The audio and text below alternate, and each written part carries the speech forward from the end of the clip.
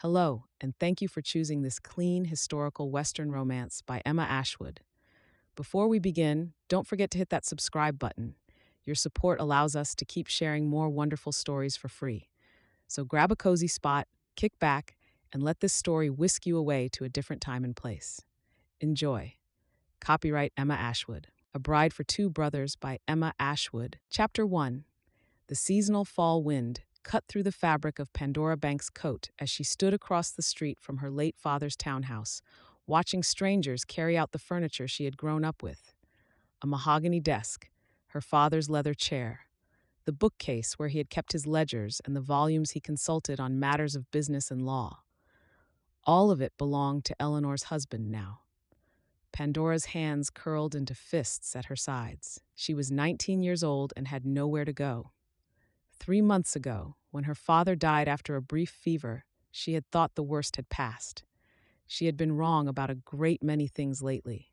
The door to the townhouse opened, and Eleanor stepped out, drawing her shawl closer against the chill. Her sister looked away when their eyes might have met. Pandora recognized that particular tilt of Eleanor's head, that careful angling of the shoulders. It was the same gesture Eleanor had used when turning away beggars at the door, when confronted with something distasteful but necessary to acknowledge. Pandora. Eleanor's voice was carefully modulated, the voice she used for society calls and charity committee meetings. Never for her sister. Eleanor. Pandora did not move from her position on the sidewalk, refusing to give the appearance of the compliant, grateful younger sister. Eleanor clutched a small reticule in her gloved hands, wringing it slightly. She was 3 years older than Pandora, and had been considered quite beautiful before her marriage to Mr. Hartwell 6 weeks ago. Pandora supposed Mr. Hartwell found her beautiful still, though his eyes had certainly turned cold when looking at his new wife's spinster sister in her worn dress. "I have discussed the matter with Mr. Hartwell," Eleanor said, her gaze fixed on something beyond Pandora's shoulder, somewhere in the middle distance of the street. "We have determined that, given our circumstances and the modest nature of Father's estate, we cannot afford to house you indefinitely." Pandora waited. She had known this was coming since Mr. Hartwell's first visit to the house after their father's death, had seen it in the way his mouth tightened when he looked around the rooms, calculating what little value they held. "I have taken the liberty of securing a room for you at Mrs. Thornton's boarding house on Spruce Street," Eleanor continued, her words coming faster now, as though she wanted to discharge the unpleasant business as quickly as possible. "The rate is reasonable. Mr. Hartwell has agreed to advance 1 month's rent, and I am able to provide you with some additional funds for your immediate needs." She thrust out the reticule, and Pandora took it without looking inside. She could guess what it contained. Enough to survive perhaps 2 months if she were careful. Perhaps 3. "You will need to find lodgings by the end of the month," Eleanor said. "And of course, it goes without saying that we cannot have any complications. Your situation is already delicate enough." Translation. Eleanor did not want her disgraced younger sister becoming visible in society, did not want the scandal of her father's child in reduced circumstances to attach itself to Eleanor's marriage and social standing. "I understand perfectly," Pandora said. The words came out flat, without inflection. She had trained herself not to show anger or hurt anymore. Those emotions only made Eleanor more uncomfortable, and when Eleanor was uncomfortable, she tended to err on the side of cruelty. Eleanor did meet her eyes then, briefly, and Pandora saw a flicker cross her sister's face. Guilt, perhaps, or simply relief that the worst of the conversation was over. "I do hope you will write to me when you are settled," Eleanor said, though they both knew she would not read such letters. She would likely not receive them at all. "I wish you well, Pandora." She did not wish her sister anything of significance. She did not say she would miss her. She did not tell her to be careful or to let her know if circumstances became dire. She simply turned and walked back into the townhouse, closing the door quietly behind her. Pandora stood alone on the pavement, the reticule small and light in her hand, and allowed herself exactly 5 minutes of feeling the weight of abandonment settle across her shoulders like a particularly suffocating shawl. Then she straightened her spine, adjusted her bonnet, and began walking toward Spruce Street. Mrs. Thornton's boarding house was a narrow, aging building wedged between a tailor's shop and a building that appeared to house some sort of office. The paint was peeling from the trim, and the front door hung at a slightly drunken angle on its hinges. Inside, it smelled of cabbage and old tobacco, and whatever else which Pandora chose not to investigate too closely. Her room was on the third floor, a tiny space barely large enough for a narrow bed, a washstand, and a chair. There was a single window that overlooked the street and an alley where rubbish accumulated. Mrs. Thornton, a harried woman with steel-gray hair and suspicious eyes, informed Pandora that meals were not included in the rent and that visitors of the opposite sex were absolutely forbidden. "And I don't hold with any nonsense," Mrs. Thornton added, her eyes raking over Pandora as though trying to determine what sort of nonsense she might be inclined toward. "This is a respectable house, respectable tenants only." Pandora assured her that she was respectable, and Mrs. Thornton seemed to accept this, though the suspicion never quite left her eyes. The first week in the boarding house was the longest of Pandora's life. She had never lived anywhere without family, nor had she ever been entirely alone in the world. She had imagined orphans on the street felt somewhat this way, that hollow sensation of having no one in the world who was obliged to care whether she lived or died. She took what mending work she could find, carefully counting Eleanor's coins and the few shillings she earned from carefully stitching seams on the clothes of the other boarding house residents. It was on the 8th day that she found the newspaper. It was half hidden under a loose floorboard beneath the bed, a thick sheaf of broadsheets printed on economical paper. The Matrimonial Times, the masthead announced in bold letters.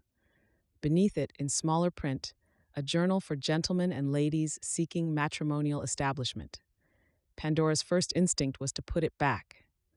A mail-order bride advertisement was the province of desperate women, of those with no other prospects or connections, of women who had already been discarded by society. Women like her, she realized with a sinking feeling. But it was late, nearly midnight, and she found herself sitting up in bed by candlelight, scanning through the tightly packed columns of advertisements. Most of them were formulaic and vague. Gentleman of means seeks lady of good character. Colorado rancher requires wife with domestic accomplishments. Some were more specific, occasionally touching. Widower with 2 small children seeks kind woman to establish a home. She was nearly at the end when she came across the advertisement that seemed to reach across the page and grip her by the throat. Young Colorado rancher, age 22, one of 2 brothers establishing cattle operation in the mountains near Cedar Creek, seeking respectable young woman for matrimonial establishment. Sincere in our intentions, we offer a good home, honest work, a Christian household, and the opportunity for a fresh beginning. Must be willing to labor and not be afraid of loneliness or the frontier. No questions regarding past circumstances, only genuine replies considered. There was a name, Patrick Dudley, Cedar Creek, Colorado Territory. Pandora read it 3 times. The advertisement promised no fortune, made no attempt at sentimentality, and asked no impossible standards. It asked only for honesty and willingness to work. It promised a fresh beginning, and the phrase struck her like a physical force because that was exactly what she needed, what she had lost in its entirety on the sidewalk outside her father's townhouse when Eleanor turned away.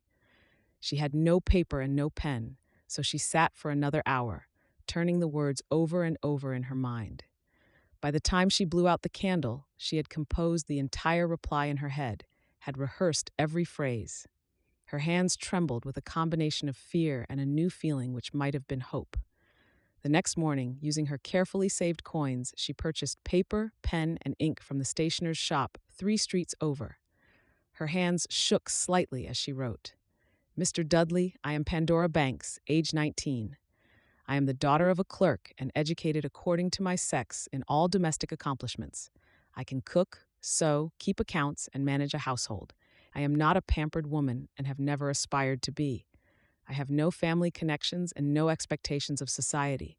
I am willing to work honestly and am not afraid of hard labor or loneliness. My circumstances have recently changed, and I find myself seeking, as you advertised, a fresh beginning. I understand the gravity of matrimonial arrangements, and I would approach such a union with sincerity and dedication. I await your reply, Miss Pandora Banks. She read it over 3 times, correcting a single crossed-out word, then folded it carefully. Before dawn could bring second thoughts, before doubt could creep in and make her fear this bold, desperate act, she walked to the post office and handed her letter to the clerk. The clerk, a bored man with an impressive mustache, barely looked at it before sorting it into the mail bound for the Western Territories. It was done. Walking back to the boarding house in the early morning light, Pandora felt as though she was walking through someone else's life, observing herself from a great distance. Had she truly done that? Had she truly answered a matrimonial advertisement from a stranger in a territory she had never even seen? She told herself it was foolish. She told herself that no reply would come, that the man would read her letter and laugh at her presumption. But in the depths of her chest, that which had felt cold and hard since standing outside her father's townhouse began to warm very slightly. Perhaps the universe was not entirely finished with her after all. That evening, she sat by the window in her narrow room and prayed as she had not prayed since her father's funeral. She prayed for the letter to be received. She prayed for a reply. And if there was no reply, she prayed for the courage to keep living anyway, to find some way to survive the year ahead with nothing but her own labor and determination. The fall wind rattled the window, and Pandora pulled her shawl tighter and waited. Chapter 2. Waiting was a particular torture. Pandora had always possessed patience. Her father had instilled it in her through hours of ledger and account work, through the careful work of fine needlework. But this waiting was different. This was the waiting of hope, which was a far more agonizing emotion than simple endurance. The days stretched out, and she threw herself into the work of survival. She took in more mending, more laundry. Her fingers became raw from constant needle pricks and from the lye in the wash water. She found a woman at the corner grocer who paid a few shillings for help with her accounts, and Pandora sat in the musty back room of the store for hours, entering figures in books, calculating inventory, hunting for the penny errors that made the difference between profit and loss. Eleanor's money was stretching thinner than she had hoped. She had miscalculated the cost of food, how often her boots would wear through, and how quickly candles were consumed. By the second week, she was eating bread and cheese for most meals, and by the third week, she was considering whether she might take in work scrubbing the stairs of the boarding house in exchange for a reduction in rent. On the first day of the fourth week, the postman brought a letter. It was addressed to her in neat, careful handwriting. The postmark showed it had come from Colorado Territory. Pandora's heart seized in her chest, and for a moment she stood in the hallway of the boarding house, staring at the envelope as though it might burn her. She took it upstairs to her room and sat on the bed before breaking the seal. Her hands were shaking, which infuriated her. She was being foolish. This letter meant nothing. It was likely a simple rejection, a few polite words to dismiss her presumption. The letter was 3 pages long, written on surprisingly good quality paper. Miss Banks, I received your advertisement reply some 2 weeks ago now, and I have given considerable thought to how to answer you. I confess I was struck by your plain speaking and what I perceive to be your honesty in describing yourself and your circumstances. My name is Patrick Dudley, and I am the younger of 2 brothers. Our operation here in Cedar Creek is young but sound. We have approximately 3,000 head of cattle grazing in the mountain valleys, and we are beginning to establish ourselves as a reliable supplier of stock. The work is hard and the seasons are unforgiving, but the country is magnificent, and a man can build something here if he is willing to labor. I should tell you a little about the life you would be leading. Our house is of log construction, built 5 years ago and regularly maintained. It is not luxurious, but it is solid and warm in the winter. The nearest town is Cedar Creek, which consists of perhaps 20 buildings, including a general store, a saloon, a church, and a small schoolhouse. The nearest city of any consequence is Denver, 2 days' ride away. The winters are long and the snow can be deep. We are isolated for months at a time. The work is endless, and I would not wish to mislead you into believing otherwise. But there is a quality to this life and to this country that I have found nowhere else. It is a place where a person might begin anew, might become who they wish to be, without the weight of the past. If you are still willing to consider an arrangement, I should like to know more about you. Are you in good health? Have you ever been afflicted with any serious illness? Do you have the constitution for frontier life? And I ask this not to be indelicate, but in genuine inquiry. Do you truly have no family connections that might object to your leaving the civilized East for Colorado territory? I await your reply with genuine interest. Your humble servant, Patrick Dudley. Pandora read the letter 6 times before setting it aside. Then she picked it up and read it again. The tone was warm without being forward. The questions were practical without being cold. Patrick Dudley sounded like an intelligent, thoughtful man, a man who had genuinely considered her circumstances and was trying to be honest in return. The description of the frontier was not sugar-coated, and yet she heard in it a genuine love for the country, a sense that he believed it was worth the hardship. She wrote back that same night. Mr. Dudley, your letter has brought me great comfort. I confess I have been in considerable uncertainty since posting my initial reply, uncertain whether I had acted foolishly or boldly. Your response suggests the latter may be true.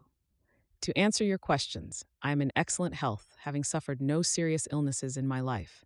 I am strong and accustomed to physical labor. My hands are already roughened by work, and I do not shirk from hard tasks. I have been keeping house for my father since my mother's death 10 years ago, and I am confident in my abilities to manage all household matters, from cooking and cleaning to mending and simple carpentry when required. As to my family, I have only one sister, Eleanor, who has recently married. My father passed away 3 months ago. Eleanor has indicated that she is unable to continue to support my living situation, which is why I am now in reduced circumstances in Philadelphia. I have no other family connections, and those with whom I might have had acquaintance have indicated through their actions, if not their words, that they prefer not to acknowledge me. It is fair to say that I have no one in this world who would object to my leaving the East. It is fairer to say that I have no one at all. I do not share this to create pathos in your mind, but to be honest, as you have been honest with me. I am not a woman fleeing some terrible scandal. I am simply a woman who has been cast aside and who is attempting to build a life from what remains. The life you describe, hard as it may be, sounds infinitely preferable to the life I can expect in Philadelphia. I am not afraid of labor or loneliness. I am, in fact, well acquainted with loneliness, and labor is all that makes it bearable. If your offer stands, I am willing to consider an arrangement most seriously. Yours sincerely, Miss Pandora Banks. The weeks that followed were the strangest of her life. She had somehow entered into a correspondence that felt simultaneously utterly impersonal and strangely intimate. Patrick's letters came once every 2 weeks, and she lived for the postman's knock on the door. He wrote of the cattle operation in detail, describing the alpine valleys where the herds grazed, the challenges of the coming winter, and the plans he and his brother Cole were making for expansion.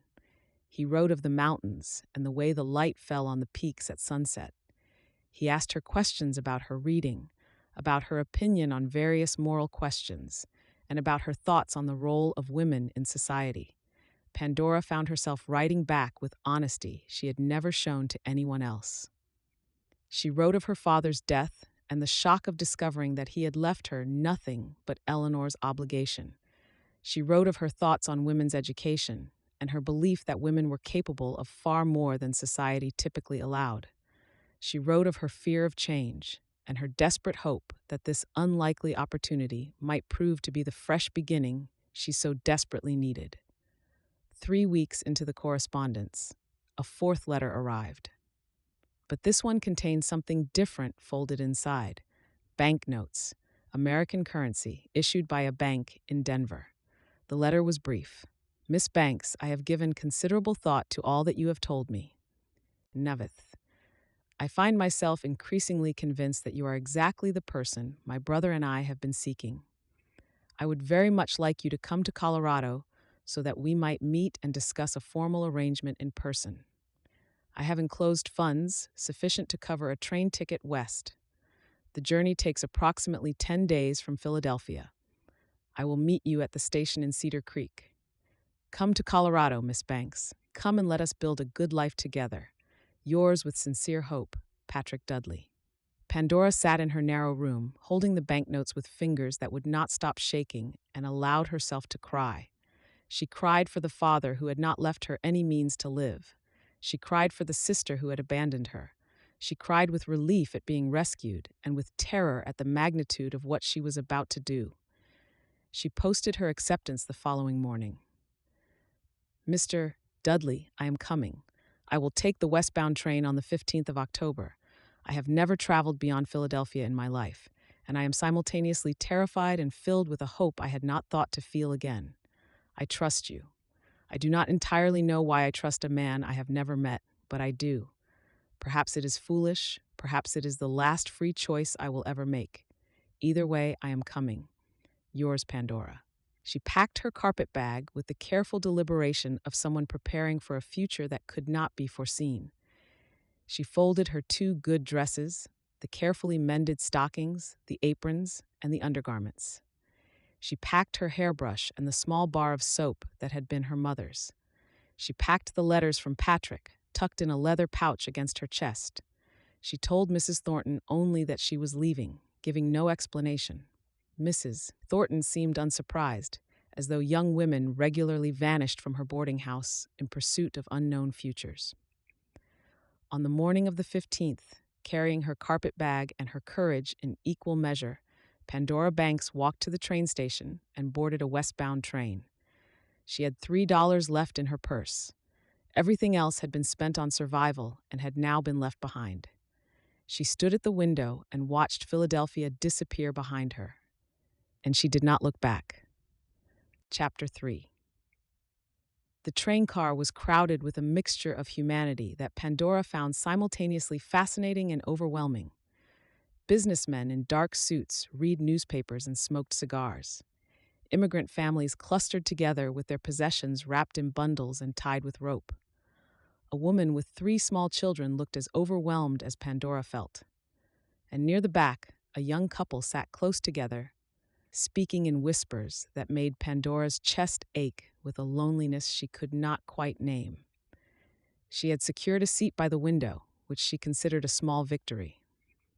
The window allowed her to watch the landscape transform as they traveled westward, to have something to occupy her attention besides the sick churning in her stomach that had not ceased since the train pulled away from the station in Philadelphia. That station now felt like another world entirely, one that had receded not just in distance but in some fundamental way that made it hard to believe it had ever existed at all. What was she doing? What was she thinking? The questions circled endlessly in her mind as the rails clicked beneath the car. She was traveling toward a man she had never met, in a territory she could barely picture, to marry him and build a life in a place where she knew no one and nothing. 1 week ago, she had been mending other people's clothes in a boarding house, her fingers grown red and sore from the constant repetitive motions. Now she was on a train heading toward a future that was entirely unknowable, carrying only a carpet bag and a small trunk containing everything she owned in the world.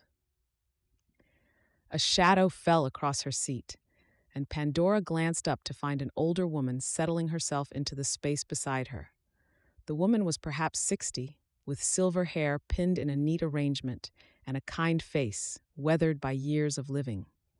Her blue eyes were bright with intelligence and warmth, and when she smiled, the lines around her mouth deepened with the evidence of a lifetime of smiling. "Well, goodness, this is nearly a full car," the woman said, arranging her skirts with practiced efficiency. She had a friendly demeanor that was immediately apparent, a sense of someone who had never found a stranger she could not talk to. Her voice was warm and cultured, suggesting education and a comfortable life. "I'm Mrs. Lenore Chadwick, and I'm heading west to Colorado to see my son. He writes that he's doing well there, though I confess I have my doubts about civilization in such a remote place. Pandora Banks, Pandora said, and was surprised to find her own voice emerging as something close to normal despite the nervous hammering of her heart. I am also heading to Colorado. Are you indeed? Mrs. Chadwick turned in her seat with obvious interest, her entire body angling toward Pandora in a gesture that conveyed genuine curiosity rather than idle politeness. Well, what a coincidence. Where in Colorado, if I may ask? A place called Cedar Creek, Pandora said. She hesitated, unsure of how much to reveal about her circumstances, aware that the truth of her situation was unusual enough to invite speculation or judgment. I am going to be married. Mrs. Chadwick's eyes widened with the intensity of someone who had just been presented with the most interesting news possible. She immediately launched into a story about her own courtship, a tale that involved a handsome farmer and a drought, and the way love could overcome even the most trying of circumstances. Her voice took on a reflective quality as she spoke, as though she was traveling back in time, reliving those long-ago moments.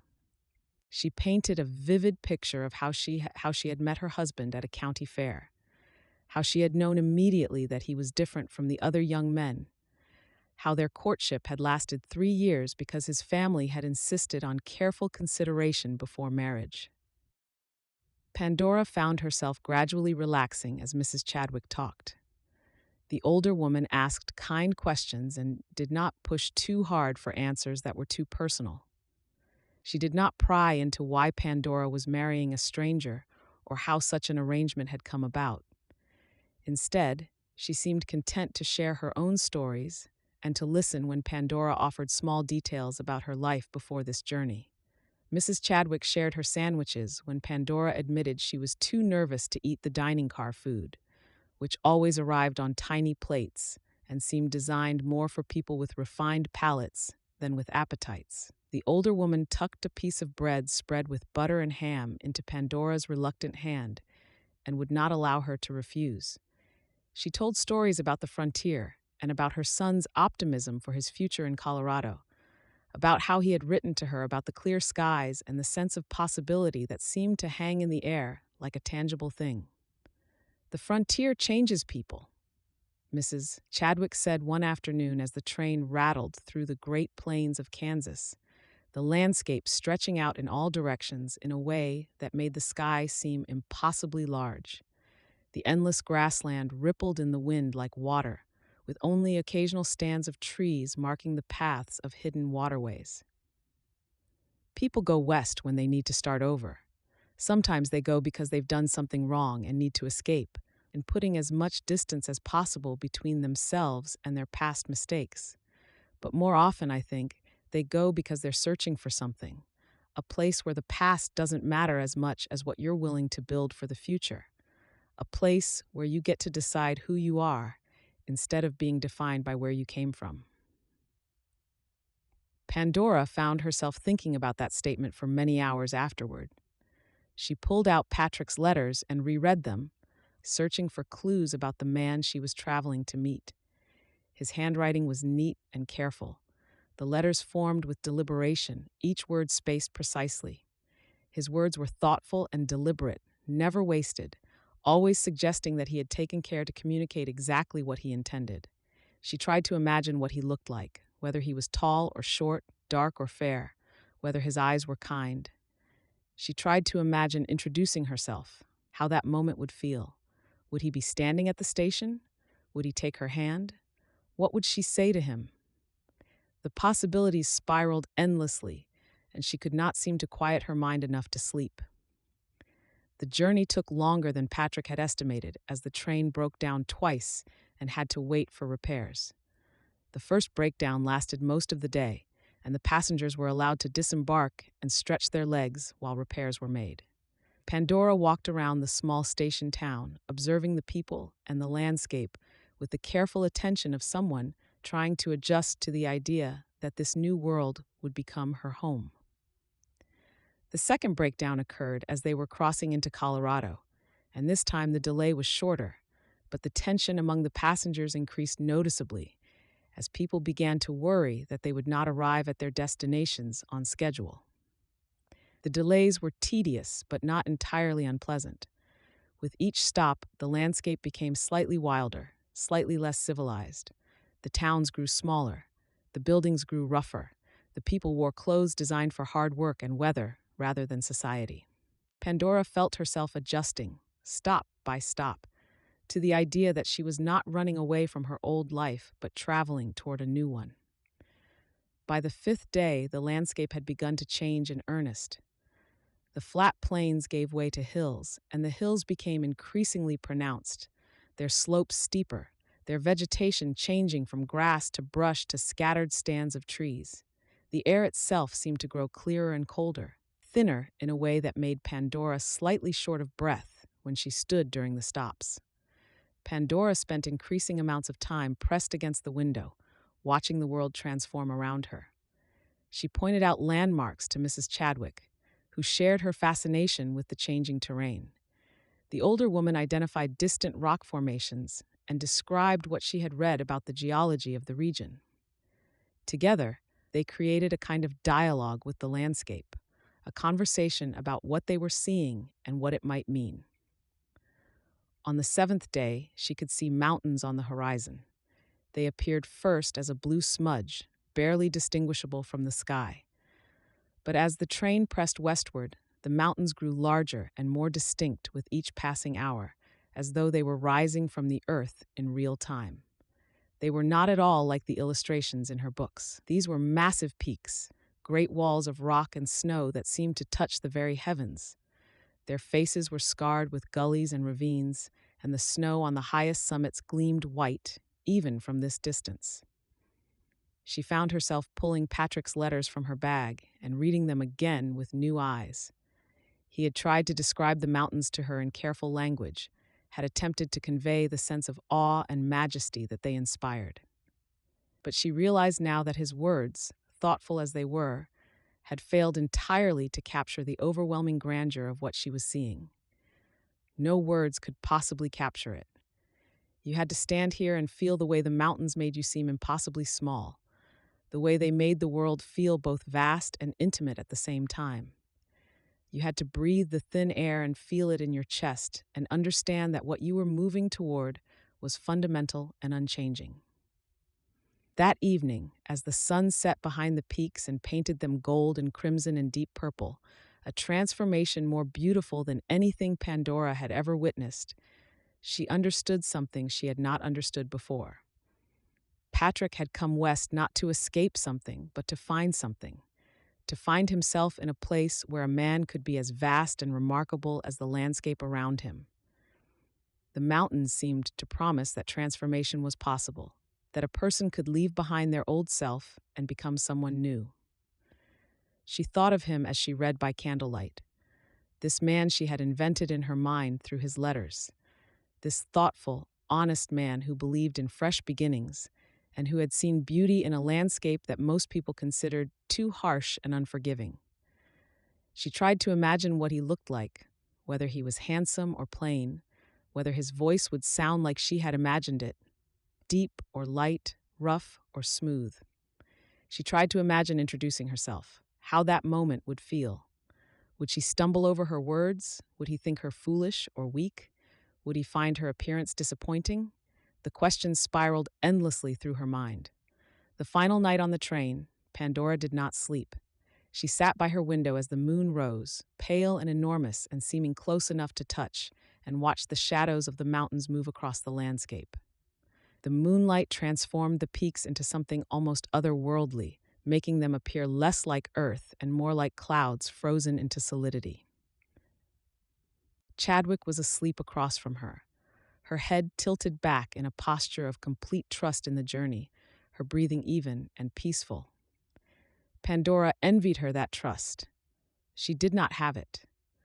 What she had instead was a kind of desperate hope, a belief that the universe might have given her one more chance at building a life that was worth living. She had no way of knowing if Patrick would like her. She had no way of knowing if the reality of him would match the man she had come to imagine through his letters. She had no way of knowing anything, really, except that she had to try. When dawn came, she washed her face using the cold water from the pitcher between the seats, shivering slightly at the shock of it, but feeling refreshed and awake in a way that she had not felt in days. She changed into her good dress, the one that was least mended, the blue wool that Eleanor had almost allowed her to take when she was turned out of the townhouse. She carefully pinned her hair back in the most respectable style she could manage, standing to check her appearance in the small mirror she carried. She looked at herself and saw a young woman who looked terrified and determined in equal measure, a young woman on the edge of that which would either save her or destroy her. The train pulled into the Cedar Creek station just after 8 in the morning, when the sun was already climbing the sky and the air was beginning to warm. Mrs. Chadwick gave her a long hug at the station, and Pandora found to her surprise that she was reluctant to let the older woman go. In 8 days, Mrs. Chadwick had become somewhat of a friend, the first genuine friendly connection Pandora had made in years.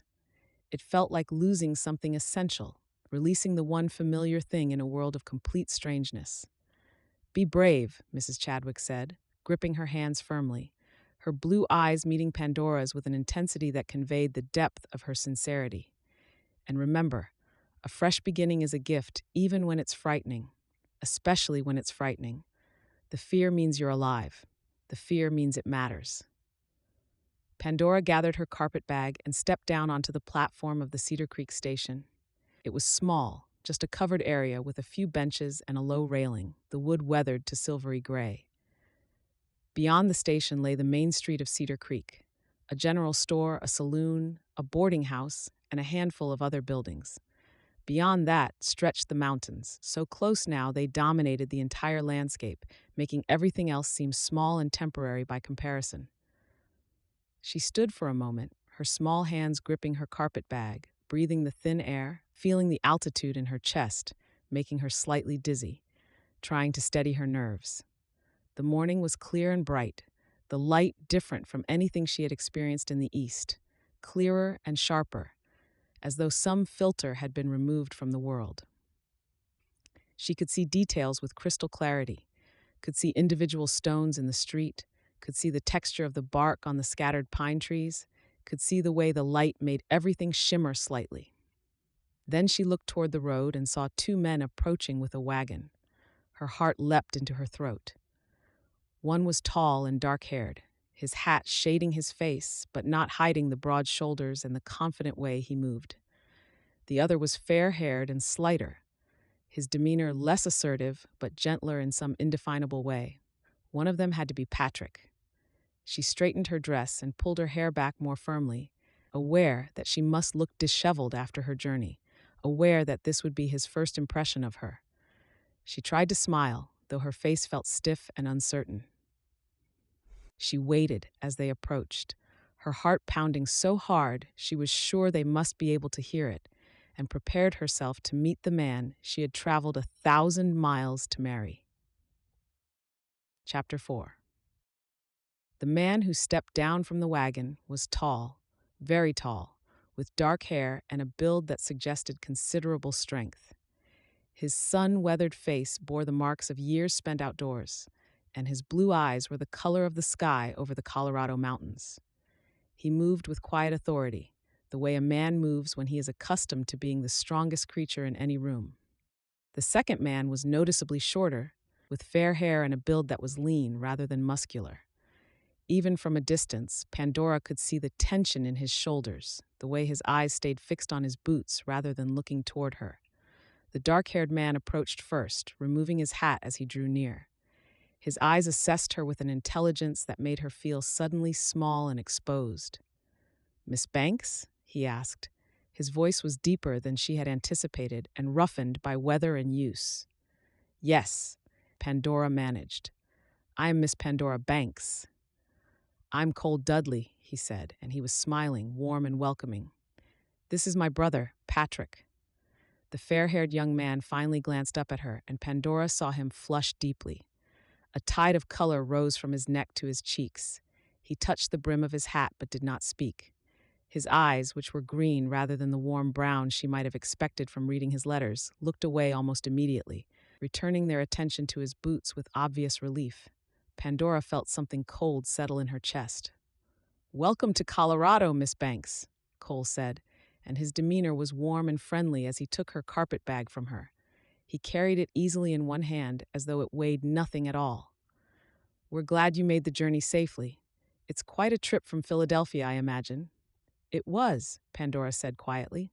She could not stop looking at Patrick, trying to reconcile the man in front of her with the voice she had come to know through his letters.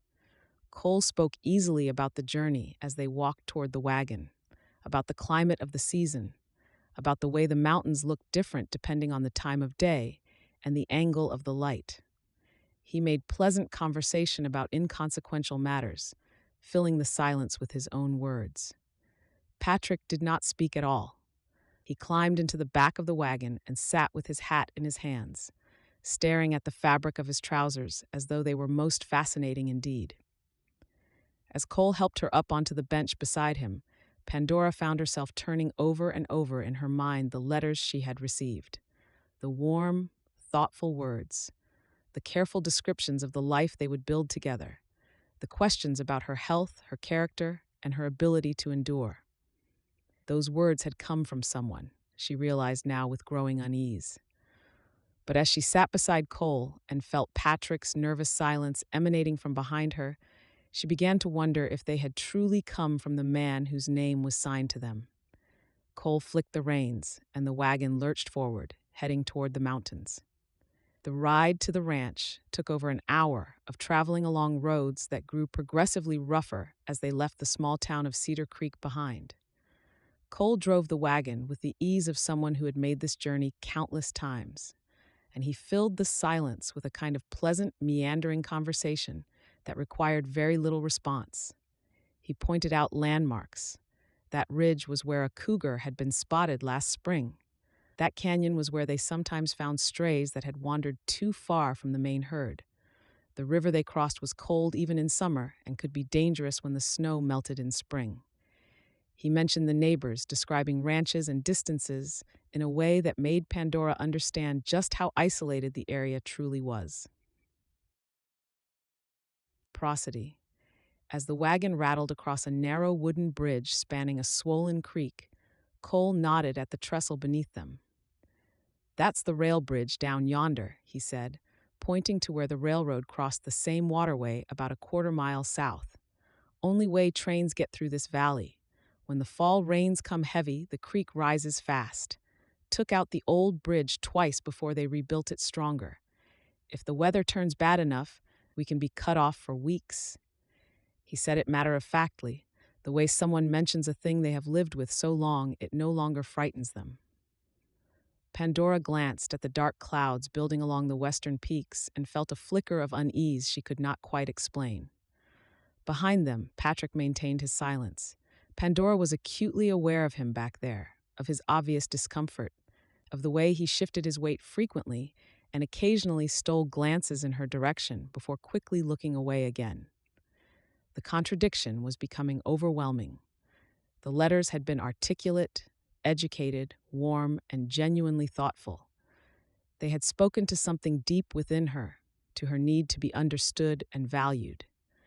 The man she had been corresponding with seemed like someone who had considered her circumstances carefully, who had written with intention and genuine interest in her welfare.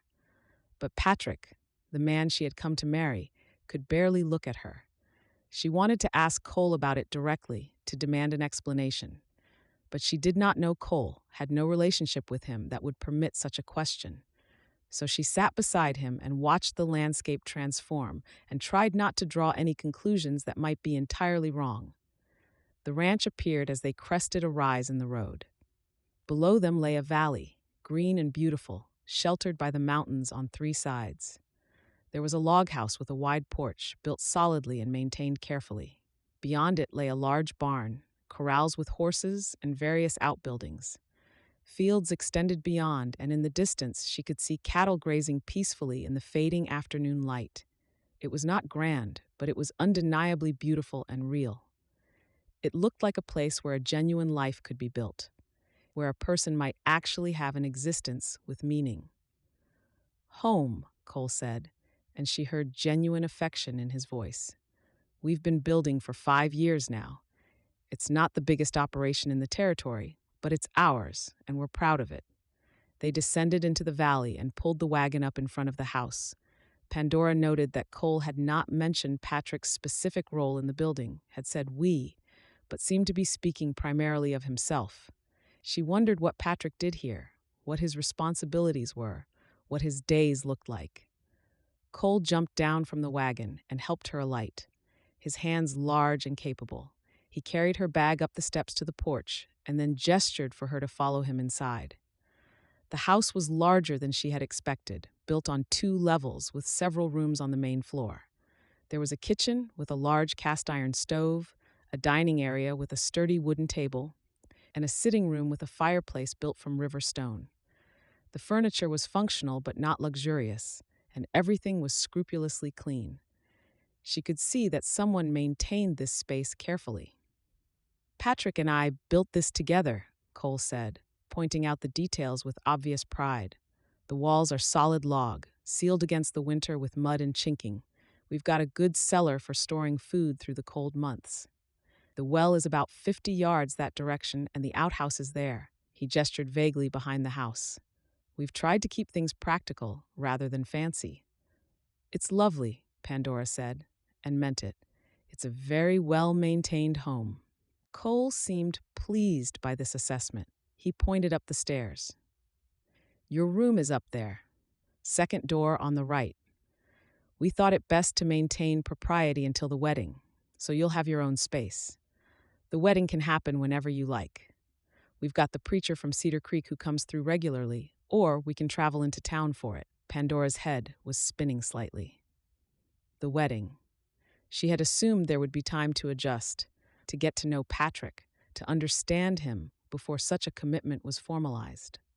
But of course, the whole arrangement was based on the assumption that she had already decided to marry him. She had decided, based on his letters. But now that the letters had become this shy young man who could not look her in the eye, she was beginning to question that decision very seriously indeed. I would like a little time, she said carefully, to settle in, to become acquainted with you both, before such an important step. Of course, Cole said, and he seemed unsurprised by this. That's sensible. Let me show you your room, and then we'll have some supper. I've roasted a joint, nothing fancy, but it should be edible. He carried her bag upstairs and showed her into a small but pleasant room. There was a bed with a patchwork quilt, a dresser, a chair, and a window that looked out toward the mountains.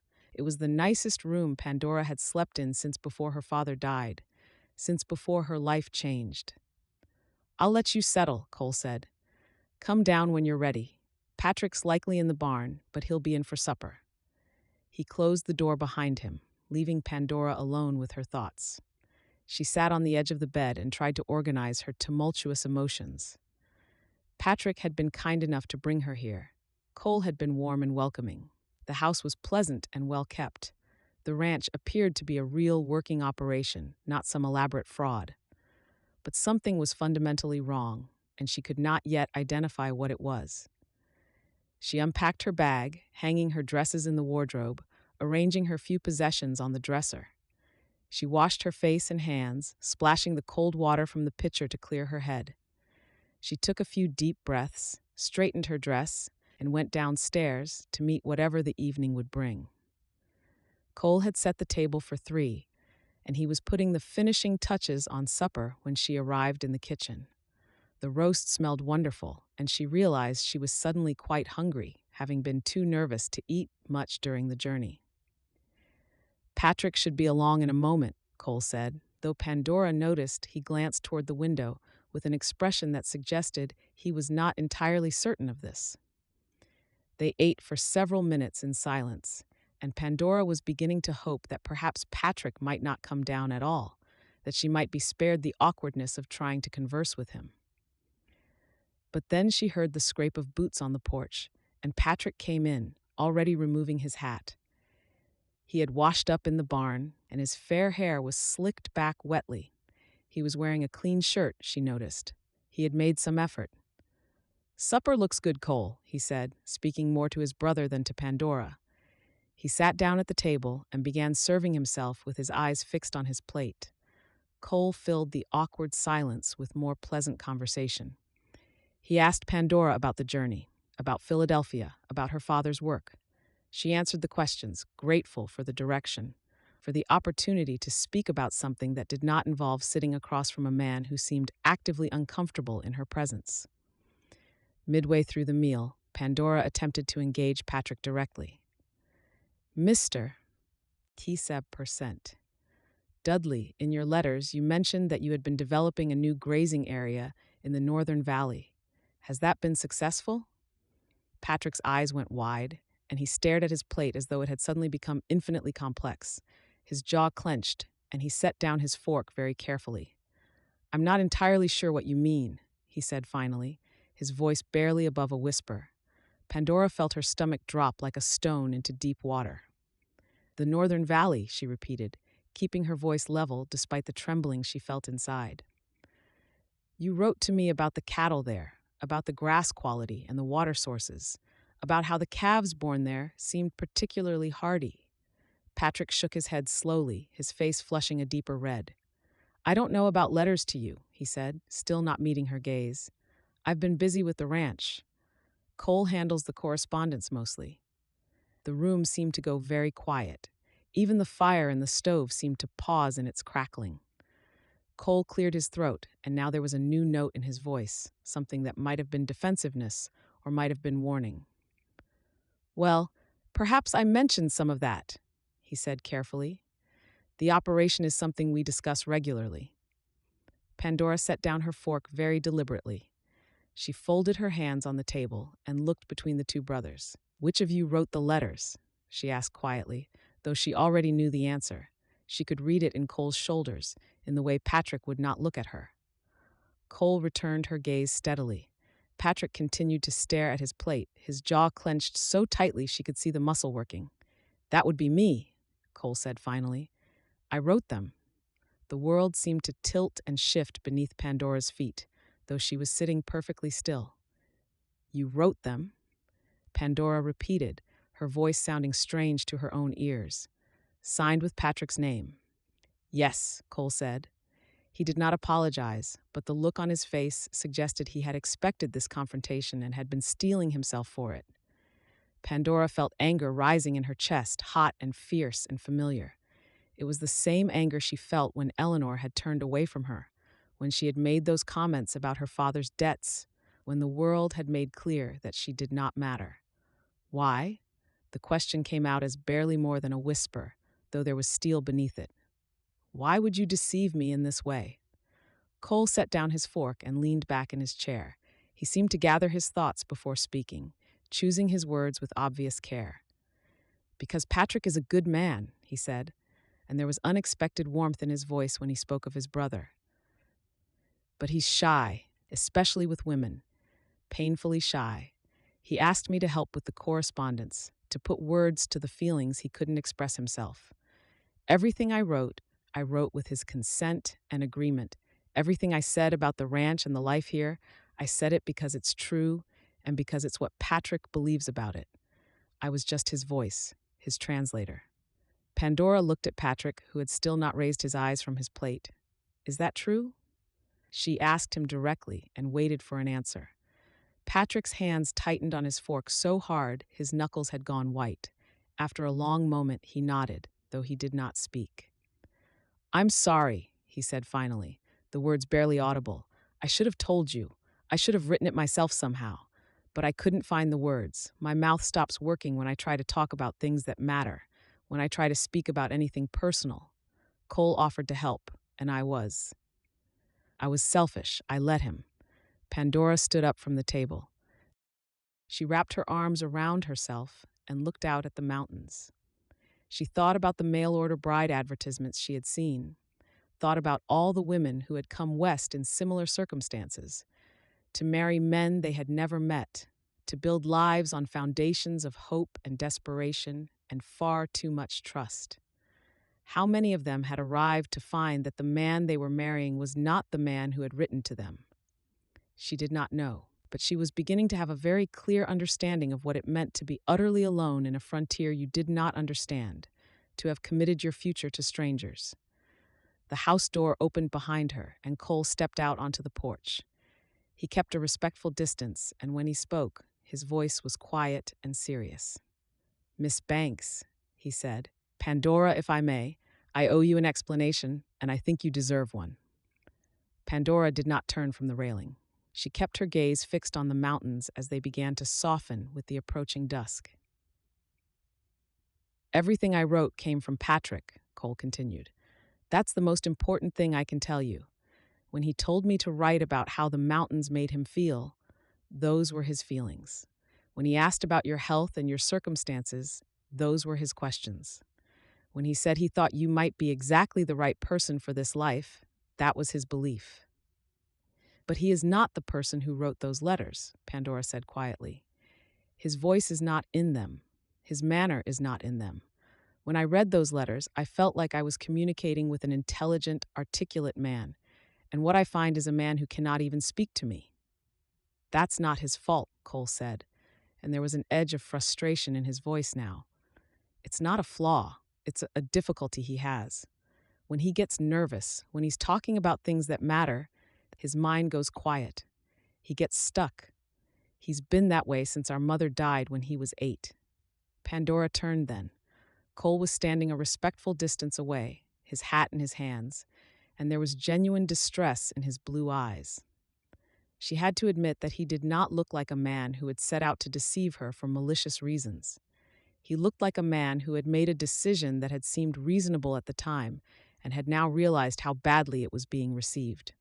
"Your brother can barely speak to me," Pandora said, and she heard the tremor in her own voice. "I traveled across the entire country based on the promise of a fresh beginning with a man I had come to believe I might care for, and instead I find I am betrothed to someone who cannot even look at me." "You're not betrothed to anyone," Cole said. "Patrick wanted to meet you first, same as you wanted to meet him. Nothing is decided yet. The wedding will happen only if you both decide it should. And if you decide it should not." He paused, seeming to struggle with what he wanted to say next. "If you decide you want to leave, we will not stop you. We will give you money for the return journey. You have my word on that." Pandora felt her anger waver slightly at that, but she firmed her resolve, holding on to her hurt and her sense of betrayal. "How generous," she said bitterly. "And what am I to do if I decide it should not? I have $3 in my purse and no way home. I know no one in this territory and no one who would help me. I am entirely dependent on the charity of 2 men, one of whom deceived me and the other of whom is afraid to speak to me." Cole flinched at that, and Pandora saw something in his face that suggested her words had struck harder than she had intended. But she did not apologize. "Come inside," Cole said. "Have supper. Let me show you the operation tomorrow. Let you see what kind of life Patrick is offering you. And let Patrick have some time to adjust to your presence. He will speak to you when he is ready, and when he does, you may judge for yourself whether his words are worth hearing." Pandora wanted to refuse. She wanted to storm away, to hide in her room, to make some grand gesture of rejection. But she was rational, and she understood that she had no realistic alternatives. She had burned her bridges in Philadelphia. She had bet everything on Colorado, on Patrick, on a future that had suddenly become much less certain. So she went back inside. Chapter 5. Patrick was clearing the supper dishes when Pandora entered the kitchen, moving with the careful focus of someone trying desperately not to acknowledge the tension that hung in the room like smoke. When she came through the door, he froze completely, then hurried even more pointedly about his tasks, as though the dishes were suddenly the most important things in the world. "Sit," Cole instructed, gesturing to the table. "Patrick, finish up the dishes. I want you to tell her about the ranch, not about the letters. You yourself. Talk to her about what you do, what you believe about this operation, why you wanted a wife who could understand the work." Patrick's hands stilled over the wash basin. He did not turn around, but Pandora saw his shoulders tense even more than they already were. "I don't. Cole, I can't." Patrick's voice was barely audible, and it trembled slightly. "You can," Cole said, and his tone was not unkind. But it was firm, the way a man speaks when he has already made a decision and would not be swayed. "You wrote it, you believed it, speak it." There was a long silence, stretched tight enough that it seemed like something that might snap if anyone moved too suddenly. Finally, Patrick turned around. His face was flushed crimson, a deep tide of color that extended all the way from his neck up to his hairline. He still could not meet Pandora's eyes, but he moved to the table and sat down across from her. He kept his attention fixed on the table surface, his hands clasped together so tightly that his knuckles had gone white and bloodless. "I needed help," he said, the words coming out in a strained rush, as if he had to push them out before his nerve failed entirely. "With the letters. I don't speak well about things that matter. When I try to talk about feelings or important matters, I get stuck. My mouth stops working, my brain stops working, but everything that was written, I believed it. Cole was my voice, but the words came from me." Pandora waited. She did not speak, did not offer reassurance, did not make this any easier for him by filling the silence with her own words. "The ranch needs a woman who understands hard work," Patrick continued, and she heard the effort in every word. His hands twisted together until she was afraid he might hurt himself. "Not someone who expects comfort or luxury, someone who can cook and manage a household. But more than that, someone who won't be lonely in the winter, who won't resent the isolation and the cold and the endless work. Someone who might actually want to be here." He paused, breathing heavily, as though even these few sentences had cost him a great deal of effort. His fingers were clenched so tightly that his nails were leaving marks in his palms. "I thought maybe if you understood the life, understood what we had built here, you might want to be part of it," he continued, the words still halting and difficult. "Cole and I, we have something good. It's not grand, but it's ours, and it's real. The mountains, the cattle, the work. I thought maybe you could be part of that. I thought maybe." He swallowed hard, and his voice dropped even lower. "I thought maybe you could understand me, even if I couldn't explain myself." He fell silent then, having apparently exhausted whatever reserve of courage he had managed to summon. His eyes remained downcast, fixed on the table surface, but Pandora could see the tension in his jaw, the trembling in his clasped hands, the tremendous effort it had taken to speak. She did not know what to say. Part of her wanted to reassure him, to ease whatever torture he was obviously experiencing. But another part of her, the wounded part that had been hurt by the deception, wanted to remain angry and suspicious. What she could piece together was this. Cole had placed the advertisement in Patrick's name without telling him, had composed every letter from the very first, and had only informed Patrick that a bride was coming after Pandora's acceptance was already posted. Patrick had been angry at first, Cole told her later, but had not stopped it because some part of him did want a wife, did want what Cole was offering on his behalf. He had simply lacked the courage to seek it himself, so both brothers were complicit, one for orchestrating the deception, and the other for allowing it to continue once he knew, and both bore the weight of it in different ways. "Thank you for explaining," she said finally, her voice careful and measured. I appreciate that you made the effort to speak to me directly." Patrick nodded, not quite meeting her eyes even now, and excused himself as soon as the dishes were finished. Pandora heard his boots on the stairs as he went up to bed, heard his door close quietly upstairs, and then there was just the sound of the fire in the stove and Cole tidying up the kitchen. Cole remained in the kitchen, working as he spoke. He began preparing the kitchen for breakfast the next morning with the ease of long practice, moving around the space with the confidence of someone who had done this countless times before. "He's not a bad man," Cole said quietly, working as he spoke. "He's just been hurt. Our mother died when he was 8 years old. Our father worked himself to death trying to make this ranch profitable, and Patrick was there for all of it, watching the struggle, watching the disappointment. He's devoted himself to building something lasting here, to proving that the sacrifice had meaning. But he's never quite believed he could have the personal additions that matter. A wife, a family, someone to care about him. That is not my responsibility, Pandora said, though even as she spoke, she felt the words lack conviction. She understood what it meant to be hurt, to be uncertain of one's value, to wonder if anyone would ever want you. No, Cole agreed, drying the last plate with a linen cloth. It's his responsibility. I've been trying to tell him that for years. He needed something to believe in, some reason to think the effort was worth it. He thought maybe you could be that reason. Pandora got to her feet. She was suddenly exhausted. The journey and the emotional upheaval of the day catching up with her all at once. Her body felt heavy and her mind felt clouded over. I'm going to bed, she said. I would like to see the ranch in the morning. I would like to understand what sort of operation this is before I make any decisions about my future. That's all I ask, Cole said. Sleep well, Miss Banks.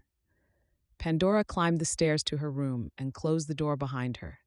She undressed slowly and carefully, hanging her dress on the hook beside the wardrobe, folding her undergarments with the same care her mother had taught her.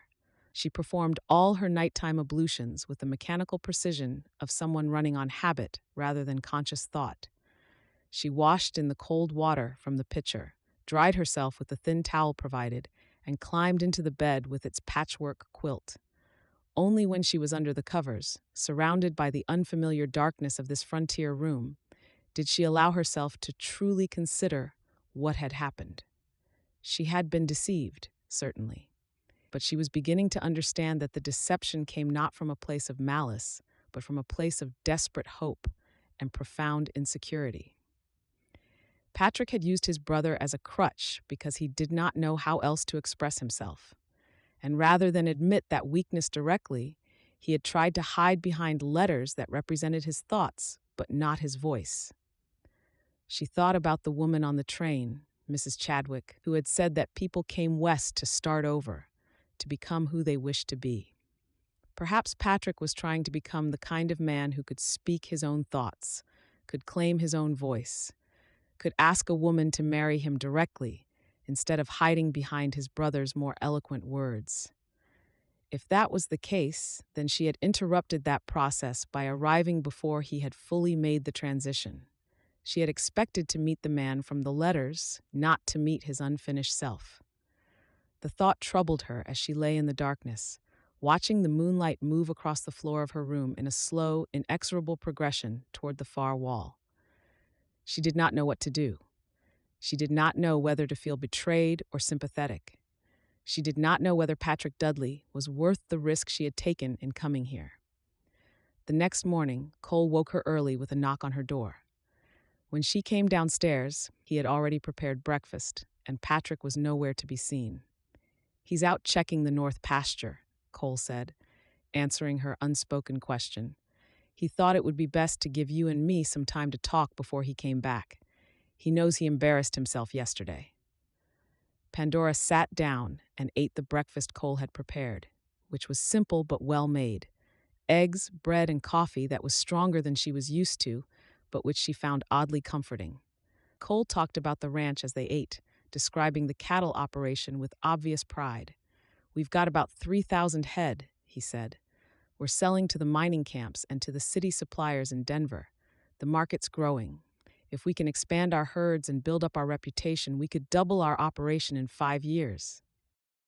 That's ambitious, Pandora said. It is, Cole agreed.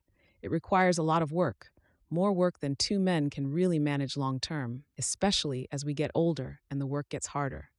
That's why Patrick wanted a wife. Not for sentiment, though I think he hopes for sentiment too. But because we need another hand, another mind thinking about the operation. He paused, pouring more coffee into her cup. You're smart, he said. I could see that in your letters. You kept accounts for people in Philadelphia. You understand numbers and order and how to make something run efficiently. That's the kind of mind we need. That's the kind of person who could make a real difference in what we're building here. I'm one person, Pandora said. I cannot replace the labor of a second man. No, Cole agreed.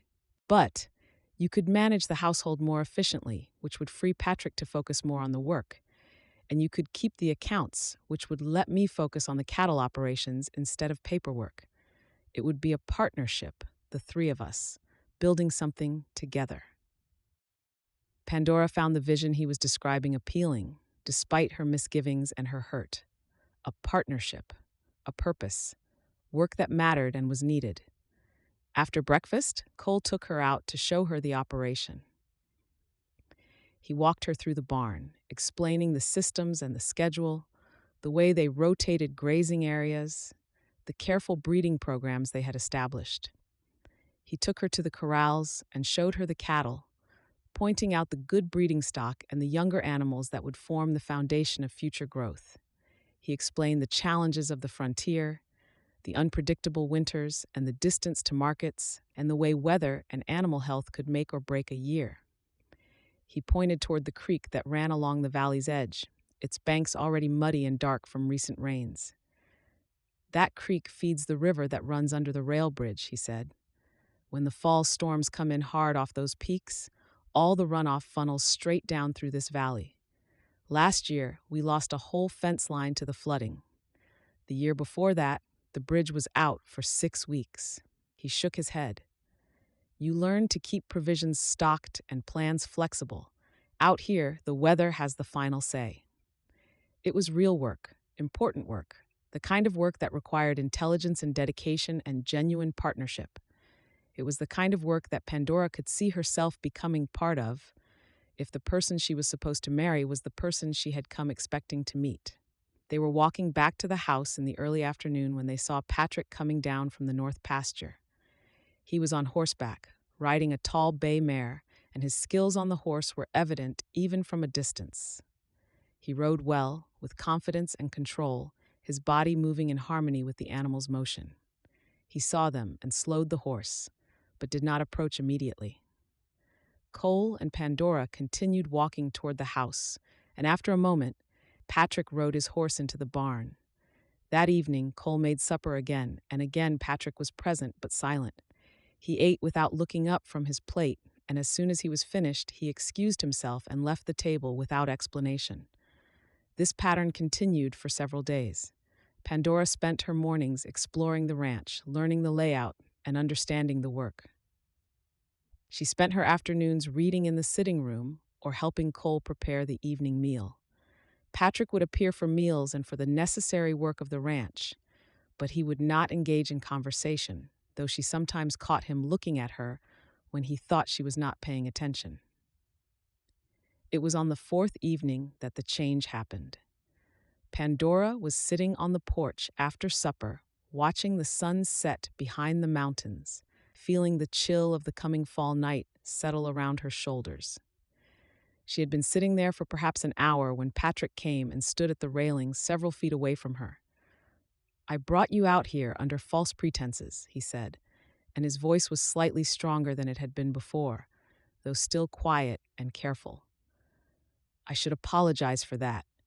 I should have been honest from the beginning." Pandora did not respond immediately. She waited to see if he had more to say. "I didn't know how else to get you to come," Patrick continued, his hands gripping the railing so tightly his knuckles were white. "I didn't know how to write the letters myself, and I was afraid if I told you I needed help, you'd think I was weak or foolish or not worth coming for. So I let Cole write them, and that was dishonest." He finally glanced toward her, though his eyes still did not quite reach hers. "I understand that you might want to leave," he said, the words coming slower now, as if he had thought about what he wanted to say and was trying to say it carefully. "Cole could drive you back to Cedar Creek tomorrow. You could catch the train back east. I would not stop you, and I would not blame you for going. I would understand." Pandora considered this carefully. She thought about the $3 in her purse, about Philadelphia and Eleanor and the boarding house. She thought about the work that needed doing here, about the partnership Cole had described, about the possibility of building something real in this wild, beautiful country. "What would you do if I stayed?" she asked. Patrick was quiet for a long moment. He was struggling to find the words. She could see that, and she watched the effort it cost him. "I would work on being braver," he said finally. I would work on learning to put into words what I am thinking without hiding behind Cole's words. I would try to be the man I wrote about in those letters, even if it takes me time to figure out how to speak about who that man is.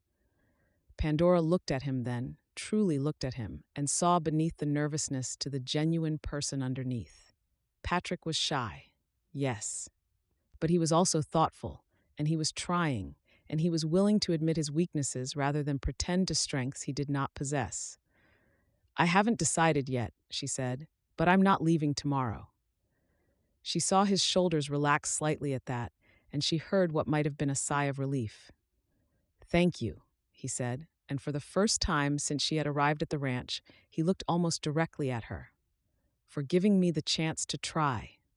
They stood together in silence as the sun finished its descent behind the mountains and the stars began to emerge in the darkening sky. Pandora did not know what would happen next, and she did not know if she could truly build a life with this shy young man who could barely speak to her.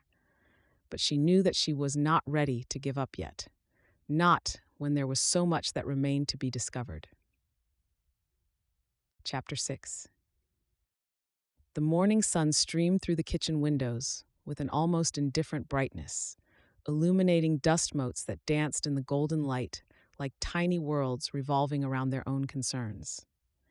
Pandora had been awake since before dawn, her mind churning through the dark hours in endless loops, replaying fragments of the letters, analyzing them the way someone might search a piece of lace for a weakness that would cause the entire thing to unravel. She kept returning to specific phrases, small observations that had made her heart quicken on the train, wondering if they truly belonged to Patrick Dudley at all. How could a man write such careful, thoughtful words about the color of wildflowers and the way the light fell on the mountains and construct entire paragraphs about his dreams for the future, and then struggle so mightily to maintain a simple conversation over breakfast? The inconsistency had haunted her sleep, fragmenting her dreams into surreal scenes of men with Patrick's face speaking with Cole's voice and hands. The realization had come to her at 3 a.m. with a sudden clarity that had driven her upright in bed. She had lain awake for the remaining hours before dawn, staring at the ceiling, trying to convince herself that she was imagining things, that she was inventing connections that did not exist. But the more she thought about it, the more certain she became. Breakfast was laid out on the table, biscuits golden brown, eggs cooked perfectly, fresh cream in the pitcher. But no one seemed interested in eating. Patrick pushed his eggs around his plate without lifting a bite to his mouth. Cole ate with mechanical precision, his gaze fixed on his plate as though looking at it was preferable to looking at anyone else at the table. Pandora poured coffee with a steady hand, though her stomach was in knots. Something was about to happen. She could feel it in the charged air between the brothers, in the way they would not quite look at each other, in the stiffness of their shoulders. She had been anticipating this moment since the night of her arrival, when she had lain awake and realized that something was fundamentally wrong.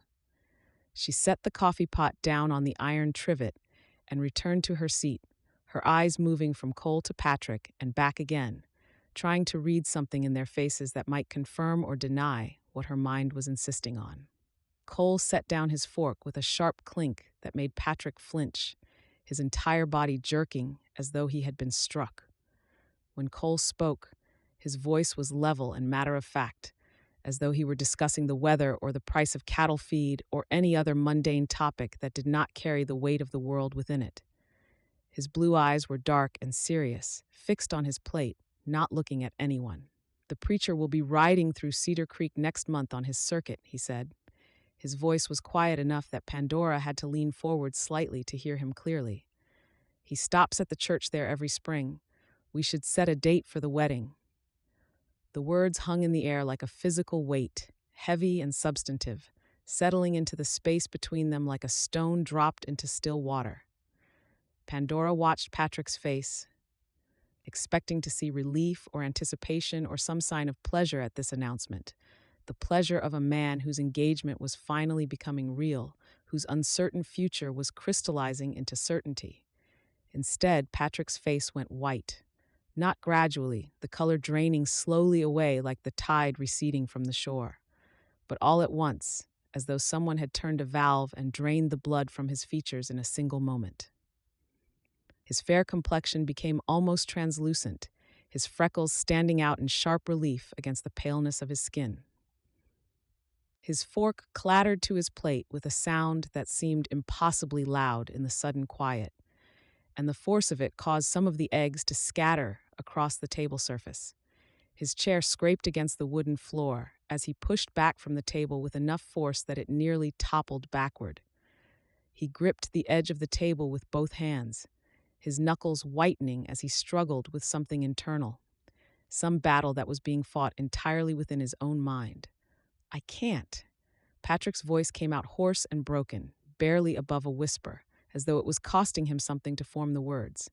He looked directly at Pandora, and the shame burning across his freckled face was so genuine, so visceral, that she knew before he spoke what he was about to say.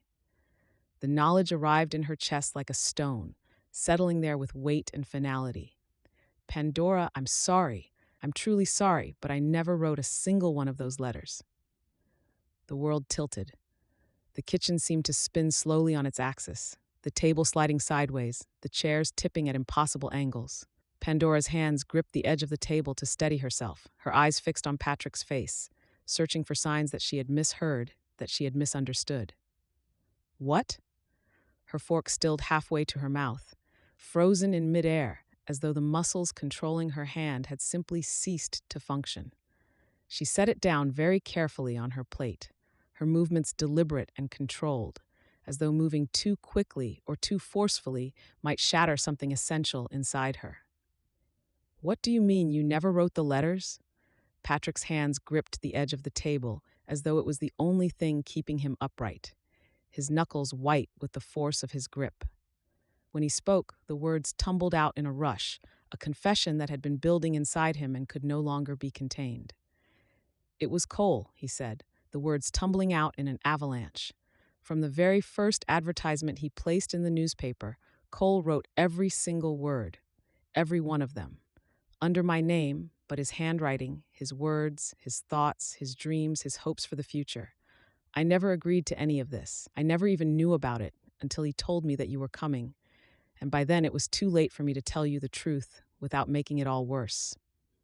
He sank back into his chair, his entire body seeming to collapse inward, as though the effort of confession had emptied him of all strength.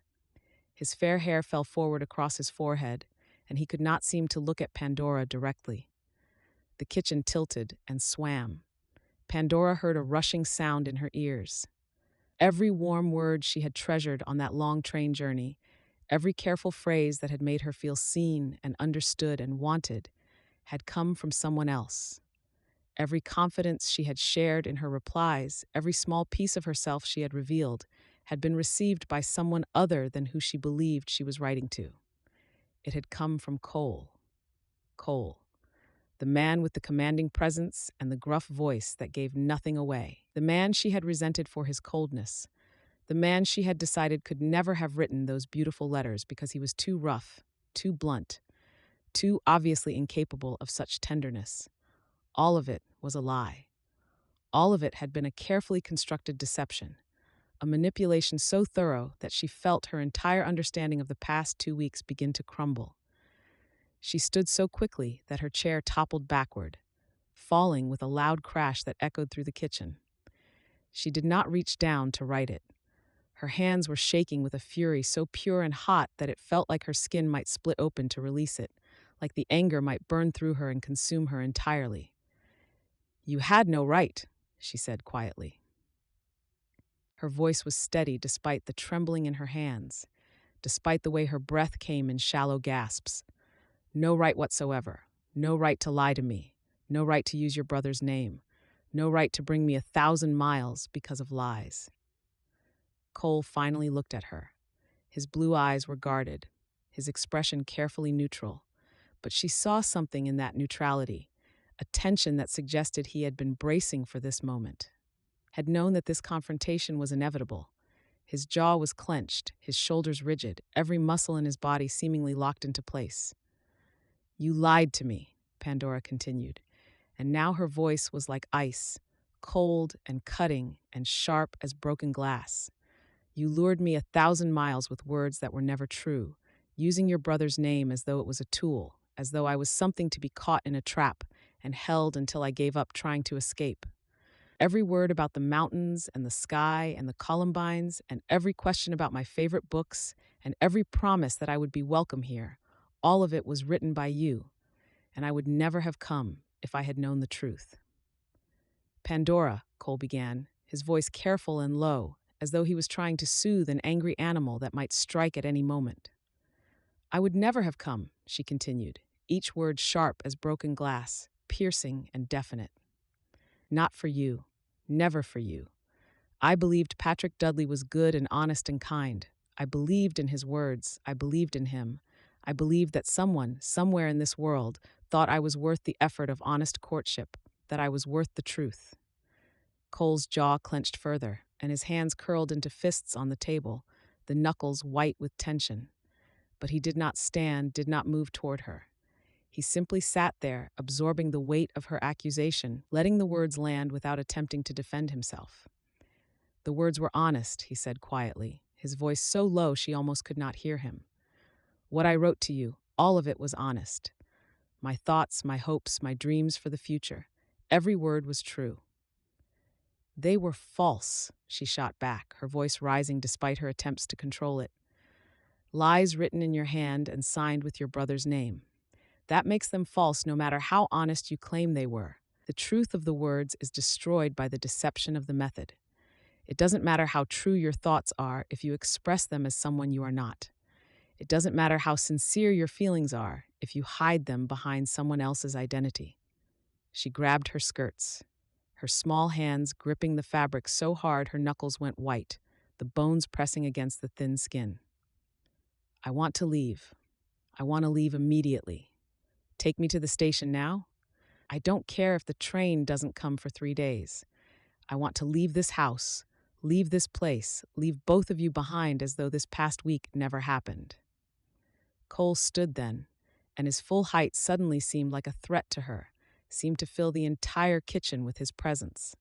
He towered over the table, his broad shoulders blocking the light from the window, his frame made more imposing by the rigidity with which he held himself.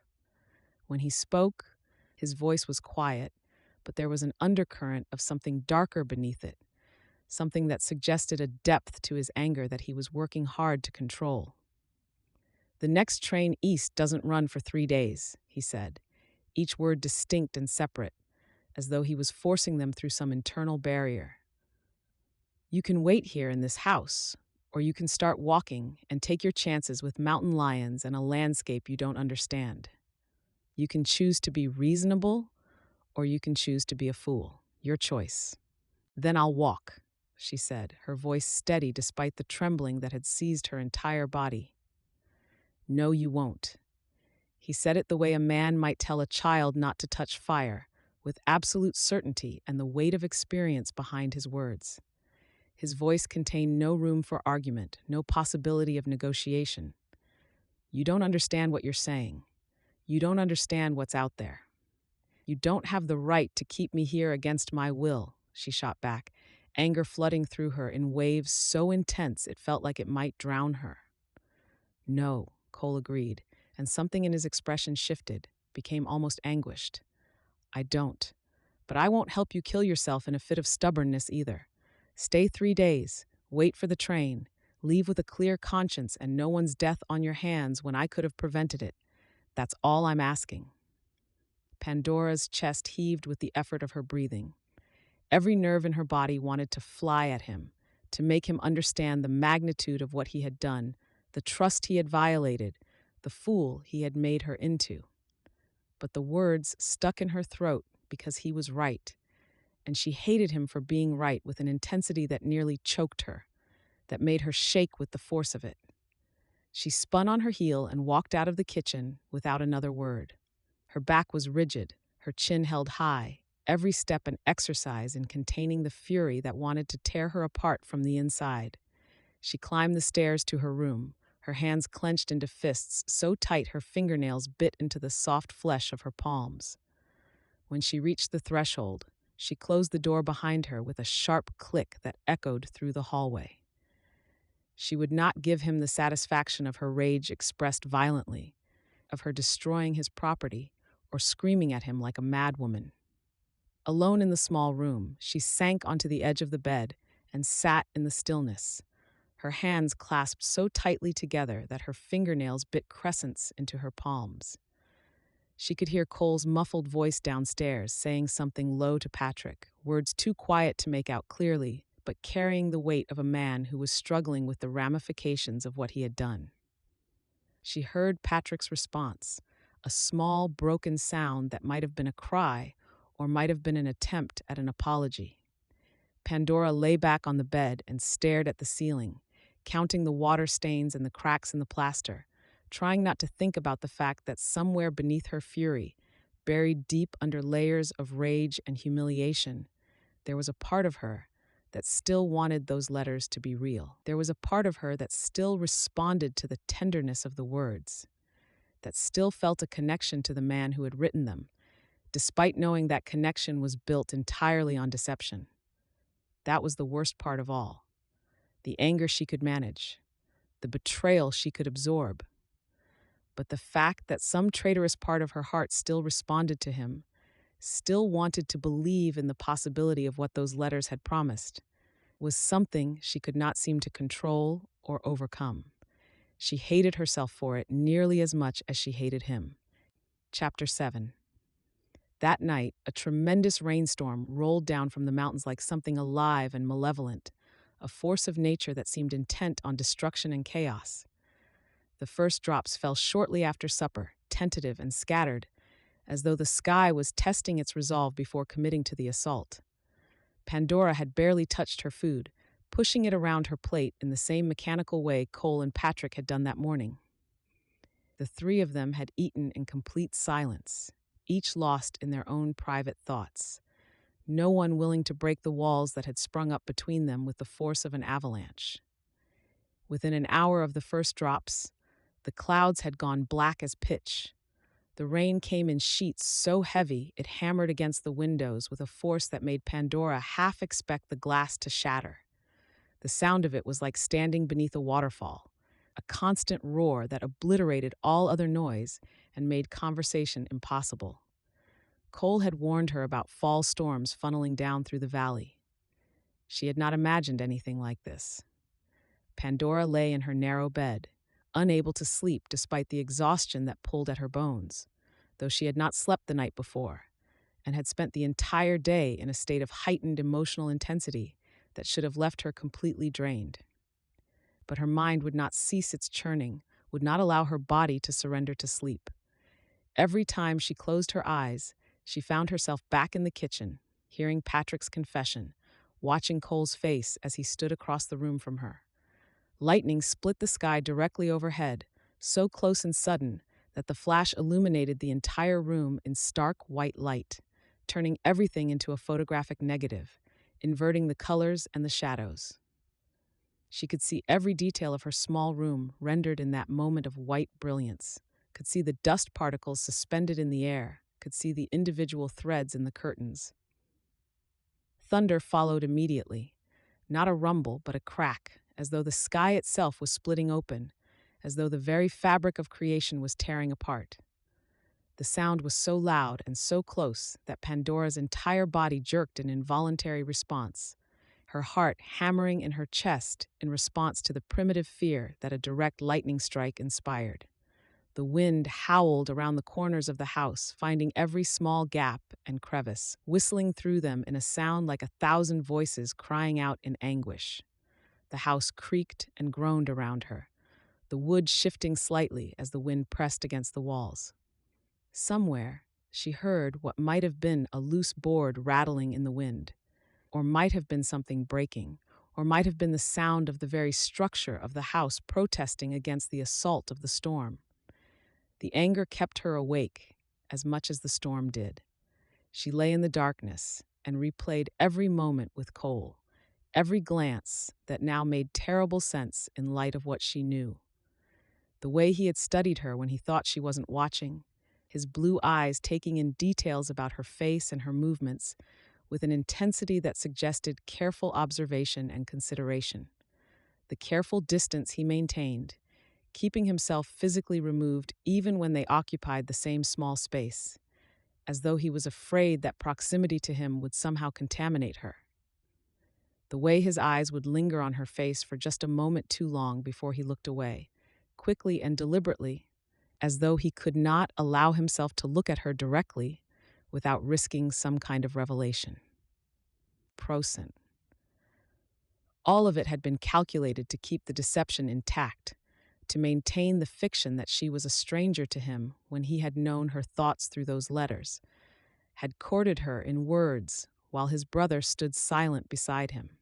He had been writing to her heart while his brother had been standing at her side, and she had been entirely fooled by the deception, had not seen through it despite spending every day with both of them. She thought about the letters, packed in her trunk downstairs, tied together with a ribbon that she now realized she had chosen with the hope of keeping them as some kind of treasure, some record of a man's thoughtful courtship.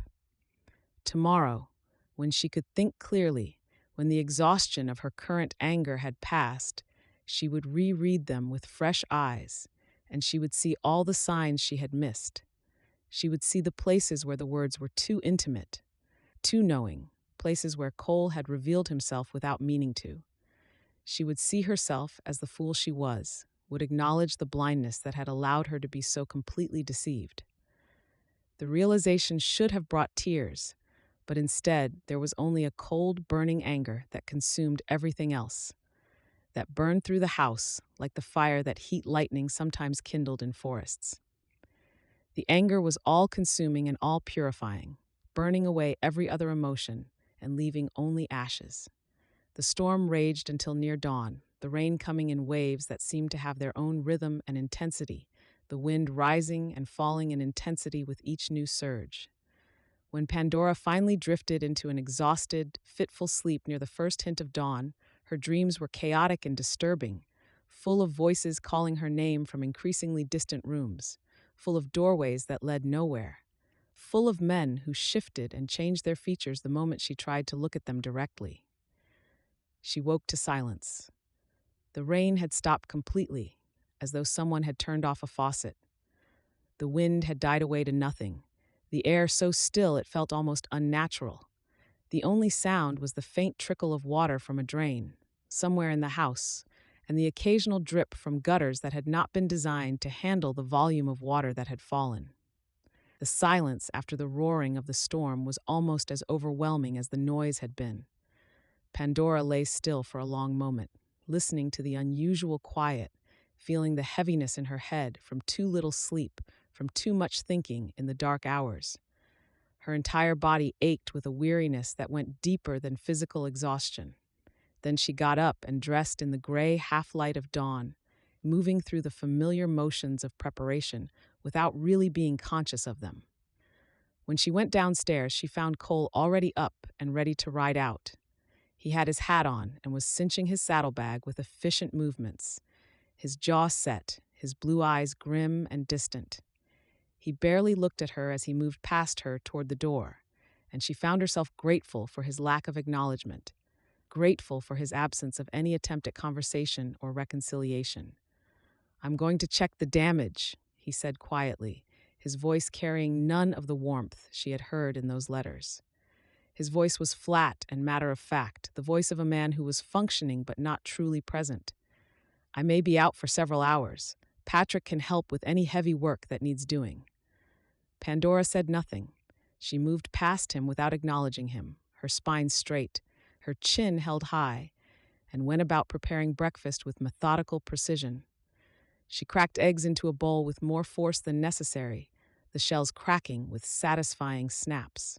She whisked them with strokes that were more aggressive than required, the fork clanging against the sides of the bowl.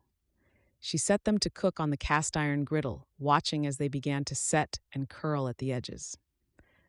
The biscuit dough received her full attention, her hands kneading it with an intensity that suggested she was trying to work her anger into the gluten itself. was trying to transform her fury into something that could be shaped and controlled. Cole left, and the house settled into uncomfortable silence, a quiet that seemed heavier than any noise could be. Patrick came downstairs an hour later, his fair hair disheveled and his expression miserable. He hovered in the kitchen doorway, clearly wanting to speak to her, clearly searching for words that might repair the damage, but Pandora moved with practiced purpose around the space, from stove to counter to table, and he eventually retreated without saying anything. His silence was an acknowledgement that nothing he could say would change what had happened, that his words would only make things worse rather than better. Pandora had just finished washing the morning dishes, her hands pruned and aching from the hot water, the skin beginning to chap from the harsh lye soap, when she heard hoofbeats approaching at a gallop. The sound was distinctive and urgent, very different from the usual pace at which people rode. She stepped outside onto the porch and saw Cole riding hard toward the house, his horse's flanks heaving, its mouth flecked with foam. The animal was clearly exhausted, pushed to its limits by extended hard riding. Whatever he had gone out to see, it had been serious enough to demand haste on the return journey. He rode directly to the hitching post and dismounted with barely a pause, striding toward the house with his jaw tight, his expression grave. When he saw her standing on the porch, he stopped a few feet away, maintaining the distance that had become customary between them, as though the space itself was a barrier to further hurt. "The rail bridge is gone," he said, his voice clipped and controlled, each word seeming to cost him direly in terms of emotional management. Swept away entirely. The entire span washed downstream. The supports didn't hold against the water pressure. The force of that much water was too much for the structure to withstand. I found pieces of the trestle work a mile downstream, smashed into fragments, twisted metal and broken timber scattered across the banks like evidence of some ancient battle. Pandora's stomach sank. She had known, somewhere in the back of her mind, in some place where logic still functioned despite her current emotional state, that the flood could damage the bridge. But knowing something in theory and knowing it as fact were entirely different things. The bridge had been a specific, countable thing. The bridge had represented her escape route, the tangible means by which she could leave this place and return to the east and her old life. "The road to town is impassable in 3 places," Cole continued, his voice dropping lower, becoming more focused and intense. "High water, mud, debris everywhere. I rode out as far as I could on horseback, made it through 2 sections without too much difficulty, but the third is completely washed out. The water has carved new channels through the landscape and has torn away sections of road that have been there for years. You couldn't make it through on horseback, let alone in a wagon. It won't be passable for weeks, maybe longer. The water will have to go down significantly before the road dries out enough to be safely traveled. Even after it's passable for horses, it will still be days before a wagon could make it through safely." The implication hung between them like a thundercloud, pregnant with the understanding that his words were carrying. "Prosody, what about the station?" Pandora asked, her voice very small, smaller than she had intended it to be. She sounded frightened, which angered her, but she could not seem to control the way fear was registering in her voice. "Unreachable. And there won't be trains running across that bridge until it's rebuilt, which means the station is effectively closed. No trains in, no trains out. They'll have to bring materials from Denver and rebuild the entire structure. It's going to take time, maybe months. The bridge was the only route, and without it, there's no way to get passengers or freight across the gap." Pandora stood very still, her hands gripping the porch railing so hard that her knuckles went white, the bones pressing against the thin skin until they seemed like they might break through. She stared out at the valley, at the swollen creek that had transformed from a pleasant burble into a raging brown torrent. The water was carrying debris, tree branches, chunks of earth, what looked like pieces of fence, all tumbling downstream in a chaos of power and destruction. The water had risen so high that it was lapping at the edges of the lower pasture, threatening to overflow its banks entirely. She could see the destruction the water had wrought, could see the way the landscape had been altered, could see the evidence of forces so powerful they could simply erase the works of human engineering. The world she had planned to escape to was literally unreachable, cut off by water and distance and circumstances beyond anyone's control. She was trapped. The realization settled over her like a heavy blanket, pressing down on her shoulders, making it difficult to breathe. It was a realization that felt heavy and final, like the closing of a door that could not be opened again. She was stranded here at the Dudley Ranch for weeks, possibly months, with the man who had deceived her and his brother, and nothing but her own pride and fury to sustain her through it. The 3 days she had grimly counted down to were now nothing but a hope that had been washed away like the bridge, washed away as completely as the trestle work that had been scattered downstream like broken toys. "Miss Banks?" Cole said quietly, and there was something almost conciliatory in his tone that made her want to scream, made her want to rail at him for daring to use that formal address as though they were still strangers, as though he had not been inside her most private thoughts through his letters. "I know you're angry. I know you have every right to be, but this is going to be hard enough without us making it harder by being at each other's throats." Pandora finally turned to face him, though she could not quite bring herself to meet his eyes. She looked instead at the fence post beyond his shoulder, at a point somewhere in the middle distance, at the mountains that had seemed so beautiful to her a week ago, but that now seemed to her like walls of a prison. When she spoke, her voice was steady and controlled, which somehow made it more cutting than if she had screamed. "You brought this on yourself," she said coldly, each word pronounced with careful precision. "You brought me here under false pretenses. You lied to me. You deceived me with your brother's identity, and now I am stranded in this place with no means of escape. I will stay in this house because I have nowhere else to go. After all, the alternative is almost certainly death in the wilderness. But I will not speak to you, Cole Dudley. I will not forgive what you have done. I will not pretend that time will soften my anger or that I might come to see your actions as reasonable or romantic. I will do my work because I have never taken charity from anyone, and I will not start now. I will pay for my room and board through labor. But beyond that, you have nothing from me. You have no right to anything more." She watched the words land like blows, watched his expression shift and darken as her words registered, watched something shift and break in his blue eyes. His hands clenched at his sides, his jaw tightening, his entire body seeming to brace against the impact of her words. Then she turned and went back inside the house without waiting for a response, closing the door behind her firmly, leaving him alone on the porch with whatever thoughts and regrets occupying his mind. She sat on the porch for the remainder of the day. Or rather, she sat just inside the window, watching the swollen creek and feeling the weight of her captivity settle around her shoulders like iron chains, heavy and unyielding and permanent in their constraint. The water continued to flow brown and churning, and she could not stop watching it, could not stop thinking about what it meant that she was trapped, that she had somehow transformed from a woman making a choice to a prisoner held by circumstance and bad fortune. The day darkened into evening, and still she sat, and still the water flowed, and still there seemed to be no way out, no escape from the choice that had been made for her by a flood and a lie and circumstances she could not control. Chapter 8. 3 days of stony silence stretched between Pandora and Cole, though the strain of maintaining it wore on her far more than she wanted to admit. The silences at meals felt thick and suffocating, pressing down on the three of them with a weight that made breathing seem difficult. She would serve the food and then retreat to the far end of the kitchen, where she could work without having to look at him, without having to acknowledge his existence or confront the increasingly complicated feelings that she was refusing to examine too closely.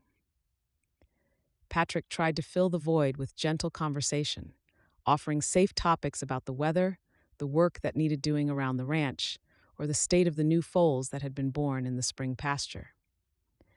His efforts only highlighted the chasm that had opened between the three of them.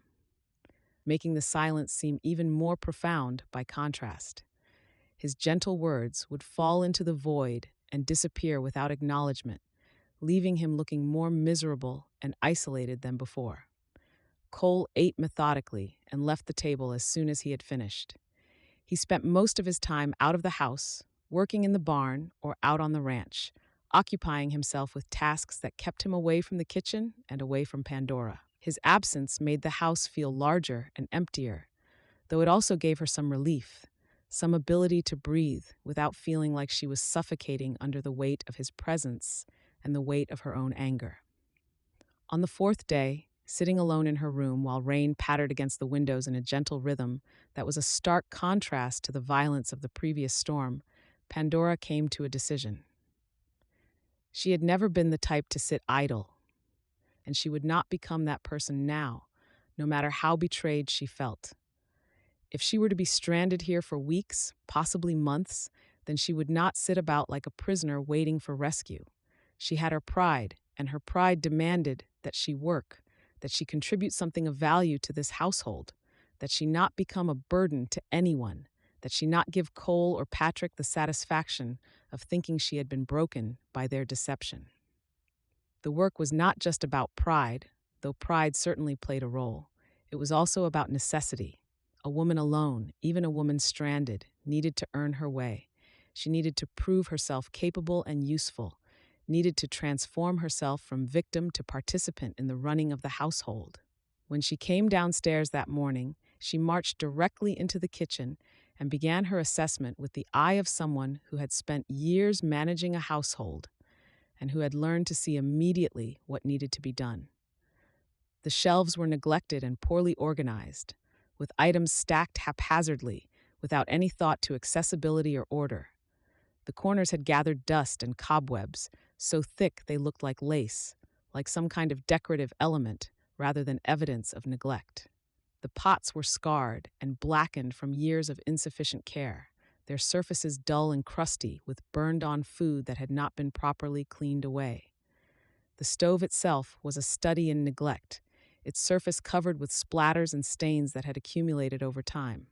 The pantry was a study in chaos and disorder, with canned goods stacked on top of each other without any organization, with dry goods stored in open bins where mice could access them and nest in the flour, with spilled flour and sugar creating a sticky mess on the shelves that had hardened into almost a solid mass.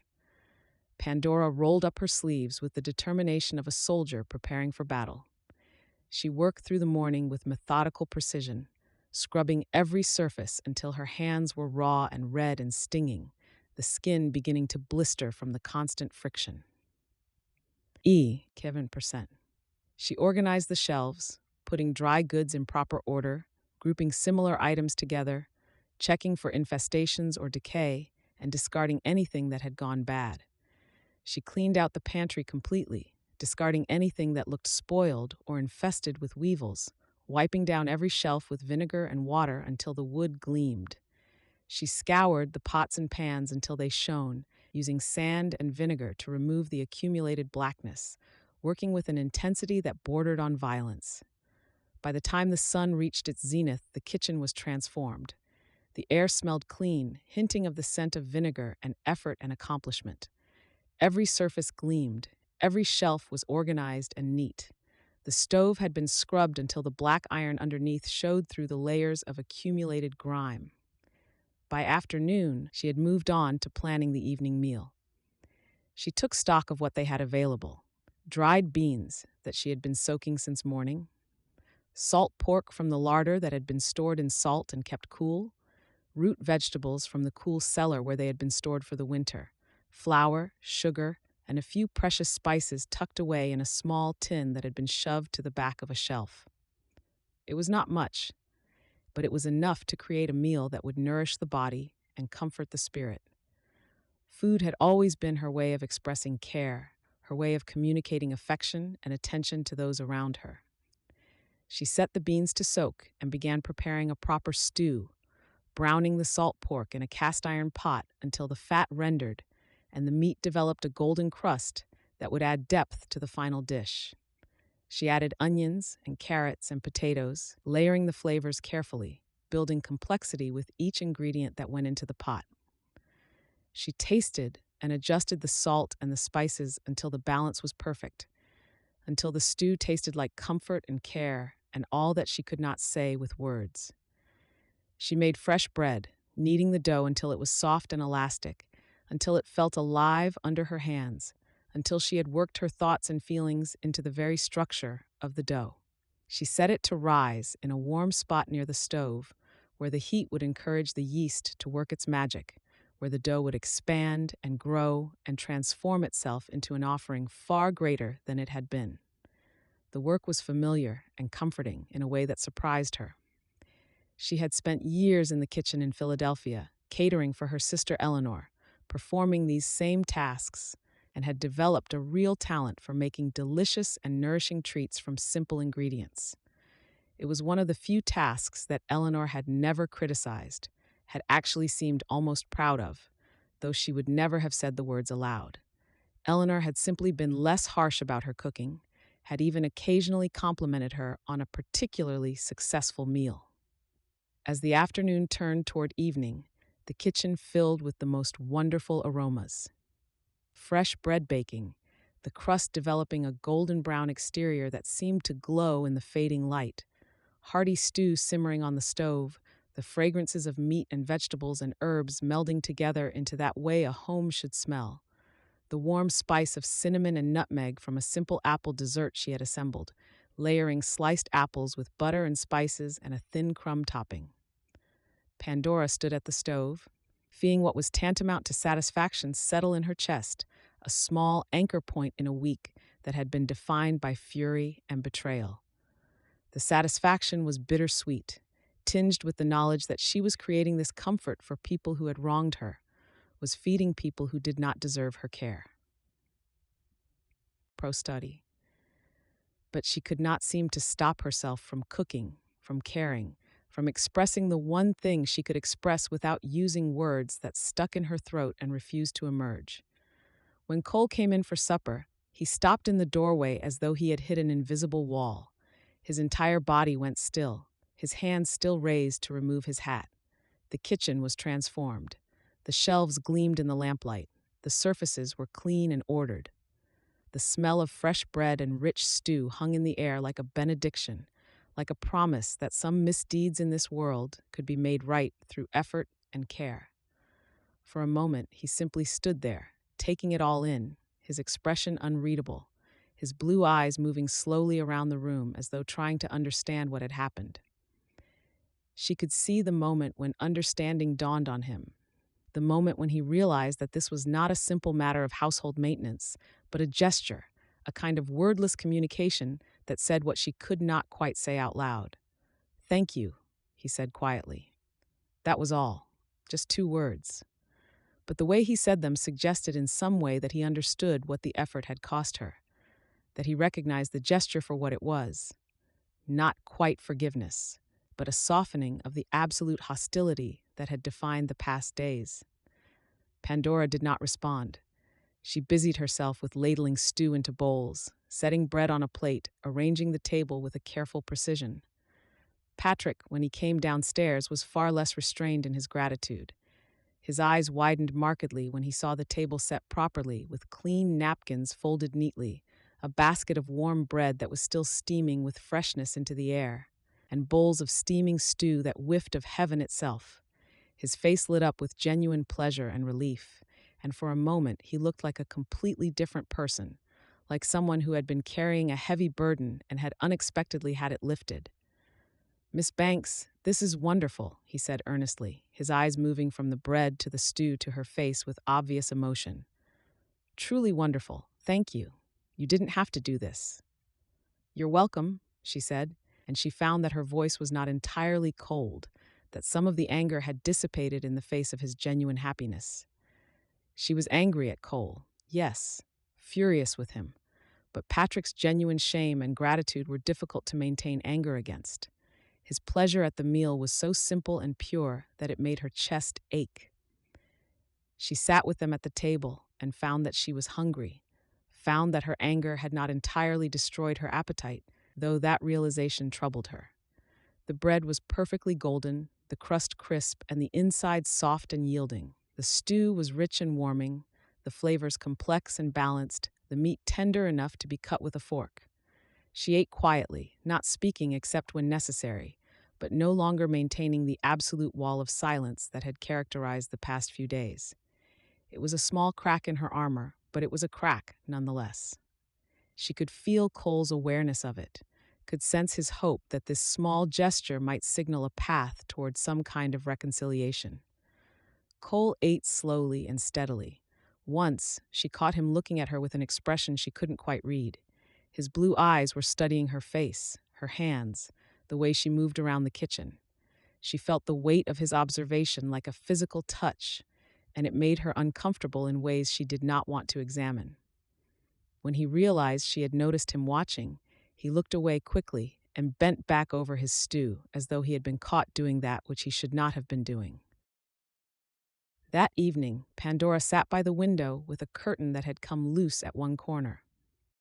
She had found a needle and thread among the supplies she kept in her room, and she set about mending it with careful, defined stitches, the needle moving in and out of the fabric with rhythmic precision. The light was fading, but she continued working despite the growing gloom, using her sense of touch to guide her needle when the light became too dim to see clearly. She was so absorbed in her work, in the small repetitive motions that required just enough concentration to keep her mind from wandering to dangerous places, that she didn't notice Cole watching her until she caught him in her peripheral vision. He was sitting across the room with a leather ledger open on his lap, a pencil in his hand. But he wasn't writing. His eyes were fixed on her hands as they moved through the mending, on her face in profile as the last light of day caught in her auburn hair, illuminating it so that it seemed to glow from within. His expression was unguarded in a way she had never seen before, full of emotion that looked dangerously close to longing, to regret, to a hunger for that which he could not quite articulate. When he realized she had noticed, he looked away quickly, his jaw tightening, his body language shifting to become more defensive. He bent back over his ledger and made a show of writing, but she could see that his concentration was not truly on the numbers before him, that he was simply trying to avoid looking at her directly and having to confront what had passed between them in that moment of unguarded observation. Pandora made no mention of what she had seen. She finished her mending, folded the curtain neatly and set it aside, and then climbed the stairs to her room. Her heart was beating faster than she wanted to acknowledge, and she spent a long time that night staring at the ceiling, trying to understand what she had seen in his eyes and why it troubled her so much. The longing she had glimpsed had been so raw and vulnerable that it made her reconsider, just slightly, just in the smallest possible way, what she had decided about Cole Dudley. But she was not ready to forgive. She was not ready to accept his deception or to believe that good intentions made up for what he had done. The understanding could wait. The questions could wait. For now, there was only the uncomfortable awareness that the man she had been so certain she hated might be more complicated than she had allowed herself to believe. Chapter 9. A week after the flood, when the rain had finally stopped and the creek was beginning slowly and reluctantly to recede from its swollen state, a rider appeared at the ranch gate. He was a heavy-set man on a fine horse, broad-chested and thick-necked, with graying hair slicked back from his fleshy red face with what looked like pomade or oil. His clothes were expensive and well-cut, tailored wool and polished leather that would have cost significant money to acquire in Denver. But somehow, on his squat frame, the expensive garments looked out of place. They seemed to accentuate his coarseness rather than conceal it, as though he was trying to disguise his essential nature with fine clothing and failing in the attempt. 2 hired men rode behind him, hard-faced and silent, their postures suggesting they were accustomed to violence, or at least its threat. They looked like men who had done things that required them to develop a certain kind of callousness. Pandora was hanging laundry on the line when she saw them approach. the wet clothes dripping heavy and cold in her hands. The work was monotonous and necessary, the kind of work that allowed her mind to wander while her hands remained occupied. She watched as Cole came out of the barn, his movements suddenly alert and wary in response to the unexpected arrival. He strode toward the fence with a deliberation that suggested he was controlling his temper by sheer force of will, his entire body radiating a kind of controlled tension that did not bode well for whatever conversation was about to occur. The heavy-set man dismounted with the ease of someone who rode frequently, moving with a confidence that suggested he was accustomed to having his presence taken seriously and obeyed without question. There was an assumption of power about him, an expectation that people would defer to him and accommodate his wishes. Pandora realized this must be a neighbor of some importance, someone with power and connections, though there was something deeply unpleasant about him that made her skin crawl even from a distance. "Dudley," the man called out, his voice loud and jovial in a way that didn't match the coldness in his eyes. Those eyes were calculating, always moving, always assessing, always searching for weakness or opportunity. They raked across the property with the gaze of a man appraising potential prey. "Holt," Cole said flatly. He didn't move toward the fence to greet the man properly, didn't extend the courtesy of a handshake or even a nod. He simply stood with his arms crossed, his shoulders broad, and his posture defensive, waiting for the man to state his business. His entire demeanor communicated a kind of cold contempt. "Creek's come up higher than I've seen it in years," the man continued, his gaze sweeping across the property with an expression that suggested he was cataloging every detail, every weakness, every opportunity that the flooding might have created. His smile was unpleasant, suggesting that he saw the flood as an opening that might work to his advantage. Interesting thing about storms like that, they can shift the landscape, change boundaries. The water used to flow one way, now it flows another. Amazing how much damage water can do, really. Erosion can be a powerful force, can move things, move property lines even. Pandora watched Cole's hands curl into fists so tight the knuckles went white, could see the muscles in his jaw clenching with the effort of control. The implication was clear and deeply insulting. This man was suggesting that Cole's property boundaries had been altered by the flood, was suggesting that Cole might have conveniently benefited from the water's action to expand his holdings. Procession. "The boundary between our properties was established by legal survey 20 years ago," Cole said quietly, but there was an undercurrent of danger in his voice, a tension that made the air between the two men seem to crackle with potential violence. "The deed is registered in Denver in the courthouse. A flood doesn't change a legal boundary, Holt. You know that as well as I do. The law is clear on this." The heavy-set man laughed, a harsh sound like a crow's caw that made Pandora's skin crawl. The sound carried mockery and contempt in equal measure. His eyes drifted toward her, studying her with an expression that shifted into what looked almost like amusement, mixed with contempt. He looked at her the way a man might look at livestock he was considering purchasing, with a calculating assessment of value combined with a fundamental lack of respect.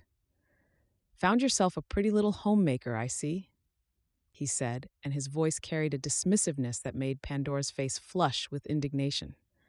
She felt the insult in his words, the way he was reducing her to a decorative object, an ornament for the household.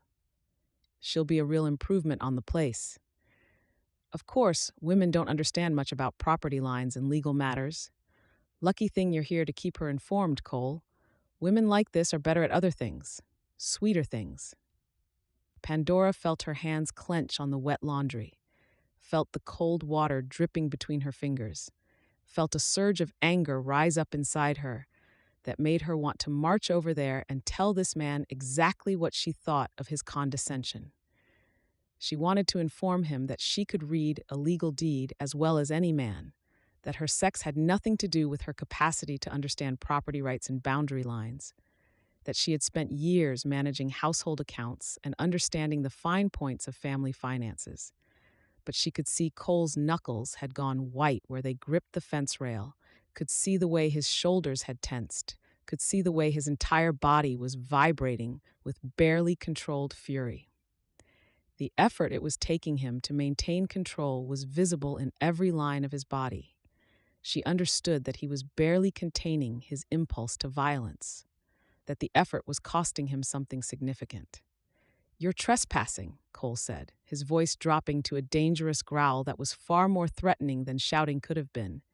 "Get off my land, now."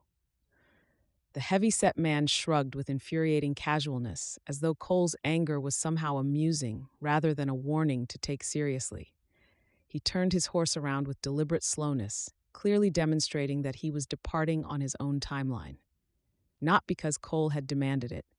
His hired men followed, and within moments they had ridden off the way they came, kicking up dust that settled slowly over the yard, coating the fence rails and the grass with a fine brown powder that seemed to mark the spot where the man had violated their space. Patrick came out of the barn a moment later, his fair hair disheveled and his expression troubled. He walked directly to where Cole still stood, gripping the fence, and his voice was quiet when he spoke, carrying the weight of knowledge about what was happening. "That was Silas Holt," Patrick said in a tone that suggested this was a name that carried weight and significance.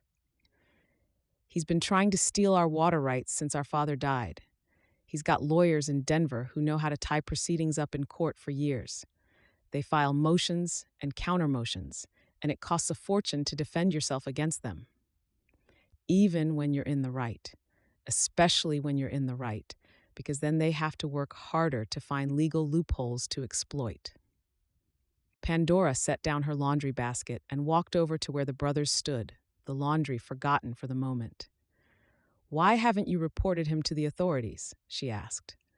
Her voice carried the kind of logical expectation that someone from the East might have about how law and order should function. "We have," Cole said quietly, finally releasing the fence rail. His hands flexed as though still dealing with the urge to violence, as though they needed to work off the excess adrenaline that the confrontation had generated. "Multiple times. But Holt has money and connections. He's got people in Denver who owe him favors. The law enforcement around here is sympathetic to him because he buys drinks and spreads money around. It's not a fair fight, and it never has been." Pandora looked at Cole, standing there with white knuckles and rigid shoulders, and she thought about the letters he had written, the careful words and the measured thoughts. Whatever else she thought of Cole Dudley, whatever anger she was still harboring, he was not a man who would let someone steal from him without a fight. He was not a man who would simply accept injustice and move on. He was a man who would stand and fight, who would defend what was his, who understood that some things were worth fighting for, even when the fight was unequal. She found herself almost pitying him, and that realization was far more unsettling than her anger had ever been. Pity implied understanding. Understanding implied forgiveness might be possible, and forgiveness was something she was absolutely not ready to consider, no matter how complicated Cole Dudley turned out to be. "Is there anything I can do?" she asked, surprising herself with the question. The words had emerged before she had thought them through, before she had decided whether she wanted to offer her assistance. Cole looked at her, and she saw a look flash across his face, some kind of hope or relief that her question implied a softening of her stance, even if only slightly. But he shook his head, his expression closing off once more.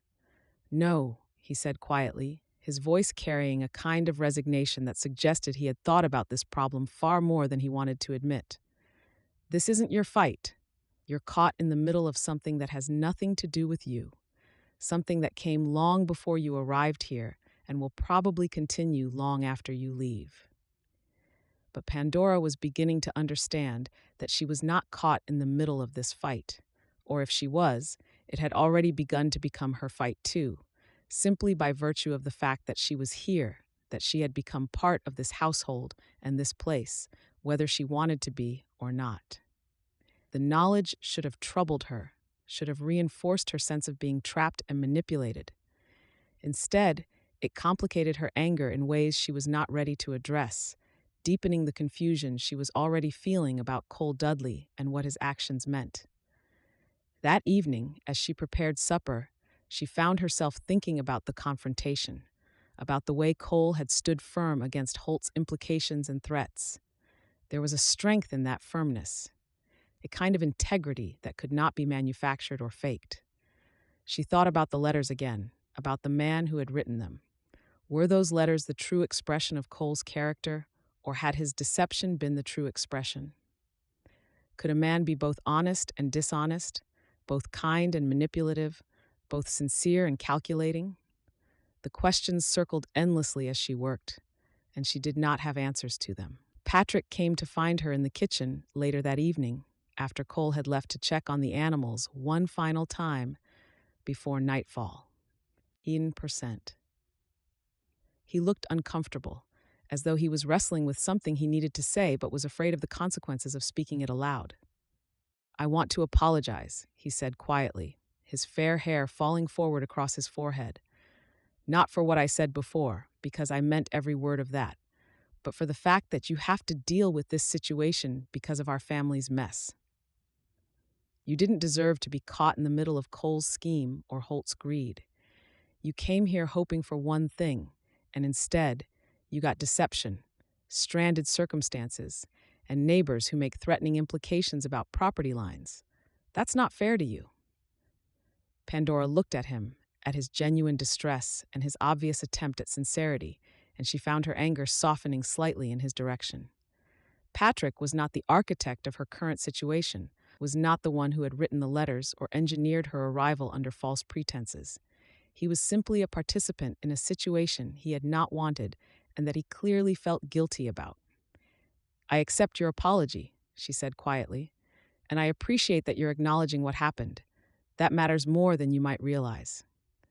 Patrick nodded, and a visible tension left his shoulders. He started to leave, then turned back. "Cole's a good man," he said, his voice careful but sincere.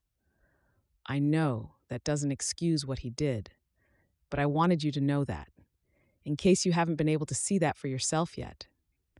After he left, Pandora stood alone in the kitchen, thinking about what Patrick had said.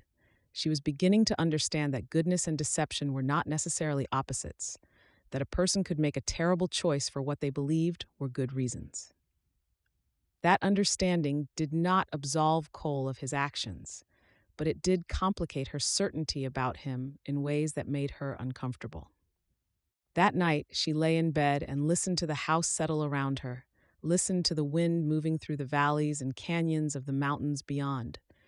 She thought about water and boundaries, and the way circumstances could change the landscape in ways that were both literal and metaphorical. She thought about Holt's threat and Cole's response, and she found herself hoping, without quite knowing why, that Cole would find a way to protect what was his, to hold on to the ranch that seemed so important to him. The realization that she cared about that outcome, that she wanted Cole to succeed, was one that she was not ready to fully acknowledge. But it was there nonetheless, growing quietly in the background of her mind, like a seed finding purchase in rocky soil. Chapter 10. Pandora woke in the gray light of dawn, that liminal time between night and morning when the world seems suspended in possibility. The house was silent and still, the way a house is when everyone else is sleeping and the night has not yet admitted that day is coming. She dressed quickly and padded downstairs in her stockinged feet, intending to use the quiet hours before the household woke to prepare breakfast.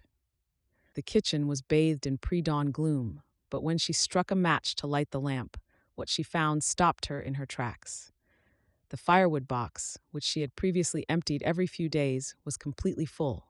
More than full, in fact. The wood was stacked with careful precision, oak and pine arranged in neat tiers so that each piece nested perfectly against the others. All the logs were split cleanly and dry, ready to burn. The work must have taken hours, and it must have been done before dawn, before she woke. Cole must have done it. She moved through the quiet kitchen and found that the kettle had been set on the warming plate of the stove, positioned so that it would warm slowly as the fire burned up. Fresh water filled the buckets that had been nearly empty the night before. There was no way to know exactly when Cole had done all this, but it must have been before the sun rose, before she came downstairs, before anyone else in the household was awake. Her chest felt tight in a way that had nothing to do with anger. On the kitchen table, placed carefully where she would see it immediately, was a small glass jar. In the jar was a bunch of columbine flowers, their delicate blue-purple petals still damp with dew. The flowers were perfect, unblemished, and they had clearly been picked fresh that morning, gathered from somewhere in the meadow beyond the ranch buildings where the wildflowers grew in profusion. Pandora stood very still, staring at the flowers. She did not want to feel touched by this gesture. She did not want to feel anything for Cole Dudley, except anger, indignation, and betrayal. She did not want to acknowledge that there was something deeply moving about a man rising in the dark to fill the firewood box, to set water to warm, to pick flowers before dawn. But the flowers were so clearly placed, so clearly meant to communicate something that his words could not seem to express, that she felt her throat tighten with an emotion she didn't have a name for.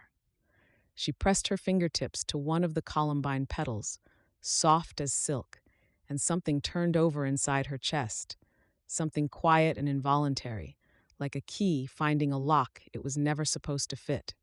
She pulled her hand back as though the flower had burned her. She picked up the jar and held it carefully, studying the delicate blooms, columbine. She remembered reading about them in one of the letters.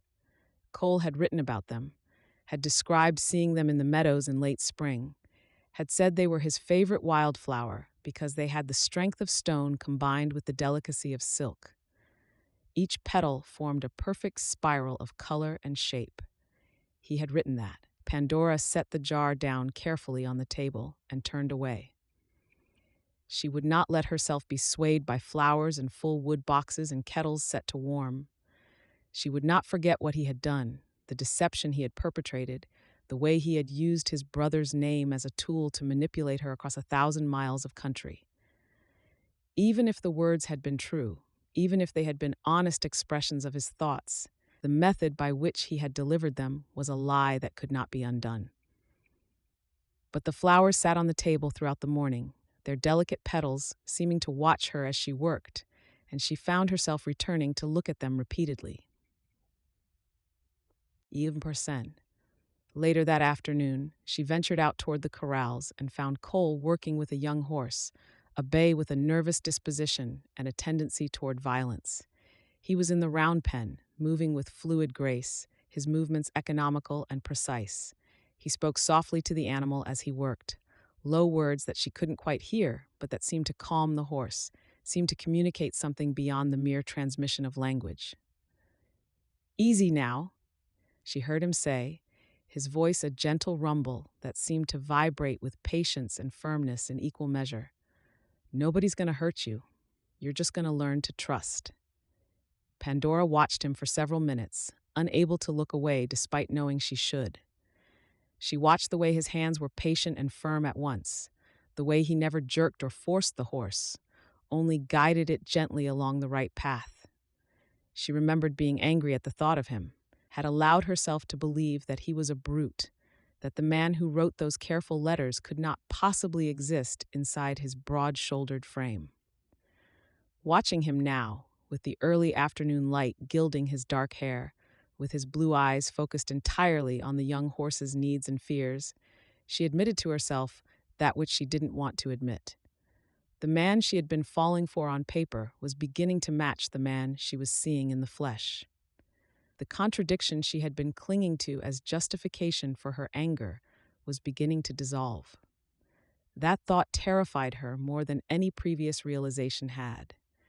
Later in the afternoon, Pandora decided she needed to ride into the lower pasture to check the fence line, a task that Cole had mentioned needed doing, but hadn't pressed her to undertake. She had brought the old mare out to the mounting block and was struggling with the saddle, trying to position it correctly on the horse's back without assistance. Her small hands were fumbling with the heavy leather and the complicated straps, and frustration was beginning to heat her cheeks.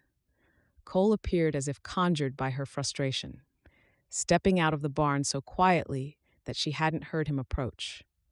He said nothing, simply reached over and adjusted the saddle with efficient, practiced movements. Then he positioned her hands on the reins, taking her wrists gently and placing her fingers in the correct position. It was the first time he had touched her deliberately since she arrived at the ranch, the first time he had initiated any physical contact. His hands were warm and calloused, roughened by years of ranch work, and the contact sent a shock through her system that traveled from her wrists up through her arms and settled somewhere behind her ribs. She forgot to breathe for a moment.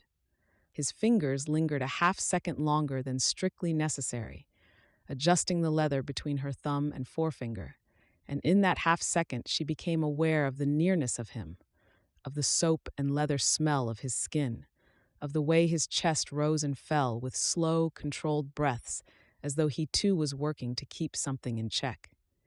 She looked at his face, but he was looking straight ahead, concentrating on showing her how to hold the reins properly, his expression carefully neutral, as though he was acutely aware of what the touch meant and was trying to minimize its significance. When he finally stepped back, she felt the absence of his warmth like a door closing against the cold. "Like this," he said, his voice low and steady, gentle but firm. "You're communicating with her through the reins. You're telling her what you want her to do, but you're not forcing her. You're working together. Make sense?" "Yes," Pandora managed, and she was grateful that her voice sounded normal, steady, betraying nothing of the turmoil inside her. Scent. Cole stepped back and let her mount, and she rode away without looking at him, her heart pounding in a way that had nothing to do with the horse and everything to do with the realization that her anger was becoming increasingly difficult to maintain in the face of who he actually was. That evening at supper, Cole made an amusing comment about the young horse, about its apparent belief that the saddle was a device invented specifically to torment it, that it was some kind of conspiracy directed solely at his suffering. Patrick laughed, a genuine sound of delight, and before she could stop herself, before she could remember that she was supposed to be angry and distant, Pandora smiled. She caught herself immediately, but it was too late. Cole had seen it. His whole body went very still, and in his expression, a lightness took hold that had not been there a moment before. A lightness that looked almost like hope. She watched the smile bloom on his face, watched him try to contain it, and she turned her attention firmly back to her plate, her cheeks burning. That night, lying in bed, she allowed herself to think about the columbine flowers still sitting in their jar on the kitchen table. She thought about Cole writing those letters, about what it meant that he had taken the time to write so carefully, so thoughtfully, to a woman he had never met. She thought about him rising before dawn to fill the firewood box, to pick flowers, to set water to warm for her use. It was still a deception. It was still a lie. The methods had been wrong, the execution flawed, the assumption of knowledge about her needs and desires unfounded. But looking at what she was beginning to understand about Cole Dudley, she found that she could no longer quite convince herself that it had been a malicious deception. It seemed instead to have been the clumsy, desperate actions of a man who had seen something he needed and had taken the only path he could think of to secure it. Consequences be damned. It did not excuse what he had done, but it complicated her anger in ways she was not ready to address. She rolled over and pulled the blanket up to her chin, and she absolutely did not think about the feel of his hands on her wrists, or the way his voice had sounded saying, "Easy now," or the possibility that maybe, just maybe, she had been wrong about him from the start. Not tonight. Tomorrow was soon enough for that kind of dangerous thinking, for the kind of vulnerability that admission would require. For now, there was only the memory of his hands adjusting hers on the reins, the ghost of warmth where his fingers had been, the scent of columbines drifting up from the kitchen table below. Her heart was beginning to betray her carefully constructed anger, and she did not know how to stop it. She was not sure she wanted to. Chapter 11. The floodwater had been receding for 3 days now, pulling back from the ranch buildings in a slow, grudging retreat. What had come down the creek bed as a roaring wall of brown fury had diminished to almost manageable, though the destruction it left behind was still evident in the muddy debris scattered across the yard and fields. The smell of wet earth and decomposing vegetation hung heavy in the afternoon air, mixing with the sharp scent of wood smoke from the chimney where Pandora had been boiling linens to salvage what the water had stained beyond simple washing. By the fourth day after the floodwaters had receded enough to make riding into town feasible, Patrick had made 3 supply runs. That was what Cole called them, anyway, supply runs. Patrick, Cole said, was good with people in town, good at negotiating prices and ensuring they weren't being cheated by the merchants who often took advantage of ranchers far from civilization. Pandora watched it happen with the same careful attention she paid to everything. She'd learned to notice patterns early in her childhood, learned that small changes often preceded larger ones. The way a stepfather held his glass could tell her whether the evening would bring laughter or violence. The slope of her mother's shoulders would indicate whether there would be money for food or whether Pandora would eat only bread and water before the week turned over. Patrick took extra care with his appearance before each trip into town. That was the pattern she'd noticed. She watched him comb his fair hair at the washstand with barely suppressed vanity, working the tangles out with a deliberation that suggested he was combing more than his hair. He was combing away the evidence of ranch work, combing towards something else, someone else. He wore his good shirt on these trips, the brown one without patches, the one he normally saved for church. He took time to polish his boots, even though the trail into town would muddy them before he'd traveled half the distance. He checked his reflection in the small looking glass by the door, tilting his head to examine his profile from different angles. And Pandora saw him take a breath before heading out, as if he were gathering courage before facing something that frightened him more than any physical danger could. This had happened 3 times now. The pattern was consistent. The care was meticulous. Flour and nails did not inspire such grooming. On the evening after the 3rd supply run, Pandora found Patrick on the porch steps, watching the sunset paint the mountains in shades of orange and purple, so vivid they seemed unreal. She dried her hands on her apron and sat down beside him, leaving a careful distance between them, but close enough that they could speak quietly without Cole hearing from the barn where he was checking on the lame mare. "You've been going to town an awful lot," she said. Patrick went rigid.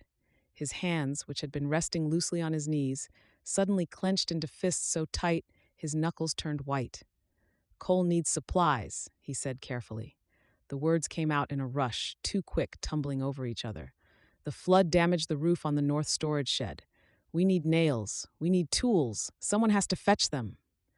"Patrick," she kept her voice gentle, the way she'd learned to speak to frightened creatures as a child, the way you might speak to a wild animal you were trying to coax toward food and safety. "I've eyes in my head.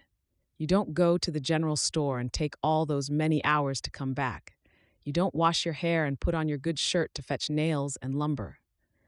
He turned to look at her, and even in the fading light, she could see the color rising in his cheeks like a flush of fever. His fair hair caught the last of the sunlight, making it appear almost golden, and his green eyes were wide with something that looked like desperation mixed with hope. "You won't tell Cole," he said. It wasn't a question, but there was a question hiding underneath it, a plea for reassurance. "Not if you don't want me to," Pandora said. She shifted slightly to face him more fully. "Is it a woman?" Patrick's entire face flushed crimson. For a moment, she thought he might bolt from the porch and disappear into the barn or the house, anywhere away from this conversation. But he stayed. He looked away, toward the mountains where the light was draining from the sky like water from a basin, his jaw working silently for a moment, while he seemed to be arguing with himself. "Miss Clara Finch," he said finally, the words barely above a whisper, as if speaking them aloud might jinx them, might make them dissolve into nothing. "The school teacher. She runs the school in town, the small building next to the church, the one Cole mentioned needed firewood after the flood." Pandora's mind clicked through the memory. She'd seen Clara Finch only once, at a church social before the flooding. a honey blonde woman with warm hazel eyes and a practical manner that suggested she knew how to handle the challenges of teaching in a rough frontier town. She'd been kind to everyone at the social, but there had been a particular gentleness in the way she smiled at Patrick when they had been introduced. "I've been delivering supplies to the school," Patrick continued, his words spilling out faster now that he'd started, as if the dam had broken and everything was rushing out at once.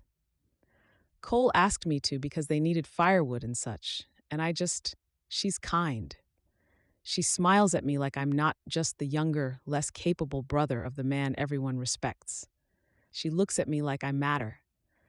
Pandora felt something shift in her chest, a small click of understanding that rearranged all that she'd been assuming about Patrick and his role in the deception.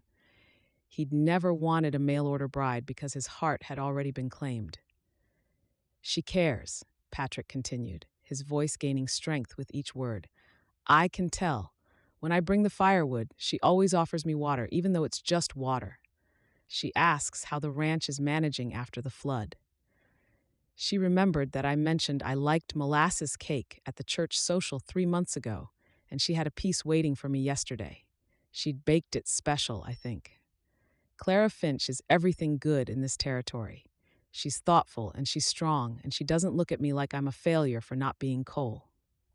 Pandora heard the pain underneath that last sentence, the weight of constantly being measured against an older brother who was stronger, more decisive, more competent. "She sounds lovely," Pandora said, and she meant it. She could picture this Clara clearly, could understand exactly why a man like Patrick, kind and gentle and thoughtful, would lose his heart completely. "Cole would think I'm foolish," Patrick said, and now his voice carried a note of desperation that made her want to reach out and comfort him. "There's so much work here, so much that needs doing. The ranch is struggling. How can I spend time courting when I should be out working the land? Cole already carries so much on his shoulders, the weight of keeping us afloat, the weight of managing everything. I can't be the brother who's distracted by romance when our world is falling apart around us." Pandora looked at his profile, at the guilt written clearly across his young face like a map of his own internal conflict. "Patrick," she said, "when did you start believing that you weren't allowed to want things? That your heart doesn't matter as much as cattle and fence posts? That wasn't written into the marriage agreement of being a rancher. You're entitled to a life beyond work. You're entitled to love." "Clara probably doesn't even think of me that way," he said, dismissing her concern with the kind of self-deprecation that came from years of being the lesser brother. "She's kind to everyone. That's just who she is. She's naturally kind and naturally lovely, and I'm just the shy boy who shows up with firewood." "Then perhaps you should tell her you'd like it to be more than kindness," Pandora suggested. "Tell her that you think of her, that you'd like to court her properly, and tell Cole too eventually. He's not the ogre you've painted him to be, no matter what I've had. Well, no matter what transpired between us. He wants you to be happy. I see it in the way he looks at you, even when he's frustrated." Patrick turned to look at her fully now, and in the deepening dusk, she could see surprise written clearly across his face.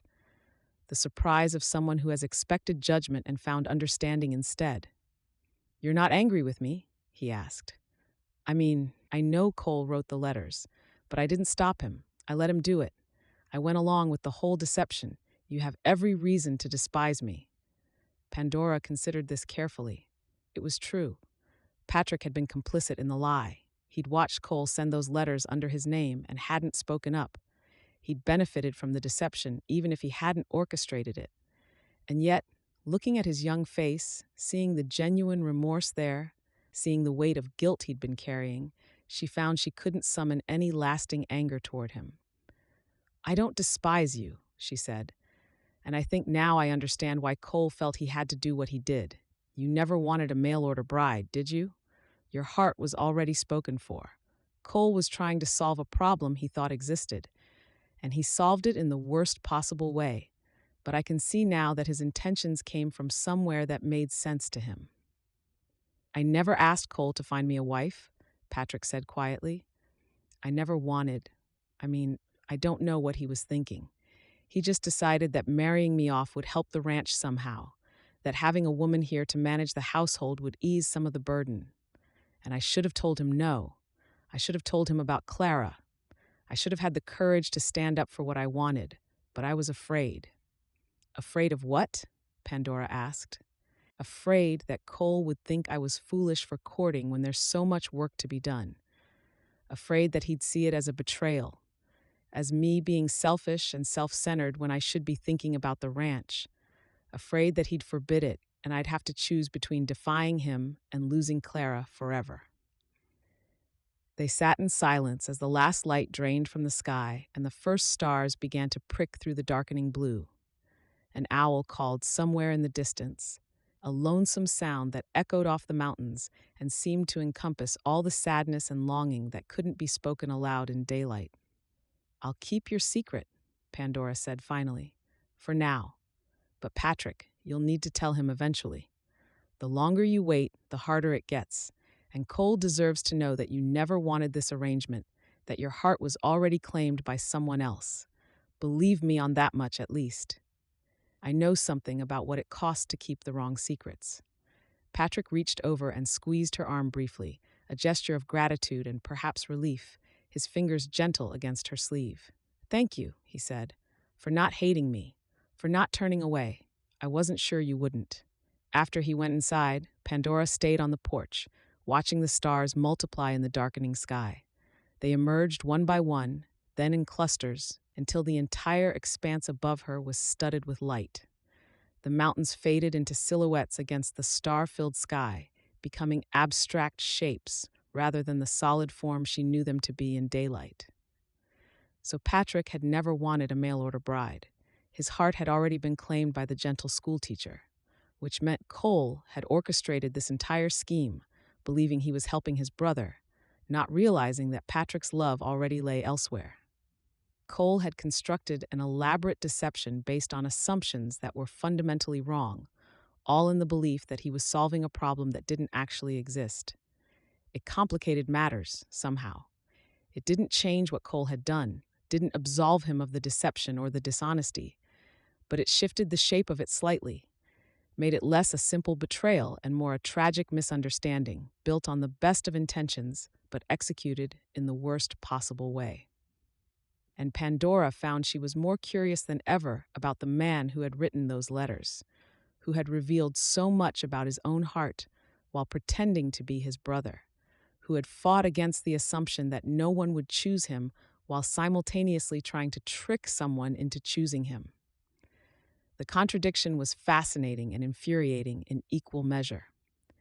She was still sitting there when Cole returned from the barn, having finished his examination of the lame mare.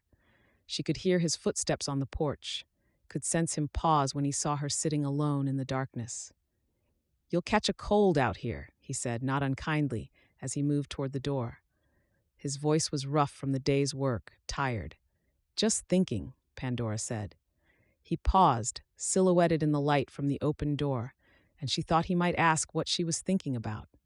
But he simply nodded slowly, understanding that sometimes thinking was solitary work that couldn't be interrupted, and continued into the house without pressing her further.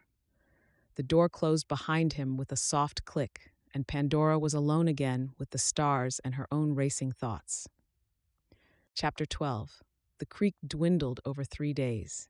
Pandora watched it happen from the kitchen window, watched the water level drop noticeably each morning until what had been a rushing force became a trickling stream, barely more than a finger's width of water making its way over smooth stones. The rocks that had been underwater for weeks emerged from their liquid grave, like bones, white and exposed. By the morning of the 4th day, the creek bed could be safely crossed without so much as getting the ankles wet.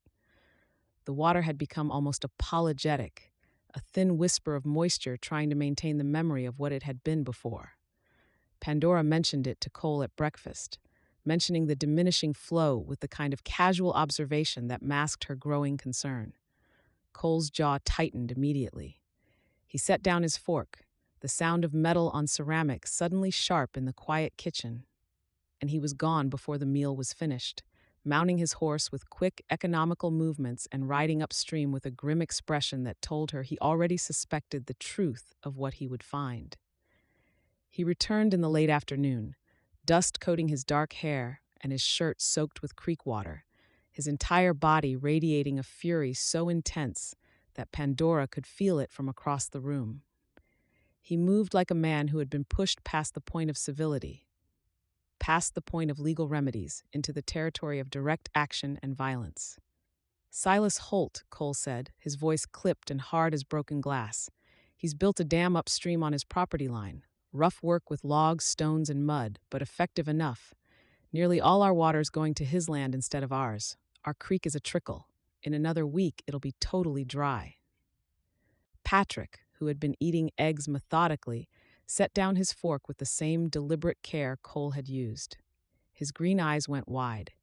"He can't do that," Patrick said. "It's against territorial law. Water rights are recorded. That's theft."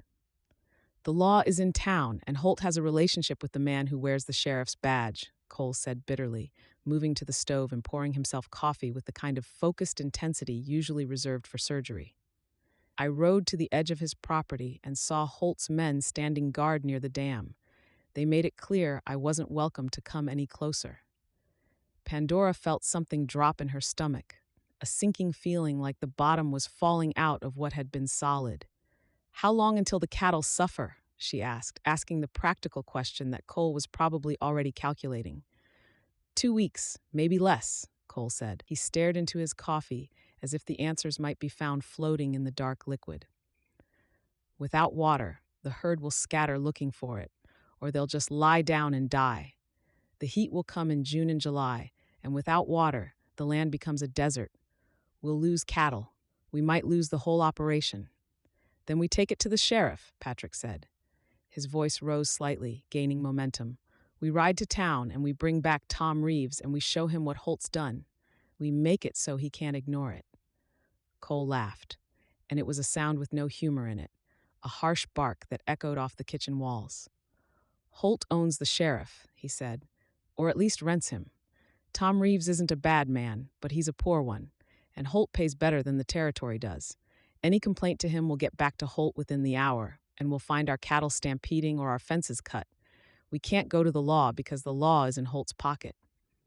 "Then what?" Patrick's voice rose further. "Cole, what do we do?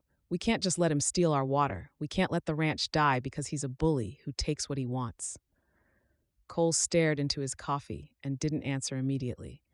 When he finally spoke, his voice was low and dangerous in a way that frightened Pandora more than anything else had. "I've got 2 weeks," he said. 2 weeks before we need to move the herd out or watch them die of thirst. 2 weeks to figure out how to handle Holt without starting a war neither of us can afford." The way he said it, the careful, measured tone, suggested he was already contemplating something violent. Pandora could see it in the tightness of his shoulders, in the way his hands clenched into fists around the hot coffee cup. He was thinking about riding upstream with men and tools and tearing down Holt's dam with his own hands. Pandora's mind was turning over possibilities like coins in a pocket. She thought of the letters Cole had written, the careful, intelligent way he'd expressed himself throughout their correspondence. He was smart, genuinely intelligent, but he was trapped by the assumption that direct confrontation was the only option available to him. He was a man of action, and action felt like the truest path when you were desperate. But there were other paths, other ways of fighting that didn't require violence or force. "What about the land office?" she asked. Her voice sounded small and uncertain, even to her own ears, but she pressed on. "The Territorial Land Office in Denver keeps the survey deeds. Original surveys that show property lines and water rights, recorded, official, and legal. If you have documentation proving the creek runs through your property and belongs to you by original survey, that's not something Holt can argue with. Not even to his pet sheriff. The territory's laws on water rights are written down somewhere, in an official place, in a place he can't reach." Both brothers looked at her. Cole's gaze was particularly sharp, and she saw a shift in his expression, some calculation being recalculated in real time. "That takes months," Patrick said, his voice carrying doubt. requesting documents, waiting for replies. We don't have months, Pandora. We have 2 weeks. You don't have months, Pandora agreed.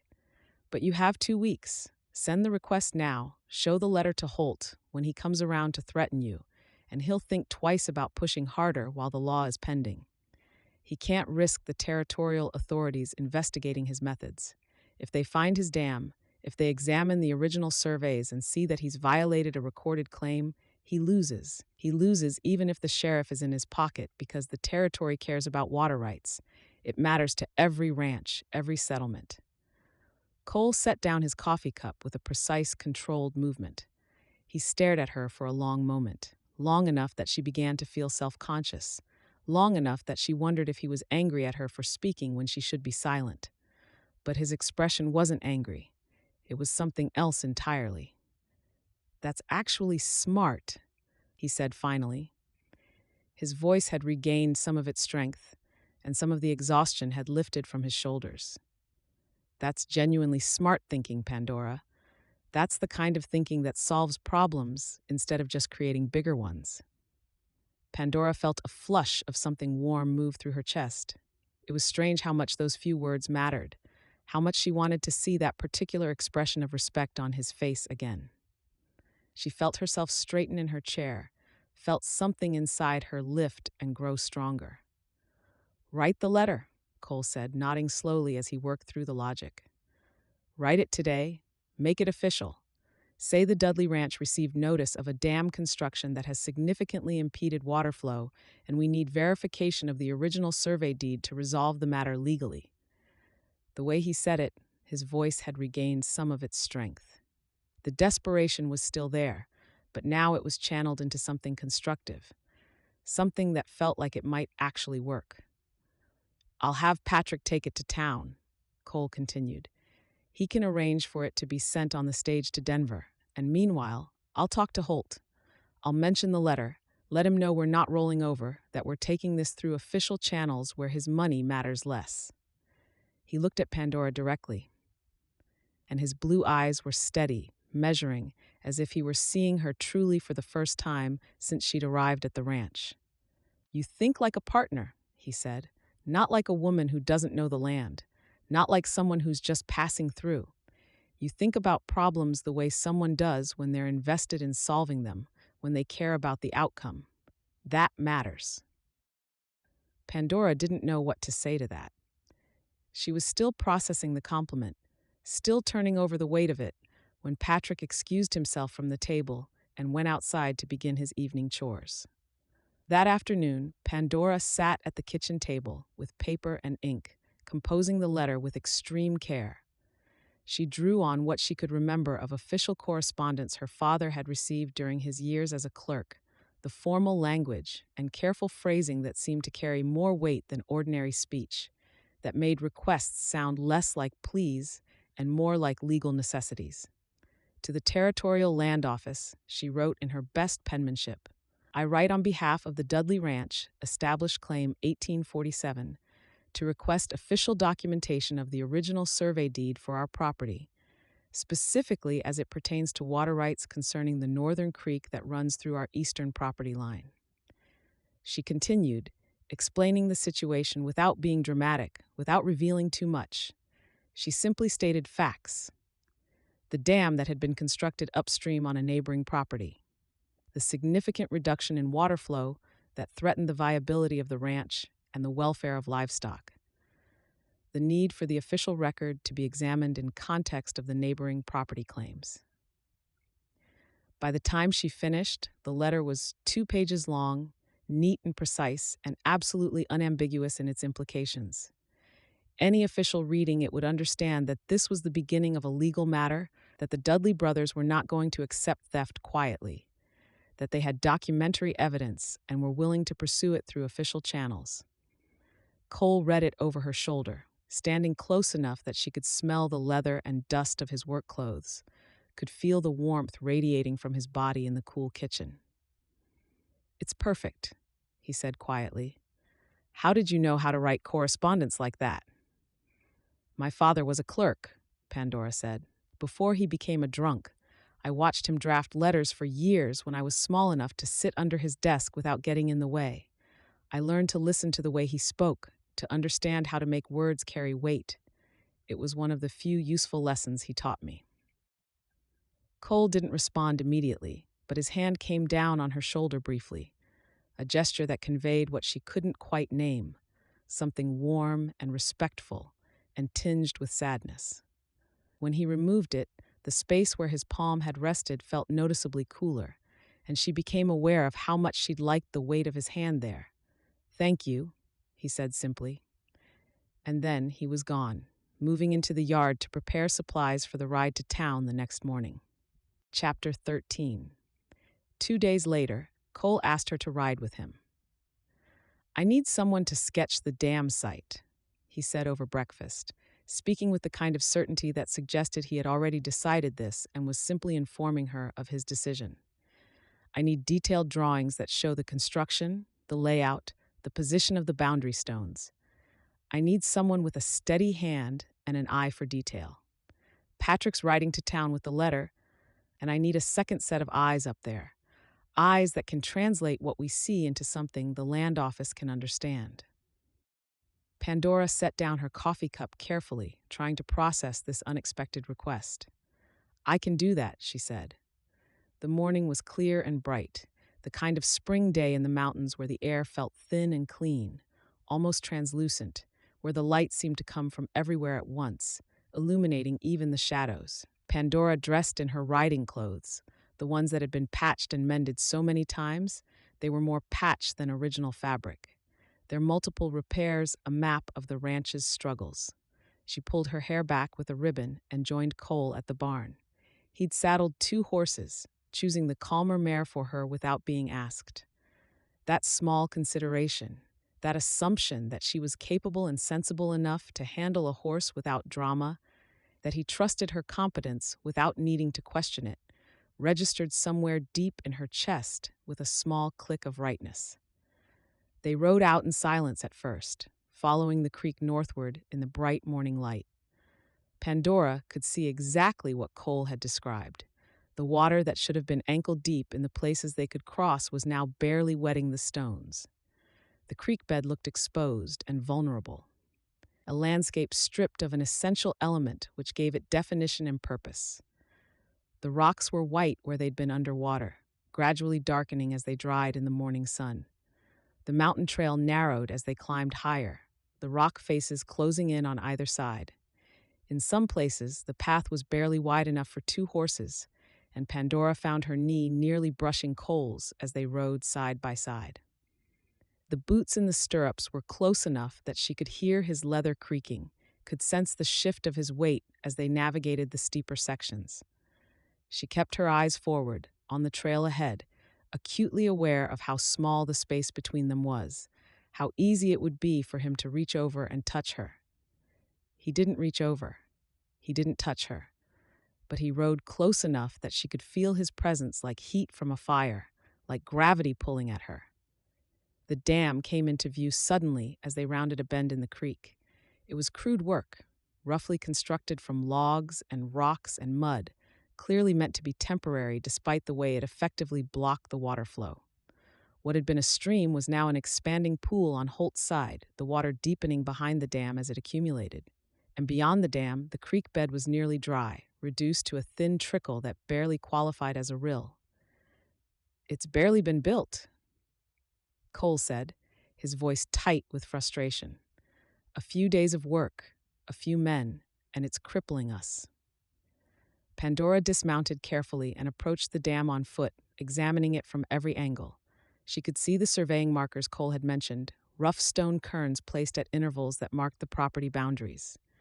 The year 1847 was carved into the largest stone, proof of how long the boundary had been established, proof that the Dudley claim predated Holt's. She pulled out the paper and pencils she'd brought and began to sketch. She drew the dam itself, its approximate dimensions and construction with precise lines. She drew the boundary markers and the course of the creek on both sides of the dam. She drew the surrounding landscape with enough detail that someone reading the sketch would understand the terrain, would see how the water had been diverted away from its natural course. Cole stood a little distance away, letting her work, but he moved along with her as she circled the dam, pointing out additional details she should note. He was careful not to hover, careful to give her space to work, but he was present, engaged, invested in what she was doing. "Marker there," he said, pointing. "That white stone with the surveyor's mark, that's the official boundary. And there's another about 50 yards downstream." He was pointing out the line of the property, showing her where ownership passed from one man's hands to another's, where Dudley land ended and Holt land began. They worked in an easy coordination that surprised her. She would ask questions without needing to voice them, and he would answer, understanding what she needed to know before she actually asked it. He would point out a detail that mattered, and she would understand immediately why it was important to include it in her sketch. It felt almost like they were working in tandem on something they'd done 100 times before, instead of this first real collaborative effort. "Include that stone over there," Cole said, pointing to a marker half buried in grass. "That's the upstream marker. The law will want to know where the boundary runs on both sides of the obstruction." Pandora sketched it with meticulous care, noting its position relative to the dam, relative to the creek flow, relative to everything else that mattered. "That's enough," Cole said finally, after several hours had passed. "You've got what we need." The ride back down the mountain seemed shorter, though it was the same distance covered at the same pace.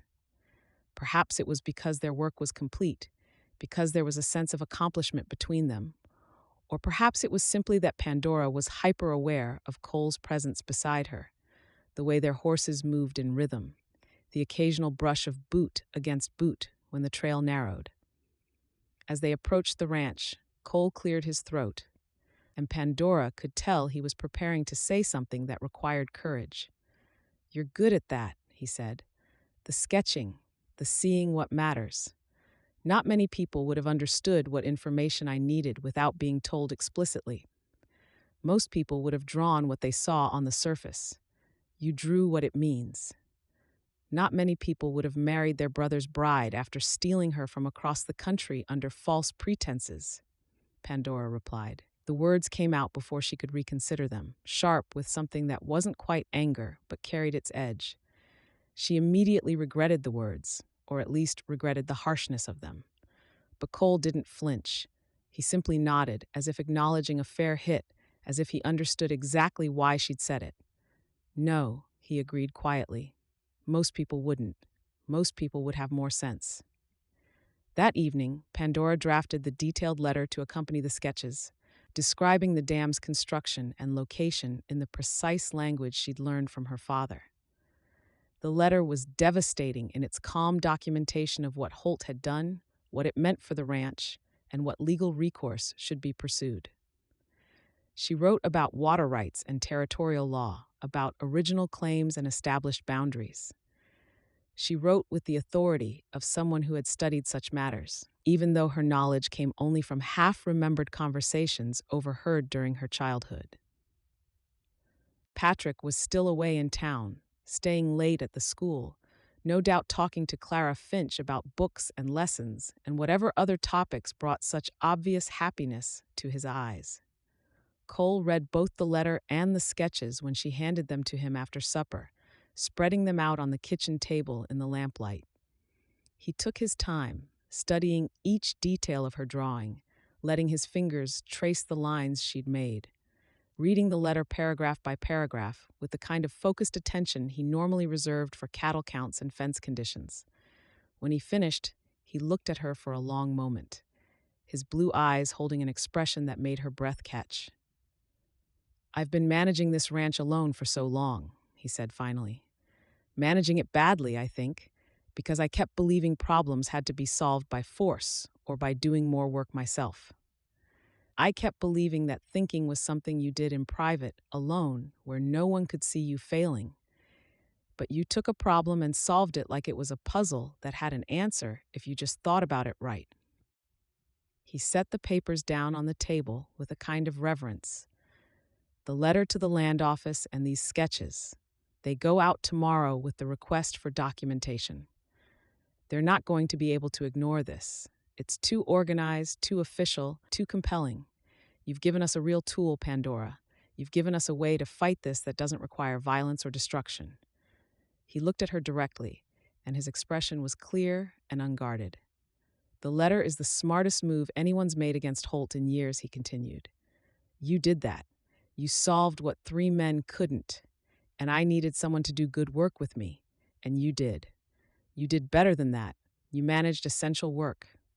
Pandora felt something turn over in her stomach, something that felt like the moment before falling, that moment of weightlessness when the ground disappears beneath you. Chapter 14. Patrick spent nearly every evening in town after that, ostensibly checking on supplies and repairs, but Pandora knew where he actually was. He was with Clara Finch, walking the streets of the town, sitting in the school library after hours, slowly building something that looked like a future. She could tell by the way he returned each night with a kind of quiet happiness, by the way he hummed while doing his chores, by the way he occasionally touched his shirt front as if he had a secret hidden there, perhaps a note or a pressed flower, some token of Clara's affection. Which meant Cole and Pandora were alone on the porch more and more often as the evenings lengthened into spring, as the night air grew milder, as the stars seemed to multiply above them. At first, it was awkward. They would sit in the rocking chairs that faced the mountains, and the silence between them would be charged with thoughts unspoken, weighted with the history of letters and deception and slowly building understanding. Pandora would sit rigidly, her back not quite touching the chair, ready to flee if the moment became too uncomfortable. But slowly, over the course of a week, the awkwardness began to soften into something else, something almost companionable. They didn't plan these evenings, they simply happened. Cole would finish the evening chores and find her already outside, and instead of going inside to his room, he would settle into the chair beside her. They rarely talked of anything significant. Mostly they sat in companionable silence, watching the mountains darken and the stars emerge one by one, listening to the sounds of the night insects and the distant call of an owl. But one evening, as the air had turned cool and the house behind them was completely dark, as they'd been sitting together long enough that it no longer felt strange, Cole broke the silence that had become comfortable between them. "I'm sorry," he said quietly. Pandora turned to look at him, waiting for him to continue. "The letters," he continued. "All of it. You came here with an expectation and found only deception. You gave up your old life, came west on the promise of something that wasn't true. You deserved honesty from the very first word. I had no right to pretend to be Patrick, no right to make you believe something that wasn't true." Pandora heard the sincerity in his voice, the genuine remorse. She could no longer dismiss it with anger or pride. "Why did you do it?" she asked. "I've never understood the logic of it."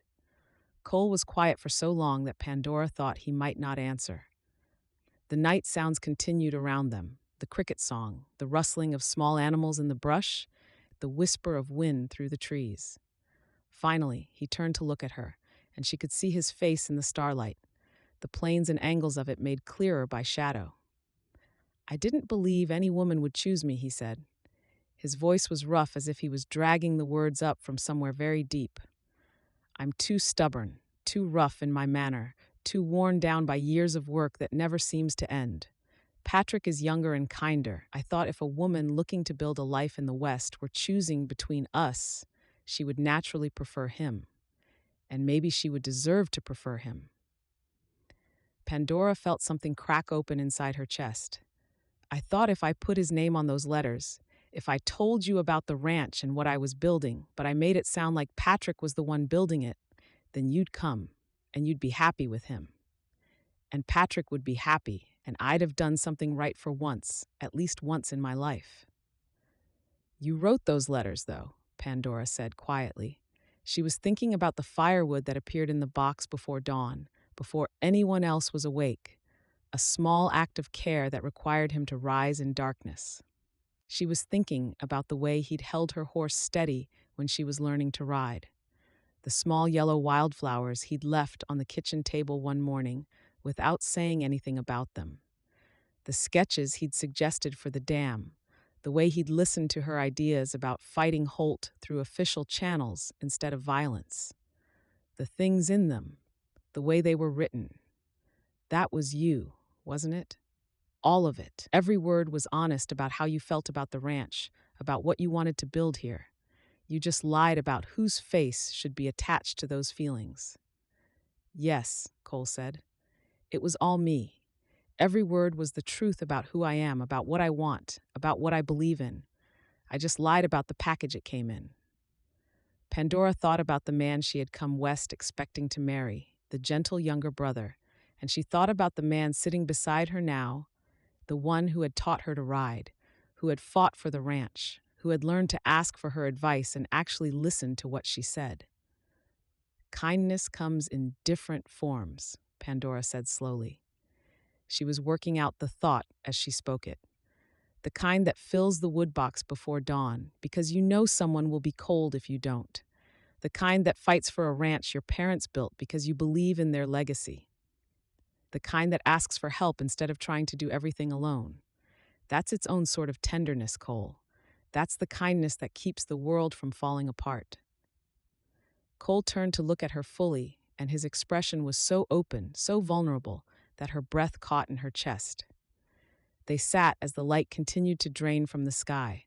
Stars emerged, first one, then another, then suddenly dozens, scattered across the darkening blue like diamonds scattered on velvet. The mountains became silhouettes, dark shapes against a sky that still held some lingering light. The world around them seemed to fade, leaving only the two of them in a circle of starlight. Pandora's hand was resting on the arm of the rocking chair. Cole's hand was resting on the arm of his chair, close enough that if either of them moved, they could touch. She could see his hand there in the darkness, see the scars on his knuckles from years of ranch work, see the dust still under his fingernails. Neither of them moved to close the gap, but neither of them moved away from it either. They sat like that as the night deepened, not quite touching, but aware of the possibility of touching, and somehow that felt like more than the actual contact would have been. The potential seemed greater than any actual touch could be. She could feel the warmth radiating from his body, could smell leather and soap, and something that was just Cole, something that had become familiar to her over the weeks of living in his house. "I need to tell you something," Cole said finally, his voice barely above a whisper, the kind of voice you use when you're saying something that matters so much that speaking it aloud at normal volume would shatter it into fragments. But before he could continue, they heard the sound of approaching hoofbeats. And Patrick was returning from town, and the moment fractured like glass, like something precious dropped and broken. Cole stood abruptly and walked to the railing, and the space between them yawned open again, suddenly vast and impossible to cross. Patrick came into the yard looking happy, almost glowing with the particular kind of joy that comes from a heart that has found its answering heart. He dismounted and led his horse toward the barn, and his humming carried back to them on the night air, a simple tune that spoke of a man whose heart was satisfied, whose life was beginning to move in the direction he'd always hoped. "He's happy," Pandora said. It was the only thing she could say without revealing the emotion churning inside her. "Yes," Cole agreed. "He deserves to be." He looked at her once more, and she couldn't read what was in his eyes in the darkness, though she wanted to. She wanted to know what he'd been about to say, what words he'd been gathering the courage to speak. "We should go inside," he said. "It's getting cold." But Pandora sat for a long time after he left, her hand still resting on the arm of the rocking chair, close to where his had been, feeling the lingering warmth of the wood. She sat and stared at the stars and wondered what words he had been preparing, what moment had been interrupted by Patrick's happy return. She sat until the stars began to fade and the sky turned from black to deep blue, and she sat until she heard the first sounds of dawn birds beginning their morning songs. Chapter 15. Pandora woke before dawn to the sound of Cole's voice, raised and urgent, calling for Patrick. His shout cut through the gray stillness of early morning like a knife through silk, sharp and shocking in the quiet house. She was out of bed instantly, pulling on the first dress she could find, not bothering with the corset, moving with the kind of urgency that terror brings. By the time she made it to the kitchen, both brothers were moving with grim purpose, saddling horses with the kind of speed that spoke of disaster, of something that couldn't wait for daylight or proper planning. "The east fence has been cut," Cole said, his jaw tight as a drum, his voice clipped and controlled, but with fury running underneath it like a live wire. "3 places. The cuts are clean, made with good tools. Someone did this deliberately. Cattle are scattered everywhere, running toward Holt's land." "He's trying to provoke you," Patrick said, even as he was pulling on his boots with desperate haste. There was fear in his voice, but also something sharper, something that sounded like anger at the unfairness of it. "He wants you to come after him, so you'll be the one committing trespass." "Probably," Cole said. He was checking his saddle, making sure everything was secure. "Or maybe he just doesn't care anymore. Maybe he figures we're weak enough now that he can push us off and be done with it. Nonal, maybe this is the moment he's been waiting for." He looked at Pandora, and there was no tenderness in his expression now, only the hardness of a man preparing for war, only the steel that came from years of defending what was his against indifferent nature, and now, finally, against deliberate human cruelty. "Stay inside," he said, his voice carrying the weight of command. "Lock the doors. Don't open them for anyone but Patrick or me. Understand?"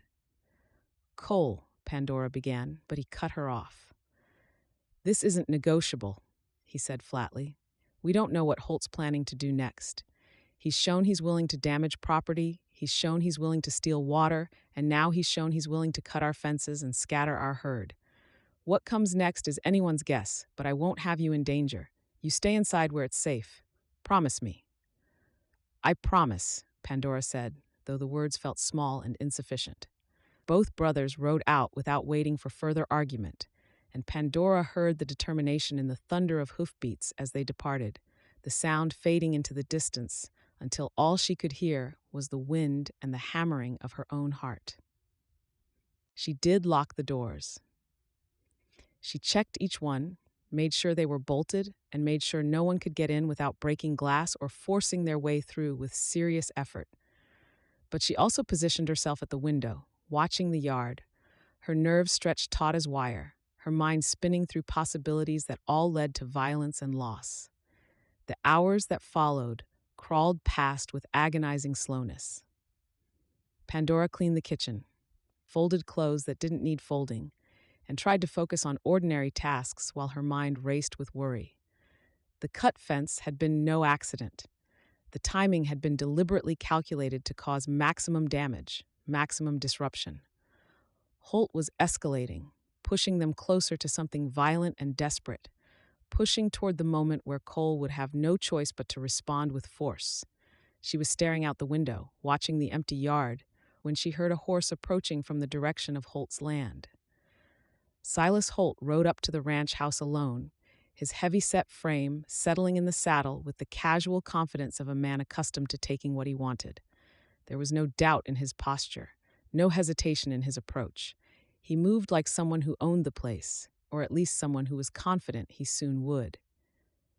"Miss Banks," he called out, his voice falsely friendly, carrying an undertone of threat that made Pandora's skin crawl. "Come out here a moment, would you? I have a message for your husband." She stepped onto the porch, but did not descend the steps. Her hands were clenched at her sides, her heart hammering so hard she could hear it in her ears, but she kept her spine straight and her chin level. She would not show fear. She would not give him the satisfaction of seeing how much his presence frightened her. Holt smiled at her with the expression of a man indulging a child, and the smile revealed teeth that looked too large in his heavy face. "Tell the Dudley boy that this is getting out of hand," he said. "Tell him a sensible man would recognize when he's beaten. He should sell up and move on before things get worse for everyone involved." "Cole is not my husband," Pandora said. Her voice was steady and clear, and she was amazed at how controlled she sounded when her insides felt like they were shattering. "But I can tell you that the Dudleys have written to the Territorial Land Office with a copy of their original survey deed. Your dam and your fence cutting will soon be matters for the law, Mr. Holt." the law beyond what you might influence in this county. She saw his expression shift, saw the moment his friendly mask flickered and cracked. His face darkened, and when he spoke again, his voice had lost its false warmth, revealing the iron underneath it. A woman alone on a frontier ranch should be more careful with her words, he said, his tone quiet and dangerous in a way that sent ice down her spine.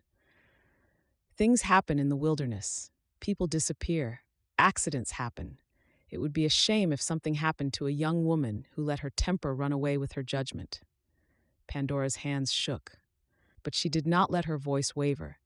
She thought of Cole's face when he'd told her to stay safe, of Patrick's fear, of the ranch that had become something like home to her. She thought of Clara Finch waiting in town for Patrick to come back, unaware of how near that future was to being stolen from her. "Your threats don't frighten me," she said, though it was a lie, and her voice betrayed it with a slight tremor, "because they prove exactly what kind of man you are. And that proof will matter when the authorities investigate." Holt stared at her for a long moment, his eyes cold and assessing, as if he were calculating whether she was worth the effort of harming. Percent. Then, with a contemptuous snort that carried the force of a physical blow, he turned his horse and rode away, back toward his own land, disappearing over the ridge in a cloud of dust. Pandora stood on the porch for a long moment after he disappeared from view, her legs unsteady beneath her. Her whole body was trembling with the aftermath of fear and adrenaline, with the knowledge that she had spoken to something dangerous and survived, that she had stood firm when she might have broken. Only when she was certain he was truly gone did she sink into the porch chair, her legs unable to hold her upright any longer. The reaction set in then, the shaking that came after the fear had passed, the realization of what she had risked and what could have happened if Holt had been a different kind of man. The sun climbed higher. Dust rose on the horizon as Cole and Patrick returned, driving the scattered cattle back toward the ranch, the herd moving slowly as the brothers worked to gather them, to bring them home. When Cole saw her sitting on the porch, his horse stopped. Their eyes met across the distance, and Pandora saw his expression shift from exhaustion to something else, something that looked like desperate fear. He rode the rest of the way at a near gallop, not bothering to collect Patrick or the remaining cattle, simply riding hard toward her as if he needed to see her, needed to verify that she was still alive, still safe, still there. He dismounted before his horse had fully stopped and moved toward her with urgency that made her realize how much she mattered to him, how deeply he cared whether she was whole. "What happened?" he asked, moving toward her. "Are you hurt?" "Holt came," Pandora said. Her voice was steadier than she felt. "He was friendly at first, trying to provoke you. I went outside before he could knock, before he could get inside the house." "You did what?" Cole's voice rose sharply. "I told you to stay inside. I told you not to open the door." "And I did stay inside," Pandora said calmly, gathering her strength, letting the anger at his command begin to push past the fear. "Until he approached the house. Then I made a choice. I went out there, and I spoke to him plainly. I told him about the letter to the land office. I told him that the dam and the fence cutting are matters for the law. I told him that you're not alone in this fight, that someone is paying attention to what he's doing." Cole stared at her like she'd grown a second head, like he couldn't quite reconcile what she'd done with the world as he understood it. "He's dangerous," Cole said. "You don't understand men like that. You don't taunt them. You don't put yourself in their way." "I didn't taunt him," Pandora replied. Her voice was rising now, fed by the emotion of the confrontation and the realization that she had done something necessary and brave. "I simply made clear that you're taking the legal route, that you're not going to be baited into violence. I made it clear that someone is paying attention to what he's doing, that someone witnessed his actions. That matters to men like Holt. They count on people being silent, being intimidated into silence." Patrick came to stand beside Cole, his expression a complicated mixture of fear and something that looked almost like respect. "What did he say?" Cole asked. "He told me to be careful," Pandora said. "He warned me that a woman alone should be more careful with her words. He said that people disappear in the wilderness, that accidents happen, and then he left. Cole's hands clenched into fists at his sides, and for a moment she thought he might actually hit something. The anger was radiating off him in waves, but she realized the anger wasn't directed at her. It was directed at Holt, at the injustice of what Holt had done, at the threat he'd made against her. "You put yourself in danger," Cole said. His voice was tight with emotion. "I can't protect you if you're going to make decisions like that." "I made a choice," Pandora said quietly. She stood on the porch, looking at him directly, refusing to back down. "I made it because someone needed to stand in his way, and the two of you were occupied with the cattle. I made it because I'm not afraid of him, Cole. Not really. And I won't apologize for standing up for what's right. I won't apologize for helping." She was shaking again, now that the crisis had passed, but she held Cole's gaze until he finally looked away, his shoulders sagging slightly. "Come inside," she said. "Both of you. I'll make coffee. We can discuss what happens next without letting fear make the decisions." As she turned to go into the house, she felt Cole's hand briefly touch her back, a contact that was there and then gone. It might have been forgiveness, or it might have been something closer to concern or even admiration. It might have been his way of saying something he couldn't speak aloud. Either way, it was the first time he'd touched her since the day she arrived, and it carried more weight than any words could have, more meaning than 1,000 letters written under another man's name. Chapter 16. The town of Cedar Creek sprawled along the main road like a lazy cat stretched in the afternoon sun. Pandora had seen it only once before, that first time, when the wagon had brought her from the train station with everything she owned packed in a single trunk. That day, she'd been numb with shock and fear, barely registering the false-fronted buildings, the dusty street, the scattered townspeople who'd paused in their business to watch the mail-order bride arrive. This time was different. This time, Patrick sat beside her in the buckboard, and he was nervous enough for both of them. His hands kept working at the reins even though the horse needed no guidance, and his jaw was set in the way that reminded her of Cole, though everything else about him was softer, kinder.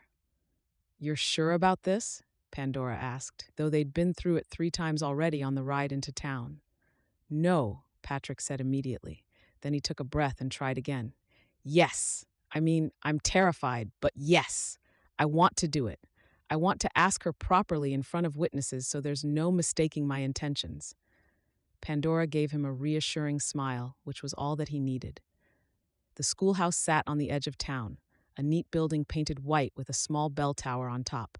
Patrick hitched the horse to the rail outside, and Pandora smoothed her traveling skirt before they climbed the steps. Clara emerged from the schoolhouse door before they'd even knocked, apparently having spotted them from the window. She wore a simple day dress of pale green, her honey blonde hair pinned back in a neat style that showcased the delicate bones of her face. Her hazel eyes went first to Patrick with an unmistakable light of pleasure, then to Pandora with a warmth that made the other woman feel genuinely welcomed. "How wonderful to see you both," Clara said, and she sounded like she meant it. "Patrick, would you help me close up the schoolhouse? And Pandora, will you come to my boarding house for tea? I just made a fresh loaf this morning." Patrick's face colored slightly, but he nodded and followed Clara to secure the doors, while Pandora made her way down the street. Clara's boarding house was a modest but well-maintained 2-story building with flower boxes on the windows. Fresh curtains hung inside, and the parlor was arranged with comfortable furniture and good light. Within 20 minutes, Clara had arranged a beautiful tea service on the low table. Delicate cups, fresh bread, jam, cheese, and small cakes that must have taken considerable effort to prepare. The woman moved with an economy of motion that spoke of good sense and competence. Everything about her said, "Here is someone you can trust." "I've wanted a chance to talk with you properly," Clara said as she poured, her movements graceful. "Patrick has mentioned you often. He says you've been kind to him." "He's been kind to me," Pandora replied, accepting a cup. "I came to this part of the country a stranger, a mail-order bride who'd made a terrible mistake in judgment. She saw no point in lying, not when Clara's eyes were already too intelligent for evasion. Your town could have rejected me. Patrick could have sent me back on the next stage. Instead, I was given hospitality and time to find my feet. Clara smiled, and it transformed her face entirely. I can see why Patrick speaks so highly of you. That's generous and honest, both. This is a difficult country for women alone, isn't it? I came here to teach after my mother passed, thinking it would be a temporary measure. That was 3 years ago. She set down her teacup with care. Are you happy here, Pandora, at the ranch? The question was asked simply, but there was weight beneath it. Clara was asking something larger. Are you building a life, or are you still in transit? Are you becoming something, or merely surviving? I'm becoming happy, Pandora said carefully. I'm learning to be happy, which is different. When I arrived, I was angry. I felt cheated and foolish. But I've learned this place. I've learned to work, and I've learned there are people here worth staying for. Clara's gaze sharpened slightly, a hint of knowing in her expression. Cole? Pandora felt heat rise in her cheeks. Both of them, in different ways. He's a very private man, Clara said thoughtfully. Cole. I've lived here 3 years and barely exchanged more than polite words with him, but you can read a good deal from how a man treats the land and the animals. Cole cares deeply. He just doesn't show it easily. She picked up her teacup again. I think you're good for him. I think your anger and his stubbornness might be exactly what each other needed.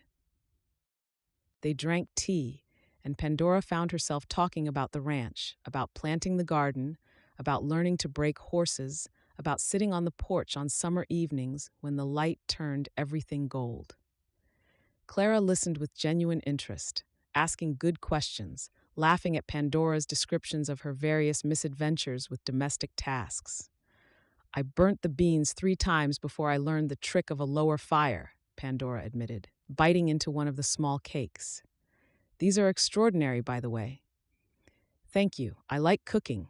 There's something satisfying about feeding people, about knowing they'll be nourished because of what you made with your own hands. Clara set her cup down and looked directly at Pandora.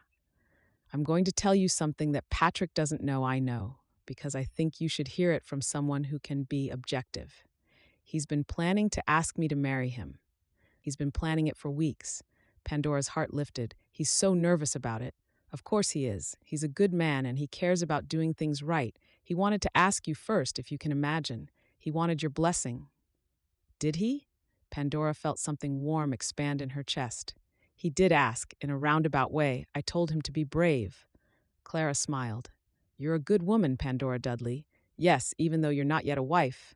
I think you might be soon, though. Just not his. The two women exchanged a look of perfect understanding. Back at the ranch, Cole was mending the fence in the south pasture when Patrick and Pandora returned from town. Cole didn't look up from his work, though Patrick's silence was loud enough to carry across the field. When his brother finally approached after returning Pandora to the house, Cole straightened, hammer in hand, and waited. I'm going to ask Clara Finch to marry me, Patrick said. Just like that. No preamble, no apology, no explanation. Cole looked at his brother for a long moment, really looked at him in a way that seemed to look through him to some place deeper. Then he set down the hammer and picked up the next section of fence rail. All right, he said. That's it. Patrick sounded halfway between frustrated and amused. All right? What do you want me to say? Cole asked. He set the rail in place and examined it from different angles, as if the fence were the most important thing in the world. You're a grown man, Patrick. You've got good sense. Better sense than I do, truth be told. Ma always said you'd find your own happiness, and you would be smart about it when you did. Seems she was right. Patrick waited as if there might be more. When Cole didn't offer more, he said quietly, I wanted to make sure you weren't angry. About Clara and me.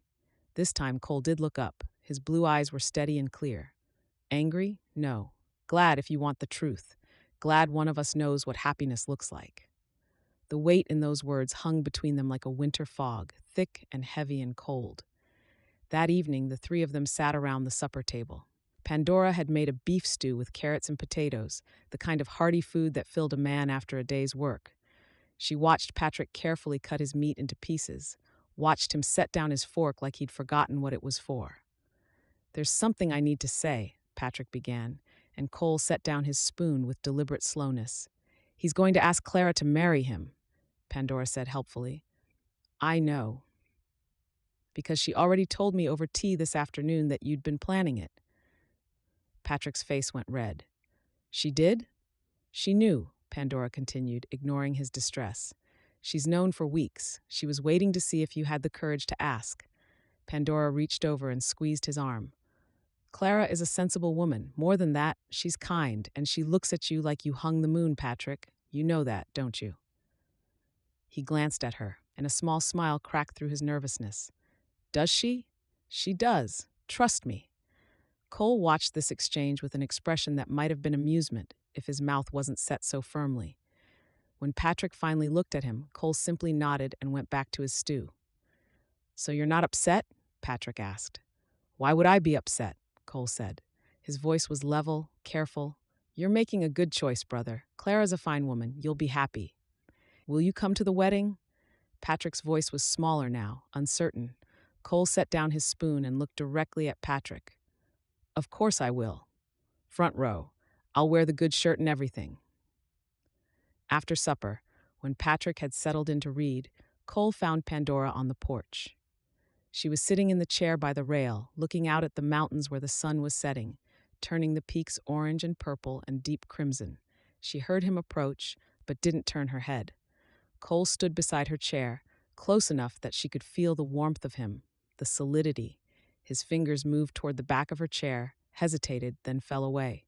"You did good work with Patrick," he said quietly, encouraging him. He needed that. "He loves her," Pandora said, "and she loves him." It was easy to encourage. Cole was silent for a long moment.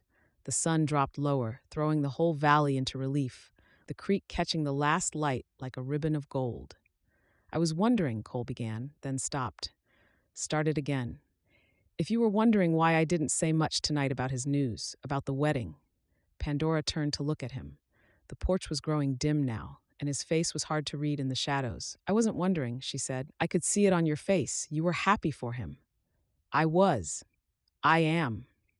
Cole shifted his weight, and his fingers brushed the back of her chair again, lingering this time.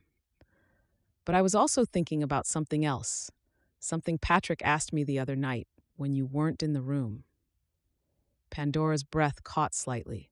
She didn't ask what he'd been asked because she was fairly certain she knew.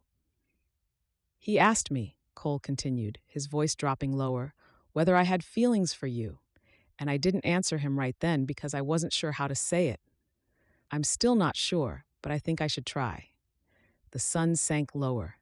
The mountains turned purple and then black, becoming outlines against a sky that held the last shreds of light. "If you wanted to stay," Cole said, and his voice was rough now, uncertain in a way she'd never heard from him before. "Not for Patrick, not because of the ranch or any obligation, but if you wanted to stay for yourself, for me, then I would like that very much. I would like it more than I can find words for." Pandora felt her eyes burn with something that wasn't quite tears, not yet. She wanted to reach out and take his hand, wanted to touch his face and feel the reality of him. But instead, she sat very still, barely breathing. "I don't know how to answer yet," she said finally. "But I'm not leaving, Cole. Not tomorrow, not next week. I'm staying, and I'm figuring out why." He nodded, as if this was exactly what he'd expected, what he'd hoped for. He removed his hand from the back of the chair and placed it on the porch rail instead, just inches from where her fingers rested on the wooden arm. They sat that way as the darkness deepened, as stars began to appear in the vast sky above the mountains. Two people who had started as strangers and became something else entirely, something neither of them had planned for. The creek ran below them, singing its high, clear song, running true to its path through the valley. Neither of them moved their hands closer. Neither of them needed to. Chapter 17. The morning the postal rider came was unremarkable. Sun stretched across the valley, normal as breathing. Pandora was in the kitchen, working bread dough with her palms, feeling the familiar resistance and give of it when she heard the rider on the path. Patrick appeared in the doorway a few minutes later, his face flushed with excitement, holding an envelope as if it contained the earth itself. "It's here," he said, "the survey. It's finally here." Pandora stopped her work. She set the dough down in the basin and wiped her hands on her apron, flour streaking white across the fabric. Cole appeared from outside, having heard the commotion from where he'd been checking on a young calf born the night before. The animal wasn't thriving quite right, and he'd been out since dawn with a bottle, trying to coax it to drink. The envelope was thick and official, bearing the territorial seal in deep red wax. Patrick handled it as if it might explode, as if the law itself demanded reverent treatment. The address was written in precise government script, the kind of handwriting that came from a room full of clerks bent over desks, doing the careful work of ordering the world. "Don't tear it," Pandora said, though she wanted to rip it open herself. Patrick used a knife to open it, sliding the blade under the flap with methodical care. Inside were documents, many of them, written on fine paper that crackled when he withdrew them. Official stamps had been pressed into red wax. Signatures covered the pages, names signed in careful script, and careless scrawls both. The weight of law and territory and authority, all compressed into these thin sheets of paper. He laid them out on the kitchen table, and the three of them gathered close. Pandora felt Cole's shoulder brush hers as they bent forward, their heads nearly touching as they tried to read the legal language, to extract meaning from the dense paragraphs and numbered sections. Patrick found the original survey first, the one filed when their grandfather had first come to this valley and claimed the land. The date was written in the margin, 1847. He'd staked his claim and filed the paperwork, and now, decades later, his work protected his grandsons. Pandora read aloud, her finger tracking beneath the words. She'd learned to read government documents in her years of dealing with Philadelphia property managers, though those had been about rental agreements and maintenance. This was different. This was about survival. "The creek running through the property is part of the surveyed land," she read, her voice steady. "The water and all rights to it belong to the property owners. The banks and the bed of the creek, regardless of seasonal variations in the water's flow, remain the property of said owners and cannot be diminished or altered by external parties." She looked up. Cole's jaw was tight, working. Patrick's eyes had gone wide. "Whatever Holt did," Pandora said carefully, "he did it on your land, on Dudley land." Cole pulled out another document, this one bearing a more recent seal. This one had been created specifically to confirm the original survey, to update the boundary lines, and to verify that nothing had changed. The boundaries were exact. The measurements were identical, and Holt's dam sat directly on Dudley property, as clear as if he'd written his name on it. "What do we do now?" Patrick asked quietly. He looked suddenly very young, as if the weight of owning this land had pressed down on him all at once. He was a good man, but he was not a fighter. He was not the kind of person who wanted to confront others, who wanted to be right if being right meant being harsh. Cole gathered the documents carefully. He stacked them in the envelope, handling them like they were more valuable than gold, because they were. They were the difference between right and wrong. They were the law itself, written down. "We take this to the sheriff," Cole said. His voice had changed, become harder, more certain. "We make sure he reads it. We make sure everyone hears him read it. We make sure Holt understands that the law is not on his side, that the territory itself stands against him." Pandora felt something shift inside her chest. This was why she'd written that letter. This was the moment it had been building toward. The law was coming. The law had arrived. 2 days later, Cole and Patrick rode into Cedar Creek. Cole held the envelope like it was made of spun glass. His posture on the horse was rigid, the posture of a man going into battle. His shoulders were broad and square, his jaw set. He looked like his grandfather must have looked, standing on this land for the first time and saying, "This is mine, and I will keep it." Patrick rode beside him, his nervousness written across every line of him. He kept adjusting his hat, adjusting his reins, adjusting the way he sat in the saddle, as if finding the right position would somehow make him ready for what was coming. Pandora had wanted to come. She'd wanted to stand beside them, to say her piece about Holt and his thievery and his arrogance. But Cole had shaken his head. "This needs to be the brothers," he'd said quietly. "This needs to be men handling men's business. The law will be stronger if it comes from them." She understood the logic, even as she chafed against it. So she stayed at the ranch, pacing the porch, her hands clenching and unclenching. She cleaned things that didn't need cleaning. She watered plants that had already been watered. She stood at the window and watched the path until her eyes felt dry and strained, waiting for them to return. The afternoon stretched long and thin. The sun moved across the sky in what felt like geological time. Pandora had lived enough of her life waiting, had spent enough years being patient while men decided her fate. The helplessness of waiting burned in her chest. When they finally returned, it was late in the day. The sun was dropping toward the mountains, painting the sky in shades of orange and deep crimson. Pandora knew something had shifted by the way they held themselves as they climbed down from the horses. Cole moved with a kind of quiet satisfaction, the satisfaction of a man who had succeeded well in a necessary deed. Patrick's shoulders sat easier on his frame, as if a burden had been lifted. Cole tied his horse to the rail with deliberate care, running his hand down the animal's neck before moving toward the porch. Patrick followed, but he went directly inside, leaving Cole and Pandora in the late light. "The sheriff read the documents," Cole said. His voice was quiet, but there was steel underneath it, something hard and true. "In the general store." He made sure everyone saw the seal and heard him read the legal language, made sure the whole town understood that the law is clear and official, that the territorial government backs this up, and that Holt's Dam is sitting on Dudley property. Pandora felt her breath catch in her chest. "What did Holt say?" "We weren't there to hear it," Cole said. "The sheriff told us he'd handle the confrontation himself, said there was no reason to provoke a man who might get violent when the law could do the talking for us." But Cole left word with the general storekeeper that everyone in the county would know what that seal meant, that everyone would know we have the law on our side. He paused, and his expression grew darker, more intense. "Holt's been bullying people in this valley for years," Cole said. "Diverting water that isn't his, cutting fences, making threats, taking land that doesn't belong to him because people are scared.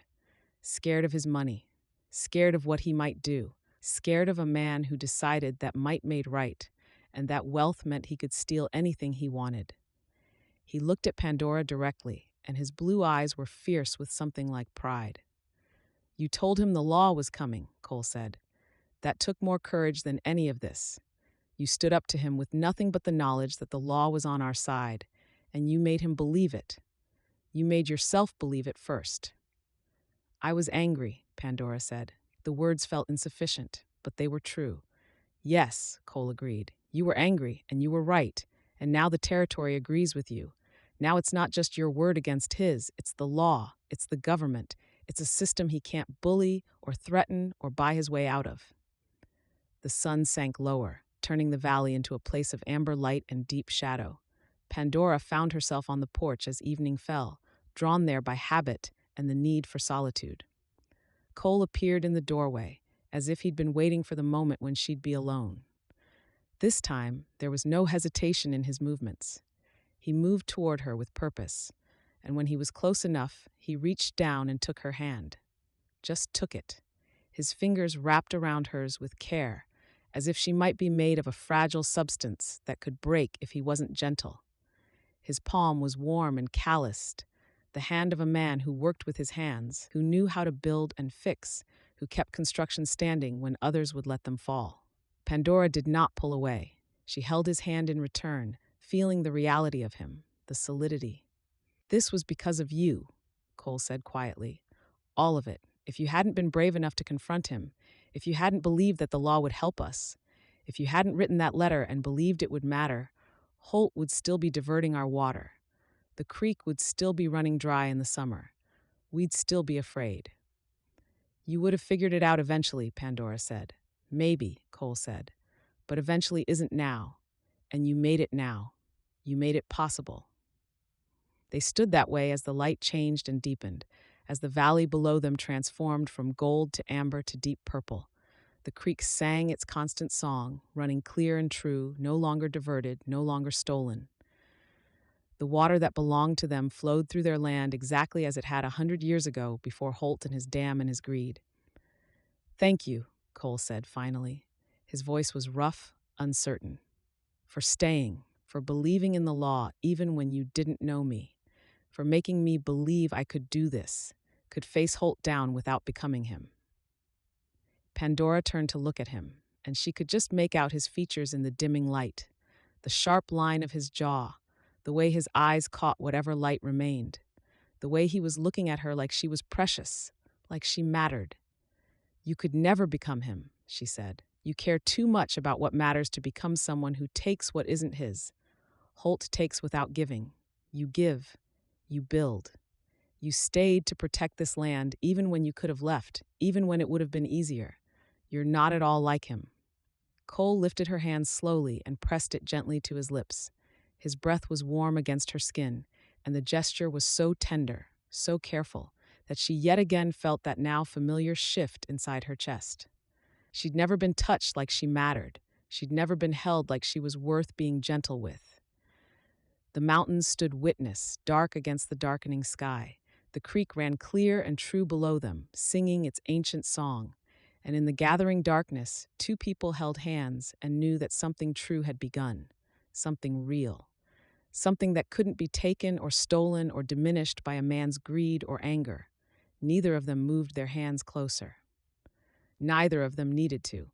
The connection was already made, already established, already settling into the quiet truth of what they meant to each other. The evening deepened around them, and they stood on the porch at the edge of the valley, watching the stars emerge in the vast sky above the mountains. Somewhere in the distance, a nightbird called. The wind picked up, carrying the scent of pine and water and growing things.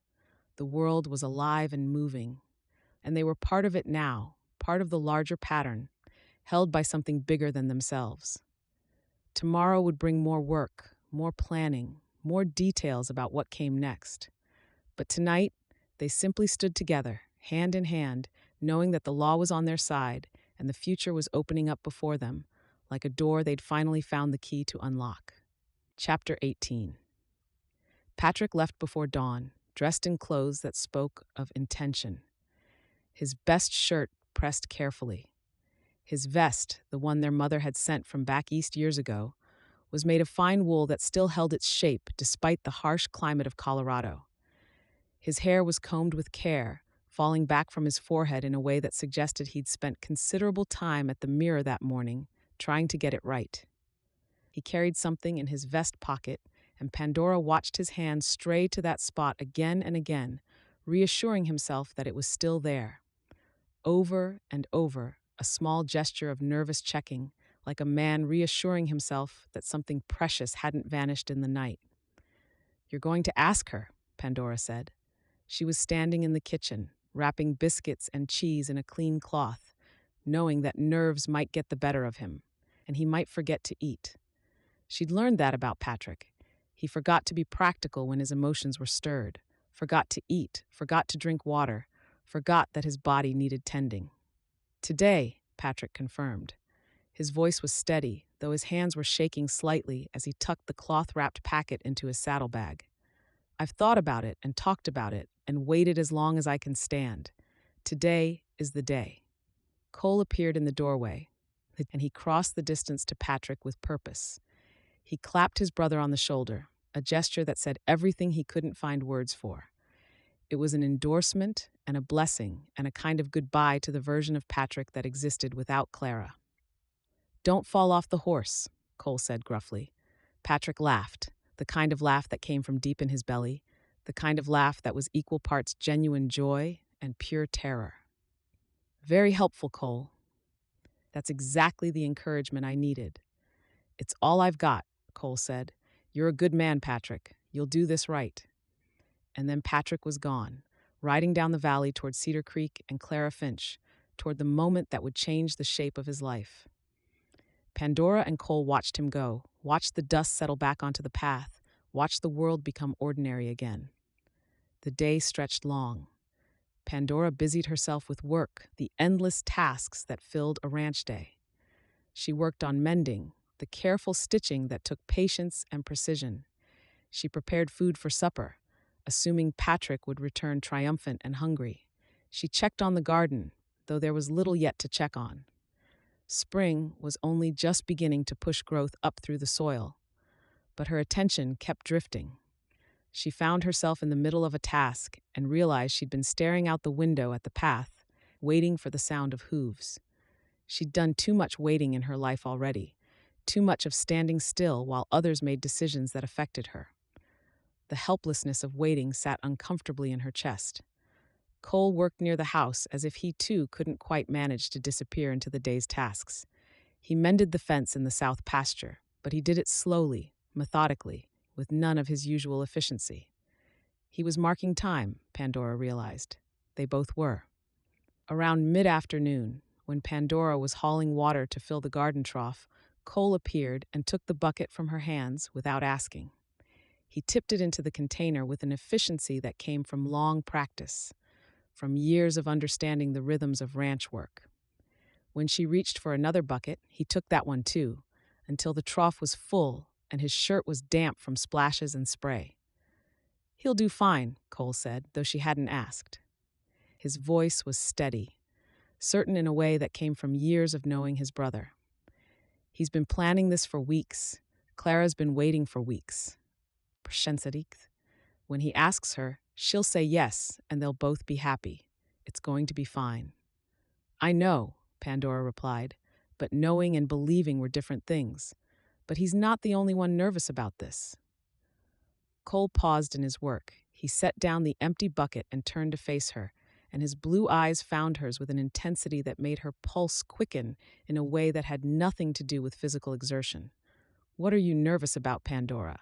His voice was gentle, genuinely curious. "That everything is changing," she said. The words came from somewhere honest and difficult. "That once Patrick gets married, once Clara is part of this household, everything will be different. And I'm not sure I'm ready for different. I've only just started to feel settled. I've only just started to feel like this place is mine. And now it's going to change again." Cole didn't speak immediately. He moved closer, closing the distance between them, and he looked at her with an expression that was almost tender. "You've already changed," he said finally. "You came here angry and afraid, and you became a woman who fights for what's right. You became someone who tends a garden and cares about this land. You became someone who cares about this family, about Patrick's happiness, about making sure justice happened even when it was difficult. That's already different from who you were when you arrived." "That's true," Pandora acknowledged. "But I did that one step at a time. I wasn't rushing. I wasn't having changes forced on me." "Good," Cole said, "because neither am I. Change is coming, Pandora. Clara will move in, and the house will have a woman's presence, and things will shift and settle into new patterns.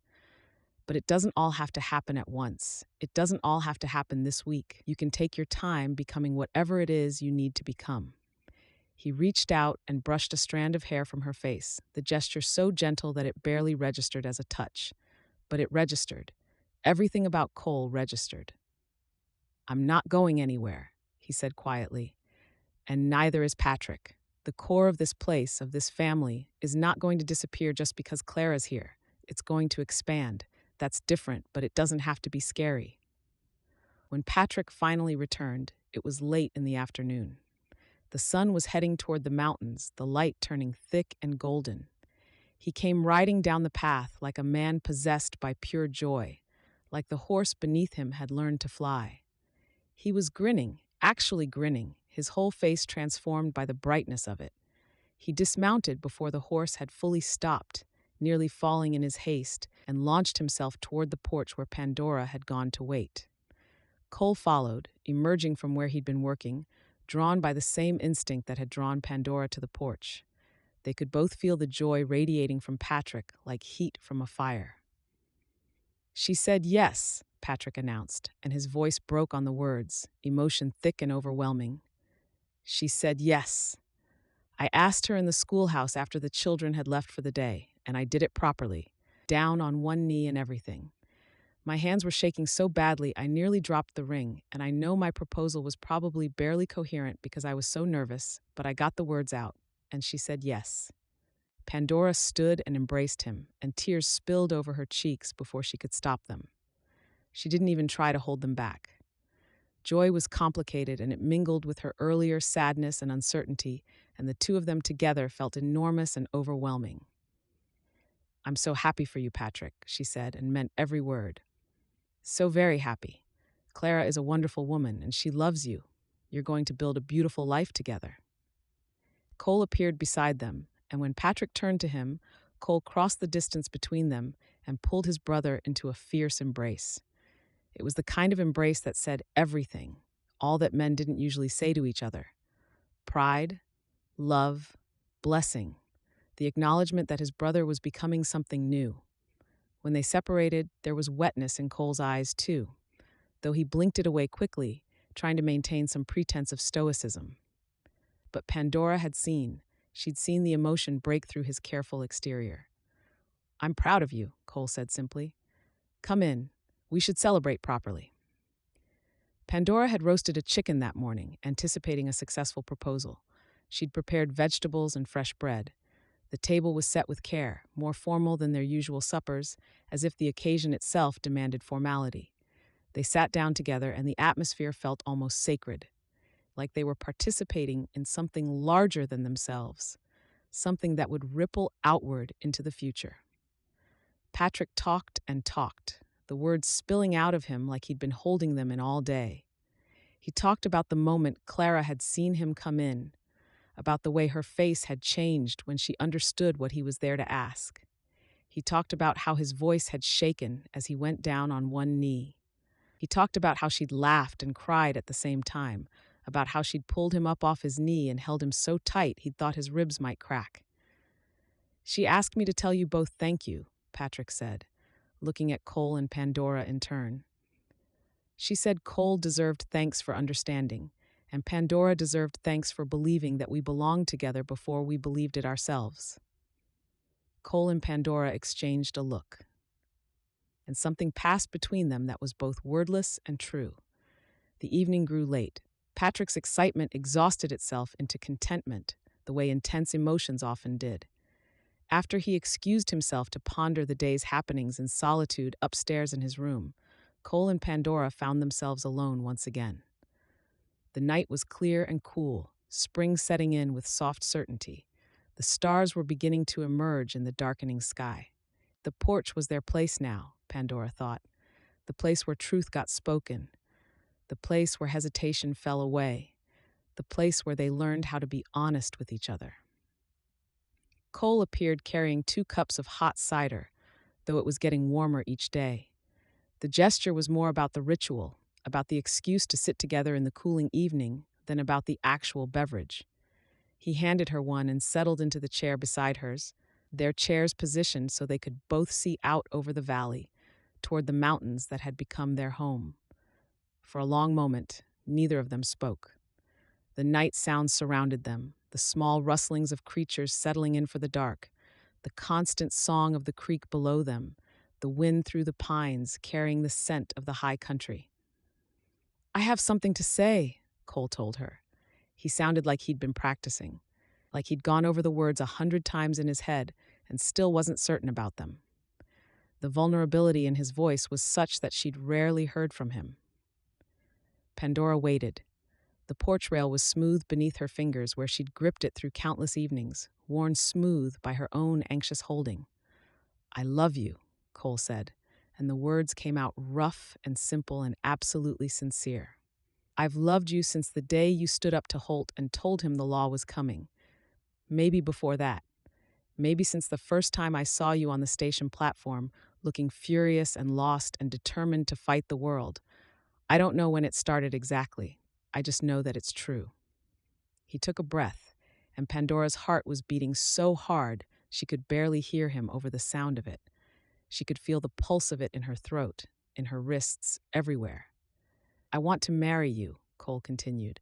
His voice was steadier now, more certain, as if speaking the words gave him courage. "Not as Patrick's bride, not as the woman who's good with the ranch work, not as anyone but yourself. I want to marry Pandora Banks, who is fierce and brave and has a temper that could spark a fire. I want to spend my life learning you, knowing you, building a life with you. I want to wake up beside you every morning and know that I get to do that again today, and again tomorrow, and again the day after that." He pulled something small from his pocket. It was a ring, worn and beautiful, made of silver with a stone that caught the last light of the day. The band showed signs of wear, showed the marks of a life lived, of hands that had worn it through decades. "This was my grandmother's ring," Cole said. "Patrick has my ma's for Clara. Ma left me her mother's ring, and I've been saving it for when I found someone worth giving it to. I kept it safe all these years, not even really believing I'd ever find anyone to give it to. And then you arrived, angry and lost and determined to make the best of a situation that wasn't fair. And I started to understand that maybe I had found what I was looking for." He held the ring out, just the open palm of his hand, letting her see it in the dim light. "Will you marry me, Pandora?" he asked. "Will you take my name and make it mean something true? Will you stay here in this valley and build a life with me? Will you be my wife, not because of a letter or a promise or an obligation, but because you want to be?" Pandora couldn't speak. Her throat felt too tight, her eyes too full of tears that wanted to fall. She reached out and took the ring from his hand, and it was warm from being held against his skin. It felt real in a way that this whole moment needed to feel real, in a way that proved this wasn't a dream or a trick or something that would vanish in the morning. "Yes," she whispered. Then louder, stronger, her voice gaining power with each repetition. "Yes, Cole. Yes, I'll marry you. Yes, I'll stay here. Yes, I'll build a life with you. Yes to all of it." He slipped the ring onto her finger, and it fit perfectly, as if it had been made for her all along, as if it had been waiting through the years for her to arrive. Then he pulled her close, and for the first time, he kissed her. It was gentle and careful and full of all the tenderness he carried but rarely showed. It tasted like a promise, like the beginning of a future neither of them could have predicted or planned. When they parted, Pandora rested her forehead against his. The ring was cool on her finger, a physical weight that made the moment real in a new way. "I love you too," she said. "I think I've been in love with you since you walked up to that porch and told me I was making a good stew. Since you stayed stubborn and true while Patrick was always already being kind. I love the man you are, Cole. The real one, not just the one from the letters. The one who works hard and cares deeply and protects what matters to him." "The letters were not lies," Cole said. "I want you to know that clearly. Patrick did not know about me writing them, and I was trying to be kind the way he is kind, trying to paint a picture that would appeal to someone looking for a husband. But I've been trying to be honest ever since you arrived, trying to be the man who deserves your goodness." "You didn't have to try," Pandora said. "You already were. You just had to let yourself be honest about it." They sat together on the porch, Cole's arm around her shoulders, her hand resting against his chest where she could feel his heart beating. The mountains bore witness to their promise, dark shapes against the darkening sky. The night birds sang their evening songs. And on the porch, at the edge of the valley, two people who had started as strangers held each other and knew they'd found a life with each other that would last. The future stretched out before them, full of possibility and uncertainty, and the simple, complicated work of building a life together. There would be hard days. There would be challenges.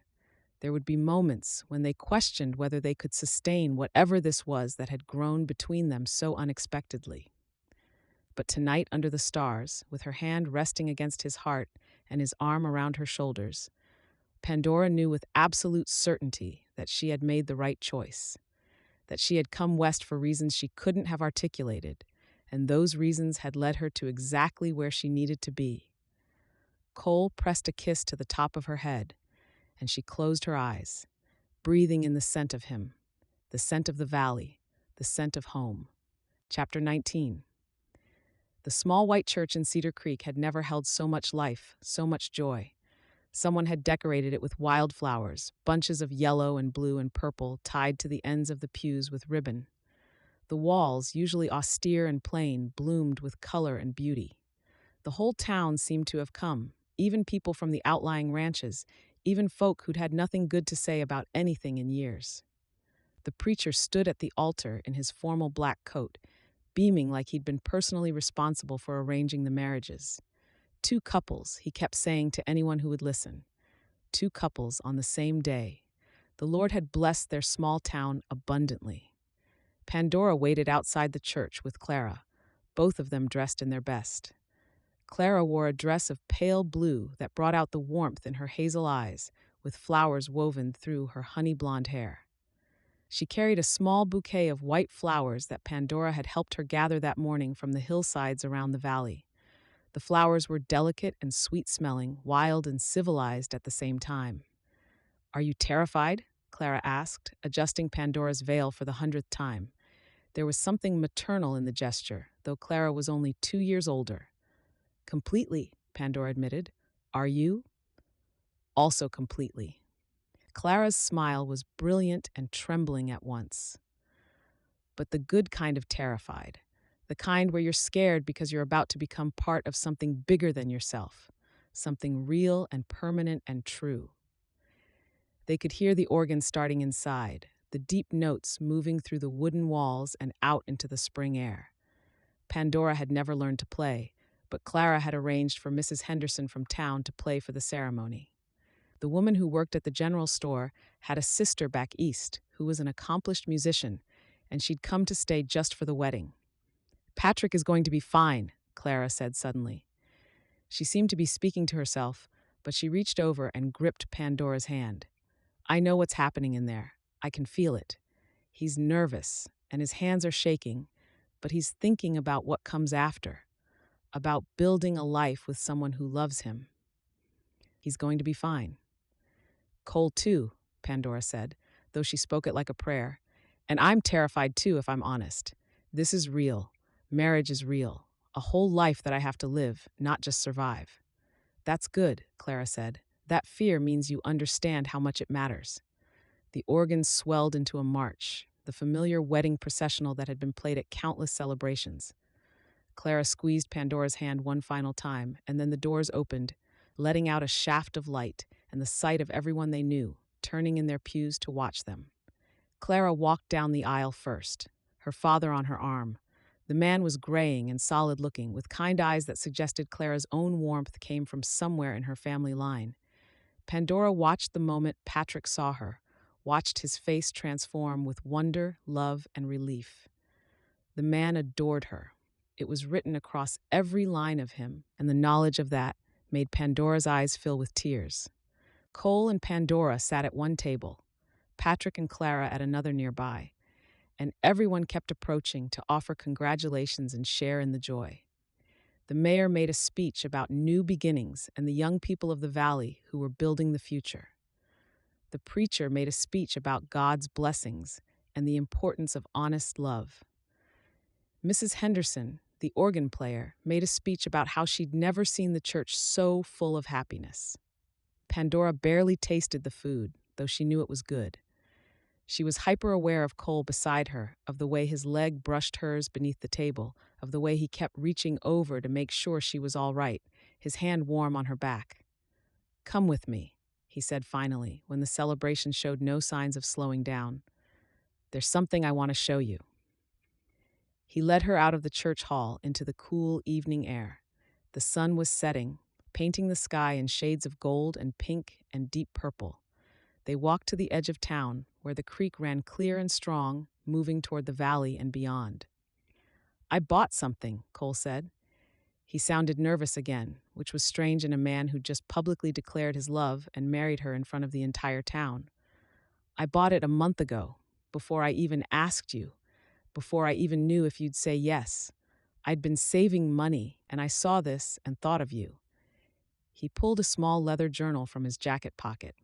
It was beautiful, bound in soft leather dyed a deep brown with empty pages waiting to be filled. The leather was supple and fine, the kind of thing that suggested considerable thought and expense. "I don't understand," Pandora said. Her voice sounded small in the gathering darkness.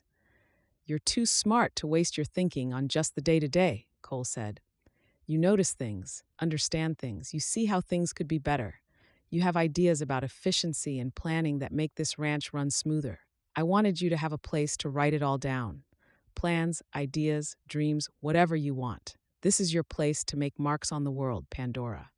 Your own voice. Pandora took the journal with trembling hands. She'd never owned anything so fine, so intentional.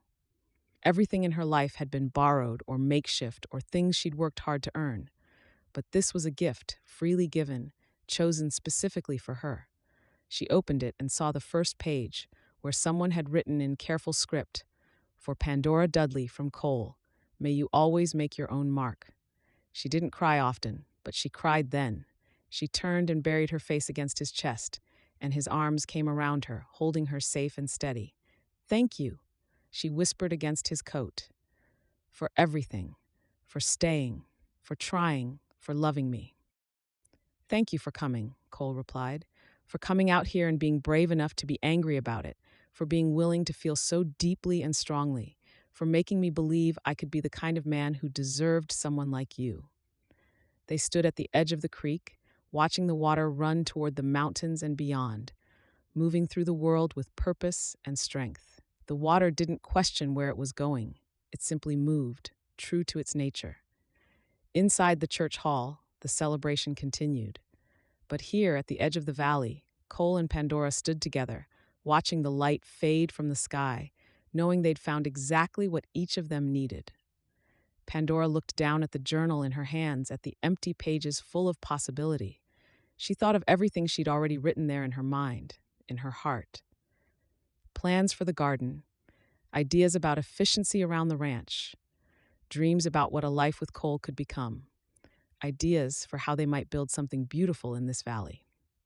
She was no longer the frightened girl who'd come west as a mail-order bride for a man who didn't exist. She was Pandora Dudley now, wife to a man who worked his land with his hands and built things with his heart. She was home. Epilogue.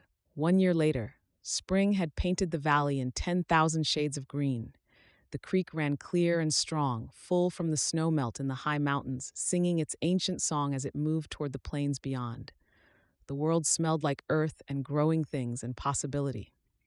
Silas Holt had become a small figure in the town's memory, a cautionary tale rather than a threat.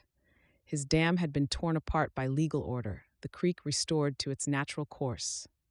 He'd lost his power the moment the law had declared itself, the moment the town had seen that strength could be broken by something as simple as truth and documentation.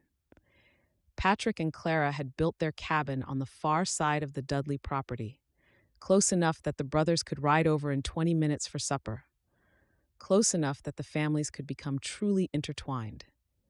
Clara was expecting, already showing the gentle swell of approaching motherhood, and she wore it with the same practicality she brought to everything, moving carefully through her days, but without complaint. Cole had expanded the herd using money Pandora had helped him save through careful management of their resources. He'd built new corrals and improved the grazing rotations. He'd become prosperous in the quiet way of men who understood that wealth wasn't about display, but about security and the ability to feed those you loved. This morning, Cole had come into the kitchen where Pandora was preparing breakfast and found her standing very still, her hand pressed against her belly. "Is it?" he began, uncertain. "Yes," Pandora said simply. "I'm sure. It's been 3 months, and I'm sure." Cole had set down the equipment he was carrying and simply held her, his large hands settling over hers where it rested on her belly, as if he could feel the new life beginning there, as if his touch could protect what was becoming. Now, sitting on the porch in the late afternoon, with the sun turning the world gold, Pandora felt that small flutter again. New life. The continuation of their story, written into the very body of the earth, growing from the partnership of two people who had found each other against all odds. Cole appeared in the doorway with 2 cups of tea.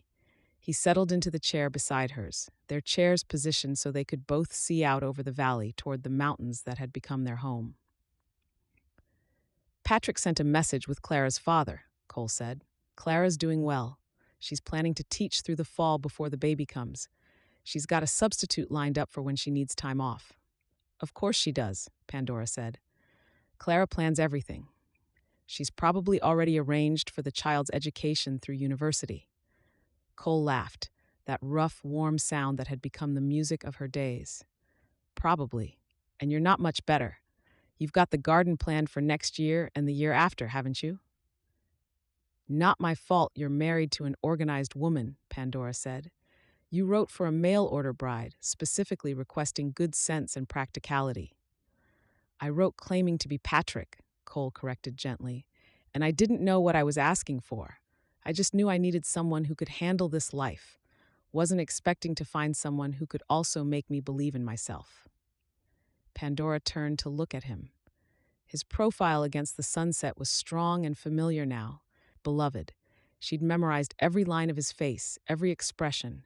She knew the different tones of his voice, the way other women knew languages. Do you remember, she said, that first day when you came to collect me from the creek and I was furious? I remember thinking you'd set that flood yourself, just to have a reason to be angry, Cole said. I should have. It was justified anger, even if the circumstances weren't what I thought. Pandora took a sip of her tea, savoring the warmth. I've been thinking about writing something down. In the journal you gave me, about how I came to be here and what brought us together, and how I became happy. I thought maybe someday someone else might need to read it, might need to know that things don't have to work out the way you plan them in order to work out right. Are they? Cole asked. Working out right? Pandora set down her teacup and reached over to take his hand. She placed it back on her belly where the new life grew, where their future expanded with possibility. The baby would be born in the fall, probably around harvest time. A child of the land, the valley, the mountains, and the clear creek, and the honest work of two people learning to live together. Yes, she said, they're working out exactly right. Cole's hand moved gently over the curve of her belly, protective and tender. He lifted his other hand and used it to turn her face toward his, kissing her forehead, her temple, the corner of her mouth. I love you, he said. I don't say it as much as I should. I'm not good with words. But I need you to know that every day, waking up beside you, working this land beside you, building this life beside you, it's the best decision I ever made. Better than any letter Patrick could have written, better than any name I could have given you. Your name is exactly the right name, Pandora said.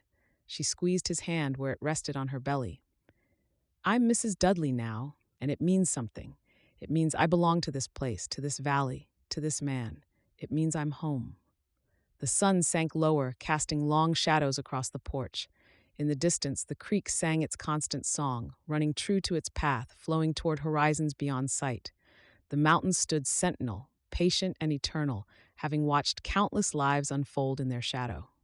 The frightened girl from Philadelphia, who'd stepped off a train and was soon harboring a burning sense of betrayal, was gone. In her place was a woman who knew her own strength, who'd learned to plant gardens and break horses and fill a house with warmth and purpose. She'd come looking for one thing and found something entirely different, something better, something true. Cole rested his head against hers as the light faded, and Pandora felt the weight of his presence, the reality of him, solid and steady beside her. She felt the new life growing inside her, the continuation of their story in the simplest and most profound way possible. She felt the breeze from the mountains carrying the scent of pine and earth and water, the smell of home. Pandora looked down at the journal on the small table beside her, where she'd been writing by candlelight in the evenings. The pages were filling up now, pages about the ranch, about plans for improvement and expansion. Pages about Cole, about learning to trust him, about falling in love with a man who used his strength to build instead of tear down. Pages about becoming someone she never thought she could be. She would fill that journal with her story, and someday perhaps someone else would read it and understand that the path you take isn't always the path you planned.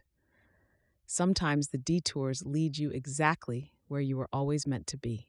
I was thinking, Cole said quietly, about what you said, about writing your story. Maybe I'll write mine too someday. Not well, probably. Just the truth about a man who tried to send for happiness and found out it doesn't work that way. That real happiness shows up when you stop looking for it, when you stop being afraid of being yourself. You should, Pandora said. Patrick should. We should all write the truth, messy and complicated as it is. They sat on the porch as the darkness deepened, as stars began to appear in the vast sky above the mountains. Tomorrow there would be work to do, animals to tend, a garden to manage, and plans to make for the coming season. Tomorrow there would be letters to write to friends and family, sharing news of the coming baby. Tomorrow there would be the endless work of building and maintaining a life in this beautiful, difficult country. But tonight, they simply sat together, two people who had found each other against all odds, building a life from the honest work of their hands and the courage of their hearts. The valley held them. The mountains kept watch. The creek ran clear and true, moving toward its destination, flowing with purpose and strength, never doubting its path. This was home. This was love. This was everything either of them had ever needed, waiting all along in the Colorado high country for the day when they would be brave enough to find it.